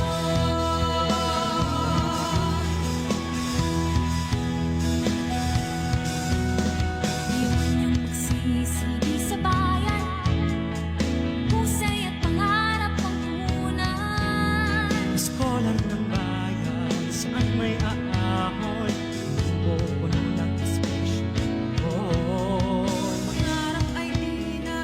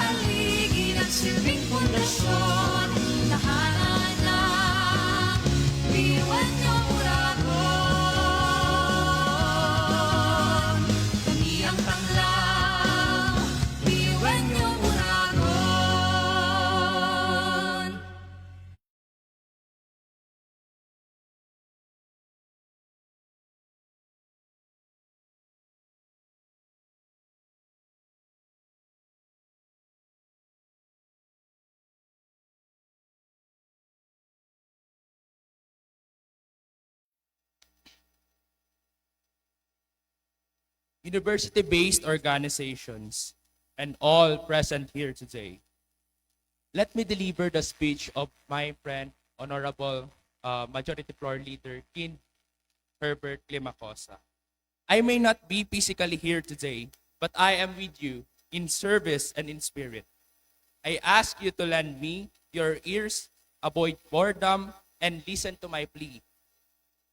As our tenure gradually approaches its closing chapter, I invite this legislative body, if only for a brief moment, to pause, to look back, not merely at the calendar of sessions we have completed or the resolutions we have passed, but at the collective journey we have undertaken in our respective organizations. This has been a year defined by shared responsibility, by long deliberations, difficult conversations, and moments when consensus was earned rather than assumed. But I see that we have grown not only as legislators, but as servant of the student body entrusted to us. There's a quiet pride in knowing that what we have built was never the work of one, but the labor to many. Whatever success we now carry, are success born of cooperation, patience, and faith in one another. For this, I extend my sincere gratitude to every counselor, every committee, and every student leader who chose to show up, to listen, and to act. Throughout the year, the BU General Legislative Council has remained proactive in both vision and action. This proactiveness allowed us legislative work to remain fluid, progressive, and responsive to the realities faced by our constituents. Our resolutions were not crafted in isolations, but through collaboration and careful deliberation, guided by a shared commitment to student welfare and institutional responsibility. In every session, we demonstrated that legislation is not merely procedural, but purposeful, manifested in many ways. In the spirit of responsibility, I respectfully call the attention of all College Student Council officers to urgent need to comply with the consolidated feedback report on approved resolutions of the first and second BU GLC sessions. This step is neither clerical nor secondary. It is essential. The timely submission and consolidation of these feedback reports enable the Council of Student Representatives to elevate our approved resolutions to the Board of Regents. Transforming our legislative intent into concrete institutional action. With this compliance, our work risks remaining unfinished. Our resolution suspended between approval and actualization. I raise this matter not in reproach, but in earnest recognition of this immediacy and importance to the student body and we serve. The CSCs, I beg of your compliance to this. Resolutions are nothing but papers, as I say every day, unless we do something to elevate them. We near the end of our term. May we remember that our service will leave traces beyond titles we held or the sessions we presided over. The true legacy of this council lies in the quiet impact of leadership, in policies that outlast us, in the standards we set for those who will follow, and in the collective memory of a council that choose to act with integrity and purpose. Our time here will become part of a continuing story of student governance in Bicol University. And in that story, our efforts will have meaning. May this closing chapter be not met with finality, but with hope. Through one term ends, the work of service continues. Carried forward by the new leaders, guided by the foundations we have laid, and may we leave this council united in purpose, grateful with journey, and steadfast in our commitment to the students of Bicol University. Respectfully yours, Kin Herbert Nerbert Climacosa, Majority Floor Leader. Long live BUenos, long live student leaders, mabuhay po tayong lahat at magandang araw po sa ating lahat. Maraming salamat po. Thank you so much to the Vice President of BUJMRIGD in representing the Majority Floor Leader. Promptly proceeding to our next speaker for the privileged speeches, we have the Minority Floor Leader, the UBO Chairperson of the Pre-Law Society, Luisito Gonzalez Jr. Please approach the podium.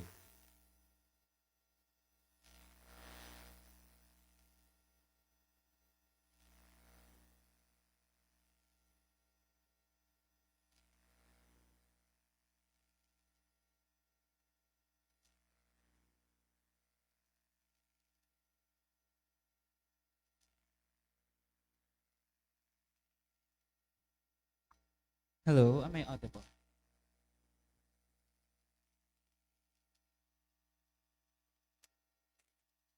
Okay, good afternoon, everyone.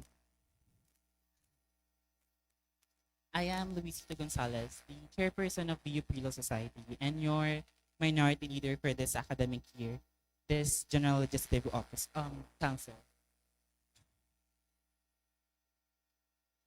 The conclusion of an academic year often invites a superficial celebration of titles and achievements. However, for those of us who have navigated the labyrinth of student leadership, the experience is less about the glamour of podium and more about the credible responsibility as an officer. This past year has been one of the most significant challenges, a period where the workload often felt insurmountable, and my readiness was put into ultimate test. Yet, standing at the precipice of the final General Assembly, I have come to a vital realization. The true currency of leadership is not found in academic credits or the aesthetics of power, but in a quiet purpose of making those behind the scenes feel integral to the mission. In the context of our university, and indeed within our identity as Filipinos, leadership is an exercise in communal strength. My transition from the chairperson of the Bicol University Pre-Law Society and to the role as being your minority leader has been a journey of profound political and personal enlightenment. I challenge the narrative that the minority has a strategic privilege. It has something about commitment to the periphery, which we, the minority leader, representing, which is the university-based organization. As I stated from the very beginning, becoming your minority leader as its core is about protecting the voice of the organization that honed me. I did not carry the weight of this office in isolation. The misconception that leadership is a solitary endeavor fails to account for the collective heartbeat of our university-based organization. I stand here backed by the intellectual and moral strength of every university-based organization, such as naming only the few: the Bicol University Madya, the Bicol University Pre-Med Society, the BU Integrity Crusaders, and the diverse assembly of university chairperson and executives. While I was having a collective dilemma on myself kung paano ko sisimula ng pagiging minority leader, I always go to the university-based officers, executive, and some of the UBO chairperson is actually very collaborative in terms of me asking some favors for them, especially to the Bicol University Madya. Na one time I did not attend a meeting with regards to the constitutional convention, but with the appreciation for the chairperson of Madya, siya yung nag-proxy sa akin in terms of that. And I saw how he, especially Mix Ador, not only seated in front of the other officers, he actually participated in terms of other agenda matters, such as nagbibigay din siya ng kanyang opinion in terms of representing the university-based organization. So thank you so much for that. As well to the Pre-Med Society Mixed Chair, thank you so much for all the kumbaga yung perspective ng UBO na bibigay talaga na sa atin. In the traditional dynamics of power and control, beyond the realignment of numbers, there is a fundamental principle that must define the minority. We must remain the premier, non-partisan face of non-partisan force within the university. There is an explanation on that. In the traditional dynamics of power and control, partisanship offers serves as its decisions are frequently dictated by political survival or allegiance to centralized agenda. This creates a control loop where the needs of the student body are filtered through the lens of the political optics rather than the actual merit. By choosing to be a non-partisan as the minority leader breaks this very cycle. This is where our true power resides. Our objectivity serves as a form of oversight because we are not beholden to a central political machinery. We serve as a university objective with conscience. It is good to know that the minority leader has its political party, but me as your minority leader, I am non-partisans ever since. And it's a good thing, even from the previous minority leaders, palagi nilang sinasadyan mga UPO na dapat ang minority leader is walang bahid na kulay in terms of the political agenda. Because as you can see, if meron ng political part, as you can see, kung isang minority leader is meron na siyang political party na tig-aside, for example, and we have the contesting situation for the majority leader. So if they are both in the same political party, that will be a kumbaga hindi na siya makikita yung tunay na agenda ng isang minority leader. But please, I'm not limiting this specific position to only those university-based organizations that is non-political, non-partisan, or whatsoever. But I think it's a good strategy for the GLC to have a minority leader. He is true to his advocacy and true to his organization, true to his advocacy and vision as not only as your minority leader, but as well as the voice of the entire university-based organization. A key milestone of this collective, I extend my sincerest congratulations to the fully re-accredited student organizations under the resolution number 1 and number 2. Palakpakan po natin ang mga university-based organization natin. This accreditation is the legitimization of our voice within the university. Furthermore, my deepest gratitude goes to the internal vice chairperson, Ms. Chair, and the internal committee. Your meticulous work ensures the machinery of our representation remains functional and fueled by integrity. I think this is my first time that we had a third last session for the GLC. Pahirapan yung quorum, and to the point that it actually limits the functionality and productivity of the GLC. And thank you so much, Mixed Chair, for this opportunity and allowing the student to heard many times as possible. Maraming salamat. This brings us to a critical inquiry regarding university power dynamics. When does a minority suddenly become the majority? We are currently witnessing a sudden arise, a fundamental realignment of power relations. Historically, if one's participation was concentrated solely within the university-based organization, not thinking the way the minority speaks, for example, as well as to the other perspective of majority leader and the majority council, hindi naman lahat sila is pledge sa majority as a perspective or as an ideology. It all comes down to the very perspective of every university-based chairperson, to every representative right here, na even though you're in the majority floor, it doesn't mean that you're going to close your mind or your eyes to listen to the people who is also struggling. It's a perspective. We can see this in the reality. In the Senate, some of other senators are shifting to majority and minority. It doesn't count the very perspective of kung sino ang mas lamang sa amount or sa number. It all comes to the ideology of being the minority. When the volume of participation, the density of numbers, and the intensity of engagement within this minority organization increases, the traditional hierarchy dissolves.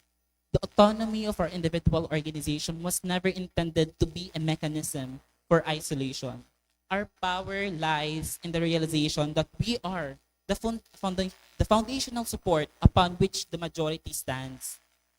When we engage in authentic advocacy, cross-organizational partnership, and collaboration that transcend the physical and the metaphorical fences of Bicol University, the minority ceases to be the fringe group. It becomes the supermajority. A united force that dictates the direction of the university through sheer collective will rather than the centralized mandate. The UBOs has the autonomy from other student council, right? But even though we are in a specific categorization such as to environmental, academics, spiritual, we are obliged to represent our members. Imagine if we could have 100 plus organizations such as the UP. Does it mean that we're still in the minority? No. It's all about the ideology of standing those people behind you and representing them as well. To those behind the curtains, the colleagues who become my friends, and to the partners who secured every step of this journey, this message is for all of us. We often applaud the individual on the stage, but the true engine of progress is the foundation you provide. You are the strength that allows the microphone to carry weight. As I conclude this term, I leave you with a minority that has realized its own collective power. It has been my highest honor to represent this minority, which has through courage and participation become the new heartbeat of this university. May the next GLC officer will be this productive for our Kapwa Biumenyo at Pilipino. Maraming salamat po. Thank you for that. Our minority floor leader, the UBO chairperson of the Pre-Law Society, Mix Luisito Gonzalez Jr. Proceeding with our third speaker in the privileged speeches, we have the Constitutional Convention President, the President of the College of Law, College Student Council, Mix Dexter Gulimlim.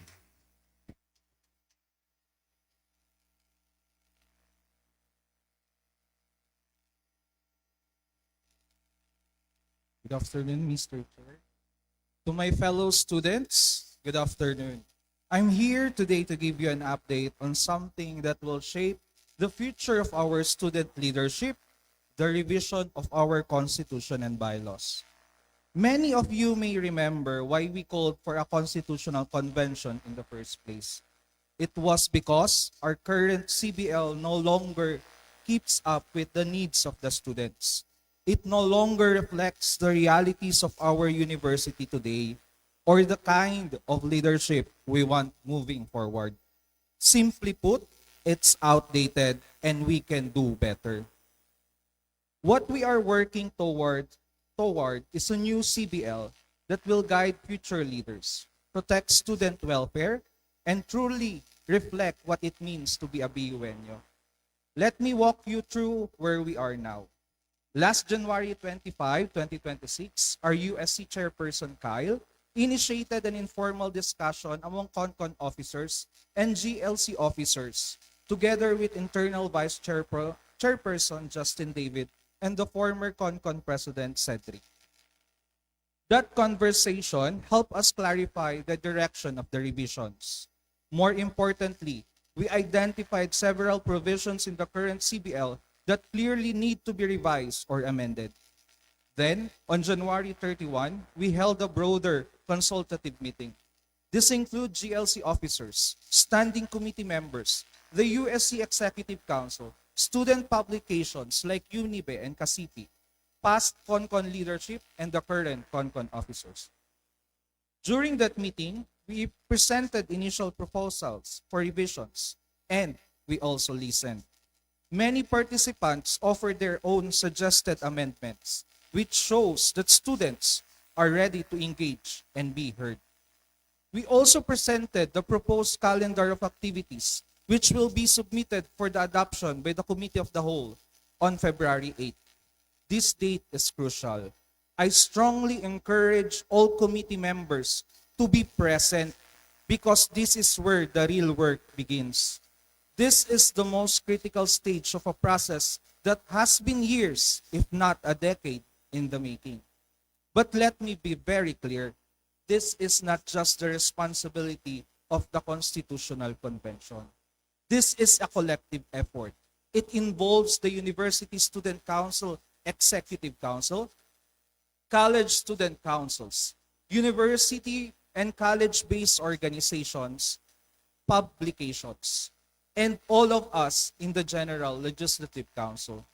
Most importantly, it involves the students we represent. If we want a CBL that is truly pro-student, then student must be part of shaping it. Here's what the timeline looks like. On February 8, the Committee of the Whole will meet to assign CBL provisions to different committees and finalize the calendar. The next day, we will release the official call for amendments and revision so that interested students can participate. February 14 will be the deadline for submissions. So before you go to your dates, please submit. And by February 15, all proposals will be forwarded to their respective committees.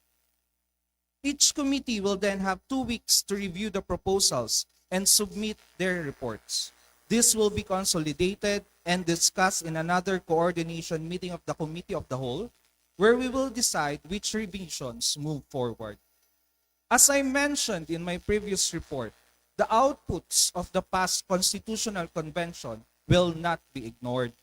We will build on their work to make sure their efforts were not in vain.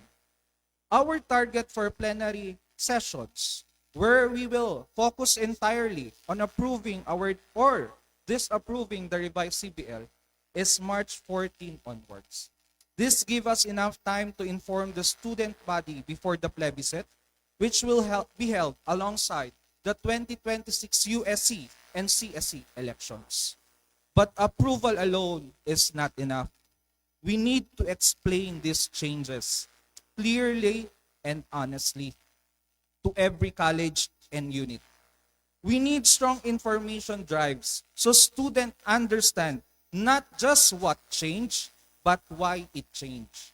Only then can we earn their trust and support. If this CBL is approved in the plebiscite, it will be more than just a document.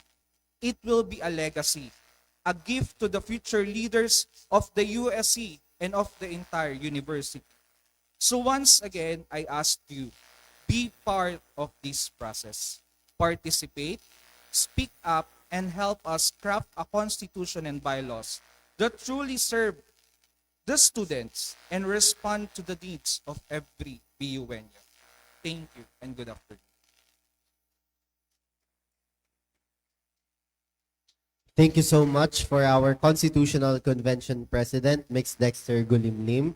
And lastly, for our privileged speeches agenda, we have the Chairperson and Student Regent, Mix Kyle Ruben Braun. Hello, good afternoon. Just a disclaimer. I prepared for this speech. This is a 7-page speech. So please bear with me because this is my last and final privilege speech. Now, I asked the tech team to put that hashtag because my speech, my privilege speech is titled, Nasaan ang CSR? Ano ang ambag ng CSR? Distinguished members of this Honorable General Legislative Council, for the third and final time this academic year, I stand before you to deliver a privileged speech in my capacity as your University Student Council Chairperson and as Bicol University Student Regent. Let me preface this by saying that being trusted by thousands of students is a weight you carry. Trust comes with great expectations and responsibilities. It is waking up every day knowing that your mistakes will be magnified while your sacrifices may never be seen. I am grateful for that trust, but I also know it was not given easily. I worked for it. I fought for it. And this brings us to the heart of today's discourse. Nasaan ang CSR? Ano ang ambag ng CSR? This privileged speech, therefore, centers on two things. Part one is the achievements and milestones we have reached during the first semester of our leadership, and the personal journey that shaped how those achievements were pursued. With that, dearest members of the GLC, allow me to begin by sharing my story and the very reason why I stand before you today. My journey in leadership began during my first year in the Department of Political Science. It was there that I first stepped into service when I became a committee member of one of the standing committees of the Political Science Club. Like many first-time leaders, I was driven by idealism and courage. That same year, I made a bold decision to run for president of the organization. I lost to a senior, however, someone more experienced and more established. At that time, loss felt like a setback, but in hindsight, it was a turning point. That very moment of defeat opened a door I did not expect. It paved the way for me to become invited to lead the BU Leader CSSP as its president, which is an opportunity I immediately accepted. That presidency became the spark that truly ignited my leadership journey. It exposed me to the realities of organizing, consensus building, and political responsibility.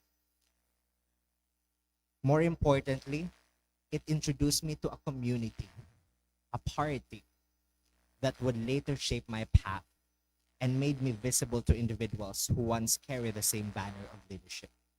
In my second year, I received an invitation to run for the University Student Council. I accepted it without hesitation, but with deep gratitude, because for the very first time, I felt seen. I felt that people believed in my capacity to serve. Still, I will be honest, my first campaign was far from easy. I was still learning the political landscape of BU, still finding my footing, still understanding the weight of student representation. But we pushed through. And when the results came, we won. 3 out of 10 candidates from our party emerged victorious. It was not a landslide, but we know it was a mandate. When I assumed the position of Public Information Officer, I anchored myself on one principle: to be the voice of the council and the bridge to the students. Contrary to popular belief, however, I never intended to run for chairperson and student region. During my incumbency as PIO, a defining and deeply painful moment occurred in my life. Something personal, intimate, and private was exposed to the public. Overnight, I became the subject of thousands of judging eyes, of speculation, of ridicule, and hate. It was a moment that tested not my leadership skills, but my humanity. Unknown to many, it took me until March of that year to finally say, with clarity and courage, I will still run for CSR. Despite the mishaps, despite the wounds, despite the fears, despite the fear, I stood firm. I refused to allow adversity to erase the good I had done and the contributions I had made to the University Student Council. And so I ran. But let me be clear, that decision was no easy decision. That time, the responsibility was heavier. I was no longer just part of the team. I had to lead it. I was not only running alongside 9 candidates, I was leading an entire political party. I had to embody direction, strength, and unity, even when I was still healing. My candidacy was far from smooth sailing. In truth, it was grueling. Rumors spread. Narratives were twisted. Attacks on my character were used to discredit the work I had done. But never, not once, did I respond to those biased and malicious claims.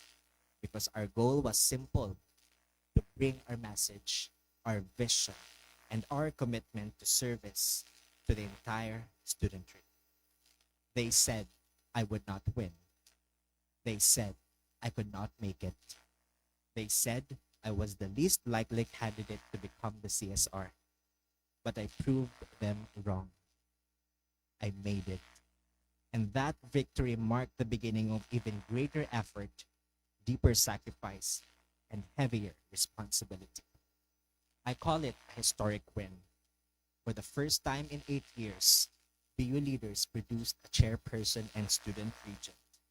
After many years, this was also the only time we secured a majority in the University Student Council, with 6 officers from our party elected. We did not simply win positions.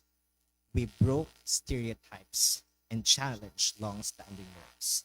I remember they said a woman was destined to become a deputy secretary general, but we had Elsa win. And this did not happen by chance. It took leadership in guiding our slate, the trust and support of our fellow students, and the collective effort of every aspiring candidate who believed in our vision. I even remember being called by our senior members as the rebellious standard bearer. And perhaps that was true. But that rebellious standard bearer did not rebel without purpose. I rebelled against outdated conventions, challenged limiting expectations, and worked to redefine what leadership in the USC could be. Fast forward to when I officially assumed the roles of USC Chair and Student Regent, I carried with me one clear goal: to serve my fellow BUeños and the broader community. Our accomplishments, initiatives, and projects as one council have already been presented in detail earlier by our capable Secretary Generals, and I will no longer repeat them in the interest of time. Instead, let us now return to the question I asked from the beginning. Nasaan ang CSR? Ano ang naging ambag ng CSR? That is the question I now seek to answer. The answer is this: the CSR did not stay in one room, one office, or one title. First, the CSR showed up in the local community. I currently serve in the Legazpi City Youth Council as a sectoral member, working alongside fellow youth leaders, providing policy inputs, co-authoring the Legazpi City Youth Development Plan for 2025 to 2028, and actively participating in the deliberations that shape programs and initiatives for the Legazpeño youth. Second, the CSR took a seat where decisions truly matter. I am the sole student member of the BU Board of Regents, highest policy and decision-making body of this university. In that space, I did not sit silently. I participated. I questioned. I voted. I took part in landmark resolutions and historic decisions that will forever shape the direction and future of Bicol University. Ladies and gentlemen, these were decisions that will define this institution long after we leave. Third, the CSR worked inside the council. As USC chairperson, I provided strategic leadership to 9 executive officers and more than 100 staff members. Together, we planned and implemented over 30 university-wide programs and projects, and forged partnerships with organizations within and beyond the university. Fourth, the CSR engaged in governance. As a member of the 3-person Finance, Academic, Research, and Extension Committee of the university, I contributed policy and governance insights on university-wide matters, including the certification and endorsement of agenda items for Board of Regents approval. As an ex officio member of the Academic and Administrative Councils, I participated in deliberations on institutional proposals and policy decisions that directly affect students, faculty, and staff. Fifth, the CSR represented Bicol University beyond our borders. Very recently, I represented the Philippines and Bicol University as a youth delegate in Kuala Lumpur, Malaysia, engaging in 4 days of international dialogue, knowledge exchange, and advocacy aligned with the UN SDGs. I did not go there as an individual. I went there carrying the experiences, best practices, and realities of our university. Six, the CSR earned the trust of this institution. We were entrusted to serve in various technical working groups and university level committees. As part of the Equity Admission Policy Evaluation Group, we benchmarked with universities and colleges and conducted a holistic review of Bicol University's equity policy admission so as to ensure that it remains responsive to present social realities in pursuit of BU's vision as a university for humanity. As a member of the Committee on Decorum and Investigation, I participated in formal investigations and deliberations concerning accountability and conduct in accordance with the Safe Spaces Act. As a member of the University Crisis Management Committee, I contributed to decision-making on preparedness, response, and crisis governance. As part of the University Student Disciplinary Tribunal, I helped ensure that student disciplinary cases were handled with fairness, due process, and integrity. 7. The CSR spoke when voices were needed. I have spoken in numerous events within and outside the university, sharing leadership experiences, lessons, and best practices of the US. And finally, the CSR ensured sustainability, not short-term leadership. In finance, we enacted the Financial Policy Code with the concurrence of our College Student Council presidents, establishing a systematic, transparent, and accountable collection policy for student council fees. For the first time, financial openness became the standard. We ensured proper documentation and archiving of council records so that when we leave office, the next generation of leaders will not have to start from scratch. And beyond policies and frameworks, we stood with our communities, extending assistance, forging partnerships, and joining movements that call out systemic injustices and demand meaningful change. So when the question is asked, nasaan ang CSR? The answer is clear. The CSR was present, the CSR was accountable, and the CSR chose service. Nandyan palagi ang CSR. Sa bawat usaping may kinalaman sa pamumuno, pananalapi at pamamahala ng tao, naging tunay na kasangga ng mga estudyante ang CSR. Naging boses ng mga BUNyo ang CSR sa mga kwartong hindi kailanman ginawa para sa ating lahat. Mga silid ng kapangyarihan kung saan madalas ay wala ang estudyante, ngunit laging apektado ng desisyon.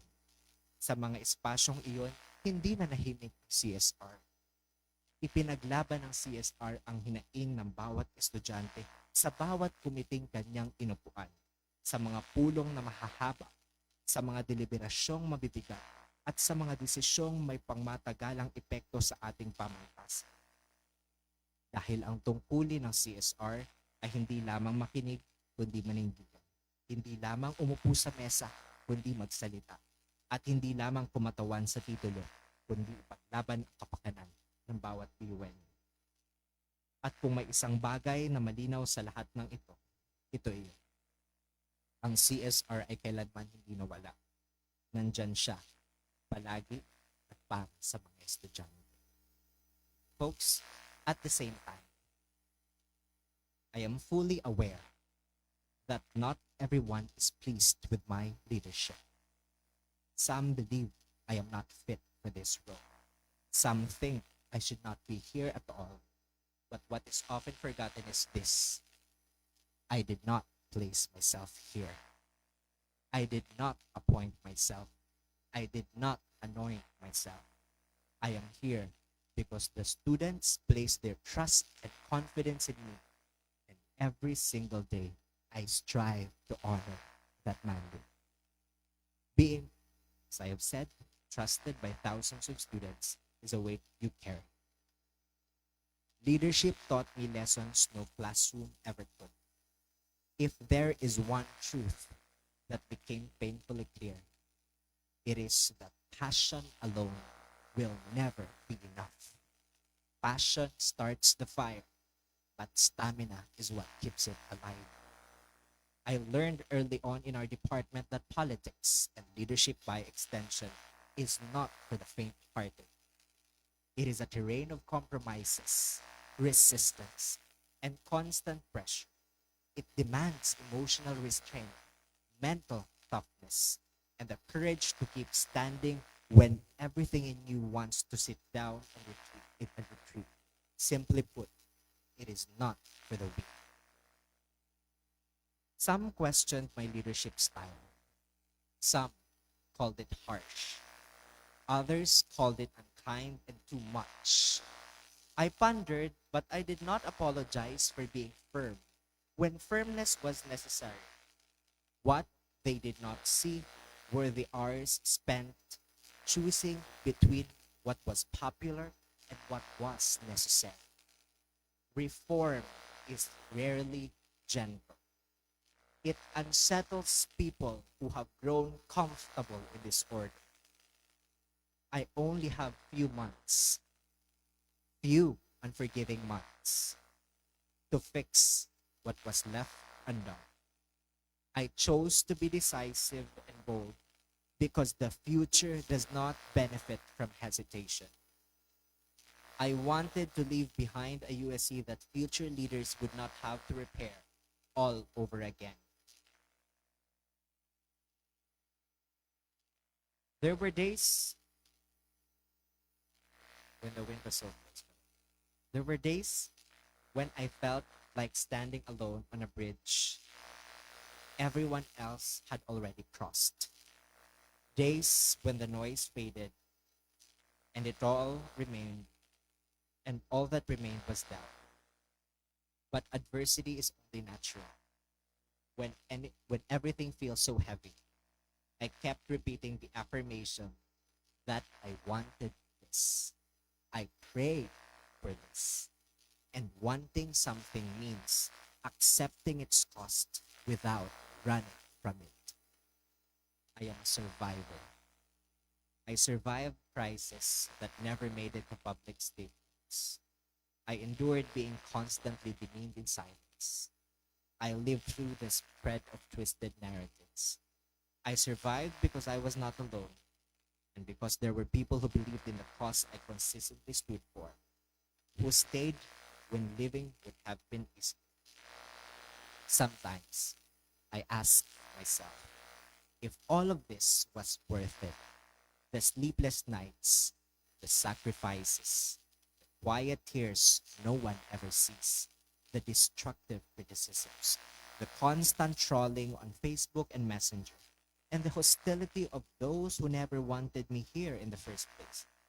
And my answer is always the same. Yes, it was worth it.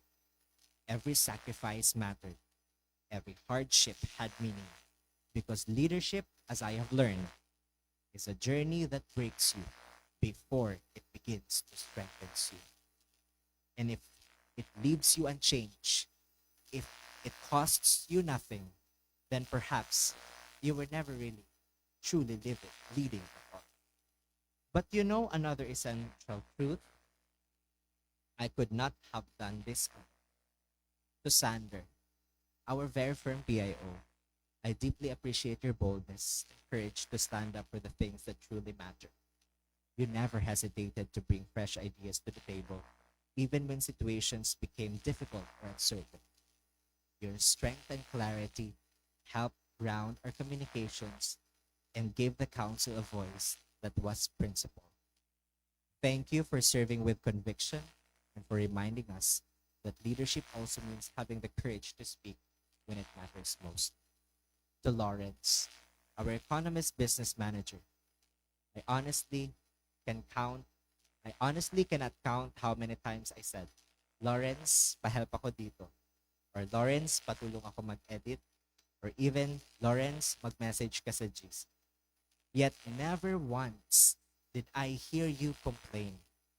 You carried out your responsibilities with efficiency and reliability, often stepping beyond what was required of you just to ensure that the council functions smoothly. Your willingness to help in both big and small tasks shows not only competence, but also genuine commitment to collective work. To Kamia, future accountant and USC auditor, thank you for being a constant check and balance. I know how demanding accountancy can be, yet you always showed up and fulfilled your role with discipline and integrity. You are one of the most industrious officers I have ever worked with, consistently doing more than what was expected, even beyond the scope of your auditorship.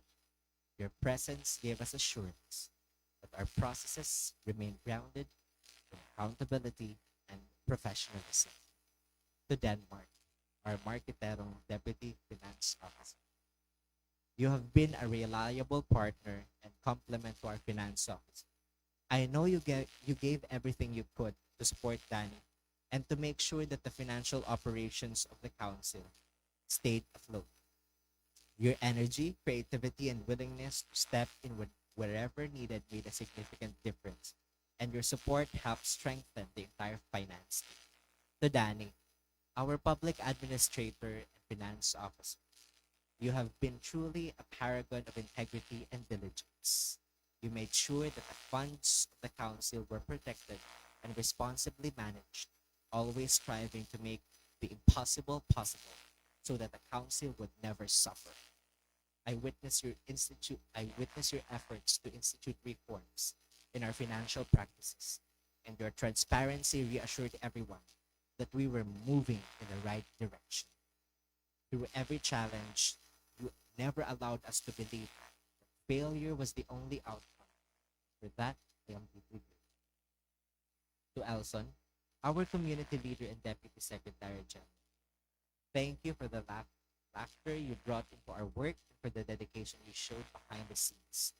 Together with Jenny, you ensured that everything stayed organized and in place, setting a strong standard for secretariat work.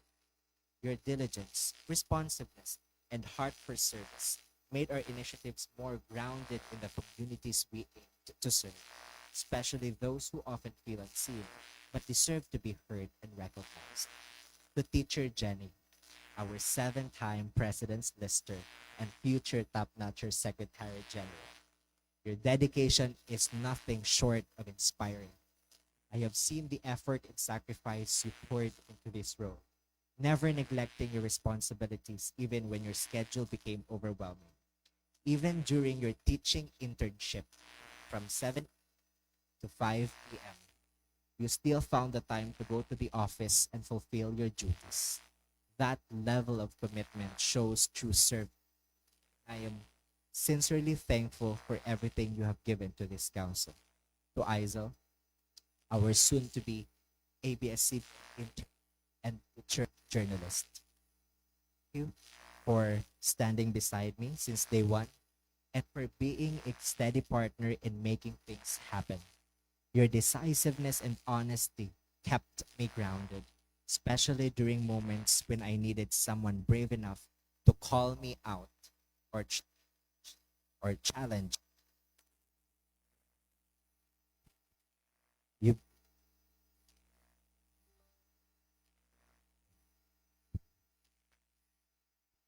ayaw ata ako paanohin sa part ni Isaac.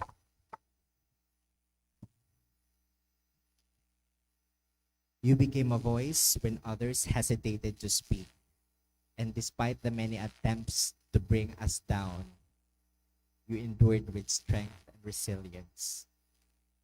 That is the true meaning of commitment. To Justine, our determined public administrator and internal vice chairperson, I have seen how hard you work to step up and keep things moving forward.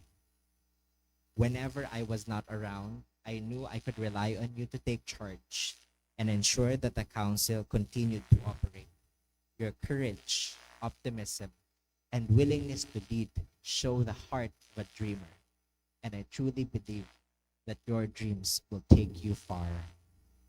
And of course, to our college student councils, fellow student formations, and organizations, student publications, and to Bicol University, including its administration.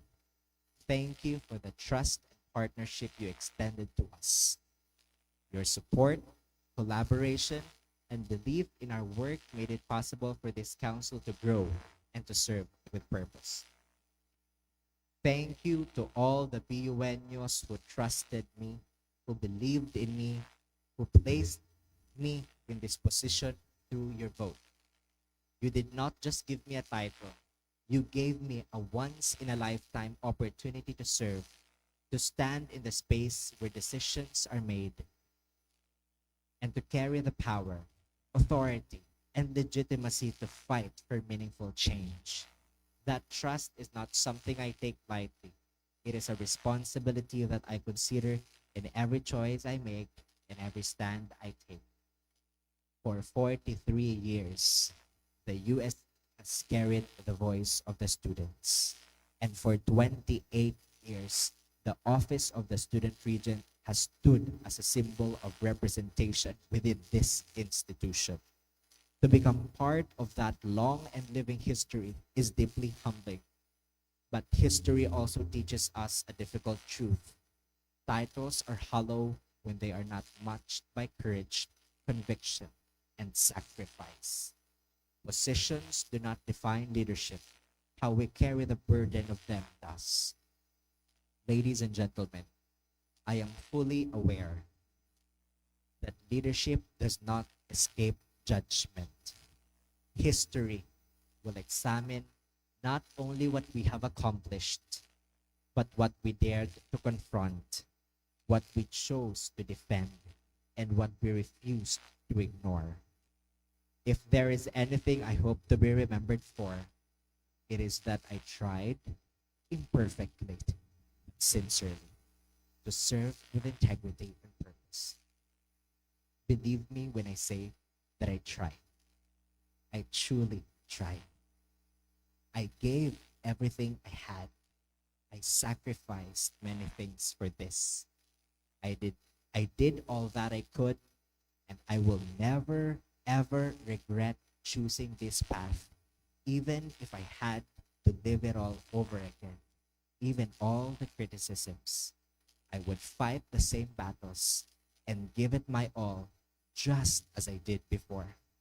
It has been the greatest honor of my life to be your 43rd USC chairperson and 28th BU student regent. Thank you.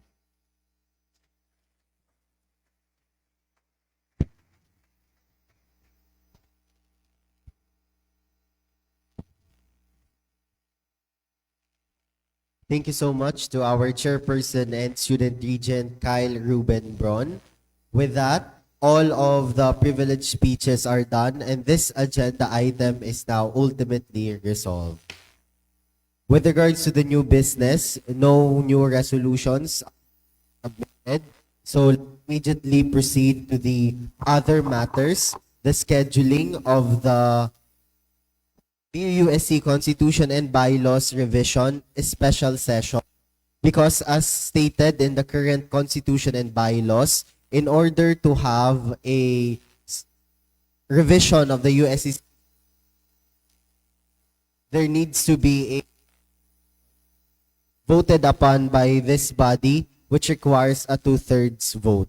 Again, for the other matters, specifically the scheduling of the BUSC Constitution and Bylaws Revision Special Session, the Constitutional Convention President Dexter Gulimlim is recognized.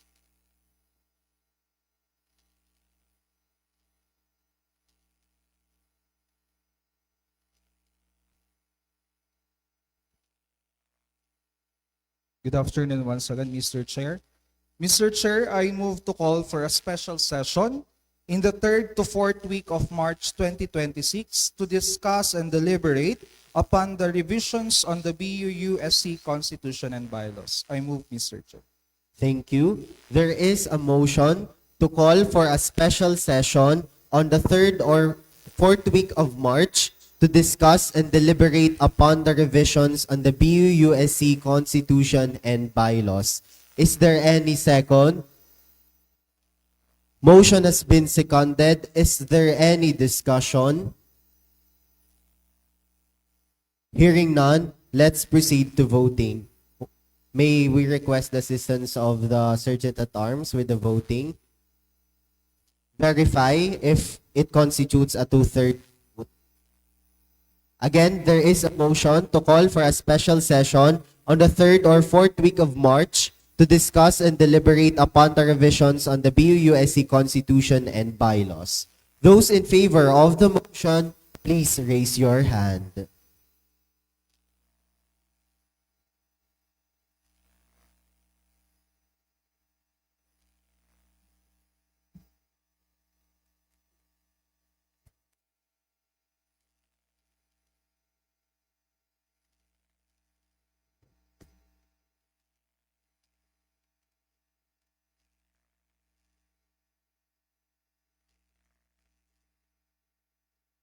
Those who are against the motion, please raise your hand.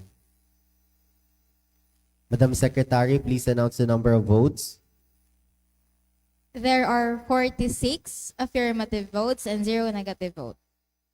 With that, the two-thirds vote of those present in this afternoon session is reached, and the motion to call for a special session the third or fourth week of March to discuss and deliberate upon the revisions of the BUUSC Constitution and bylaws is now carried. Thank you.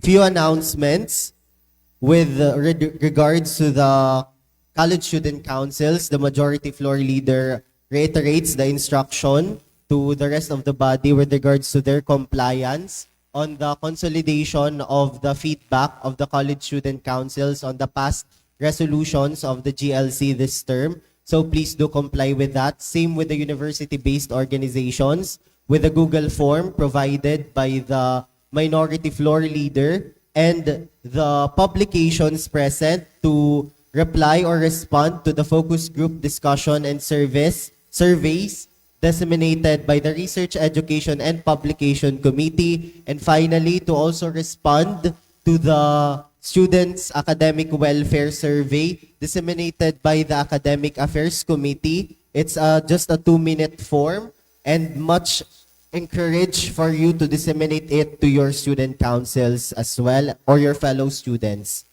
Having all matters resolved by this honorable legislature, the third and final General Legislative Council regular meeting of academic year 2025-2026 is now adjourned at exactly 2:42 of afternoon. Congratulations.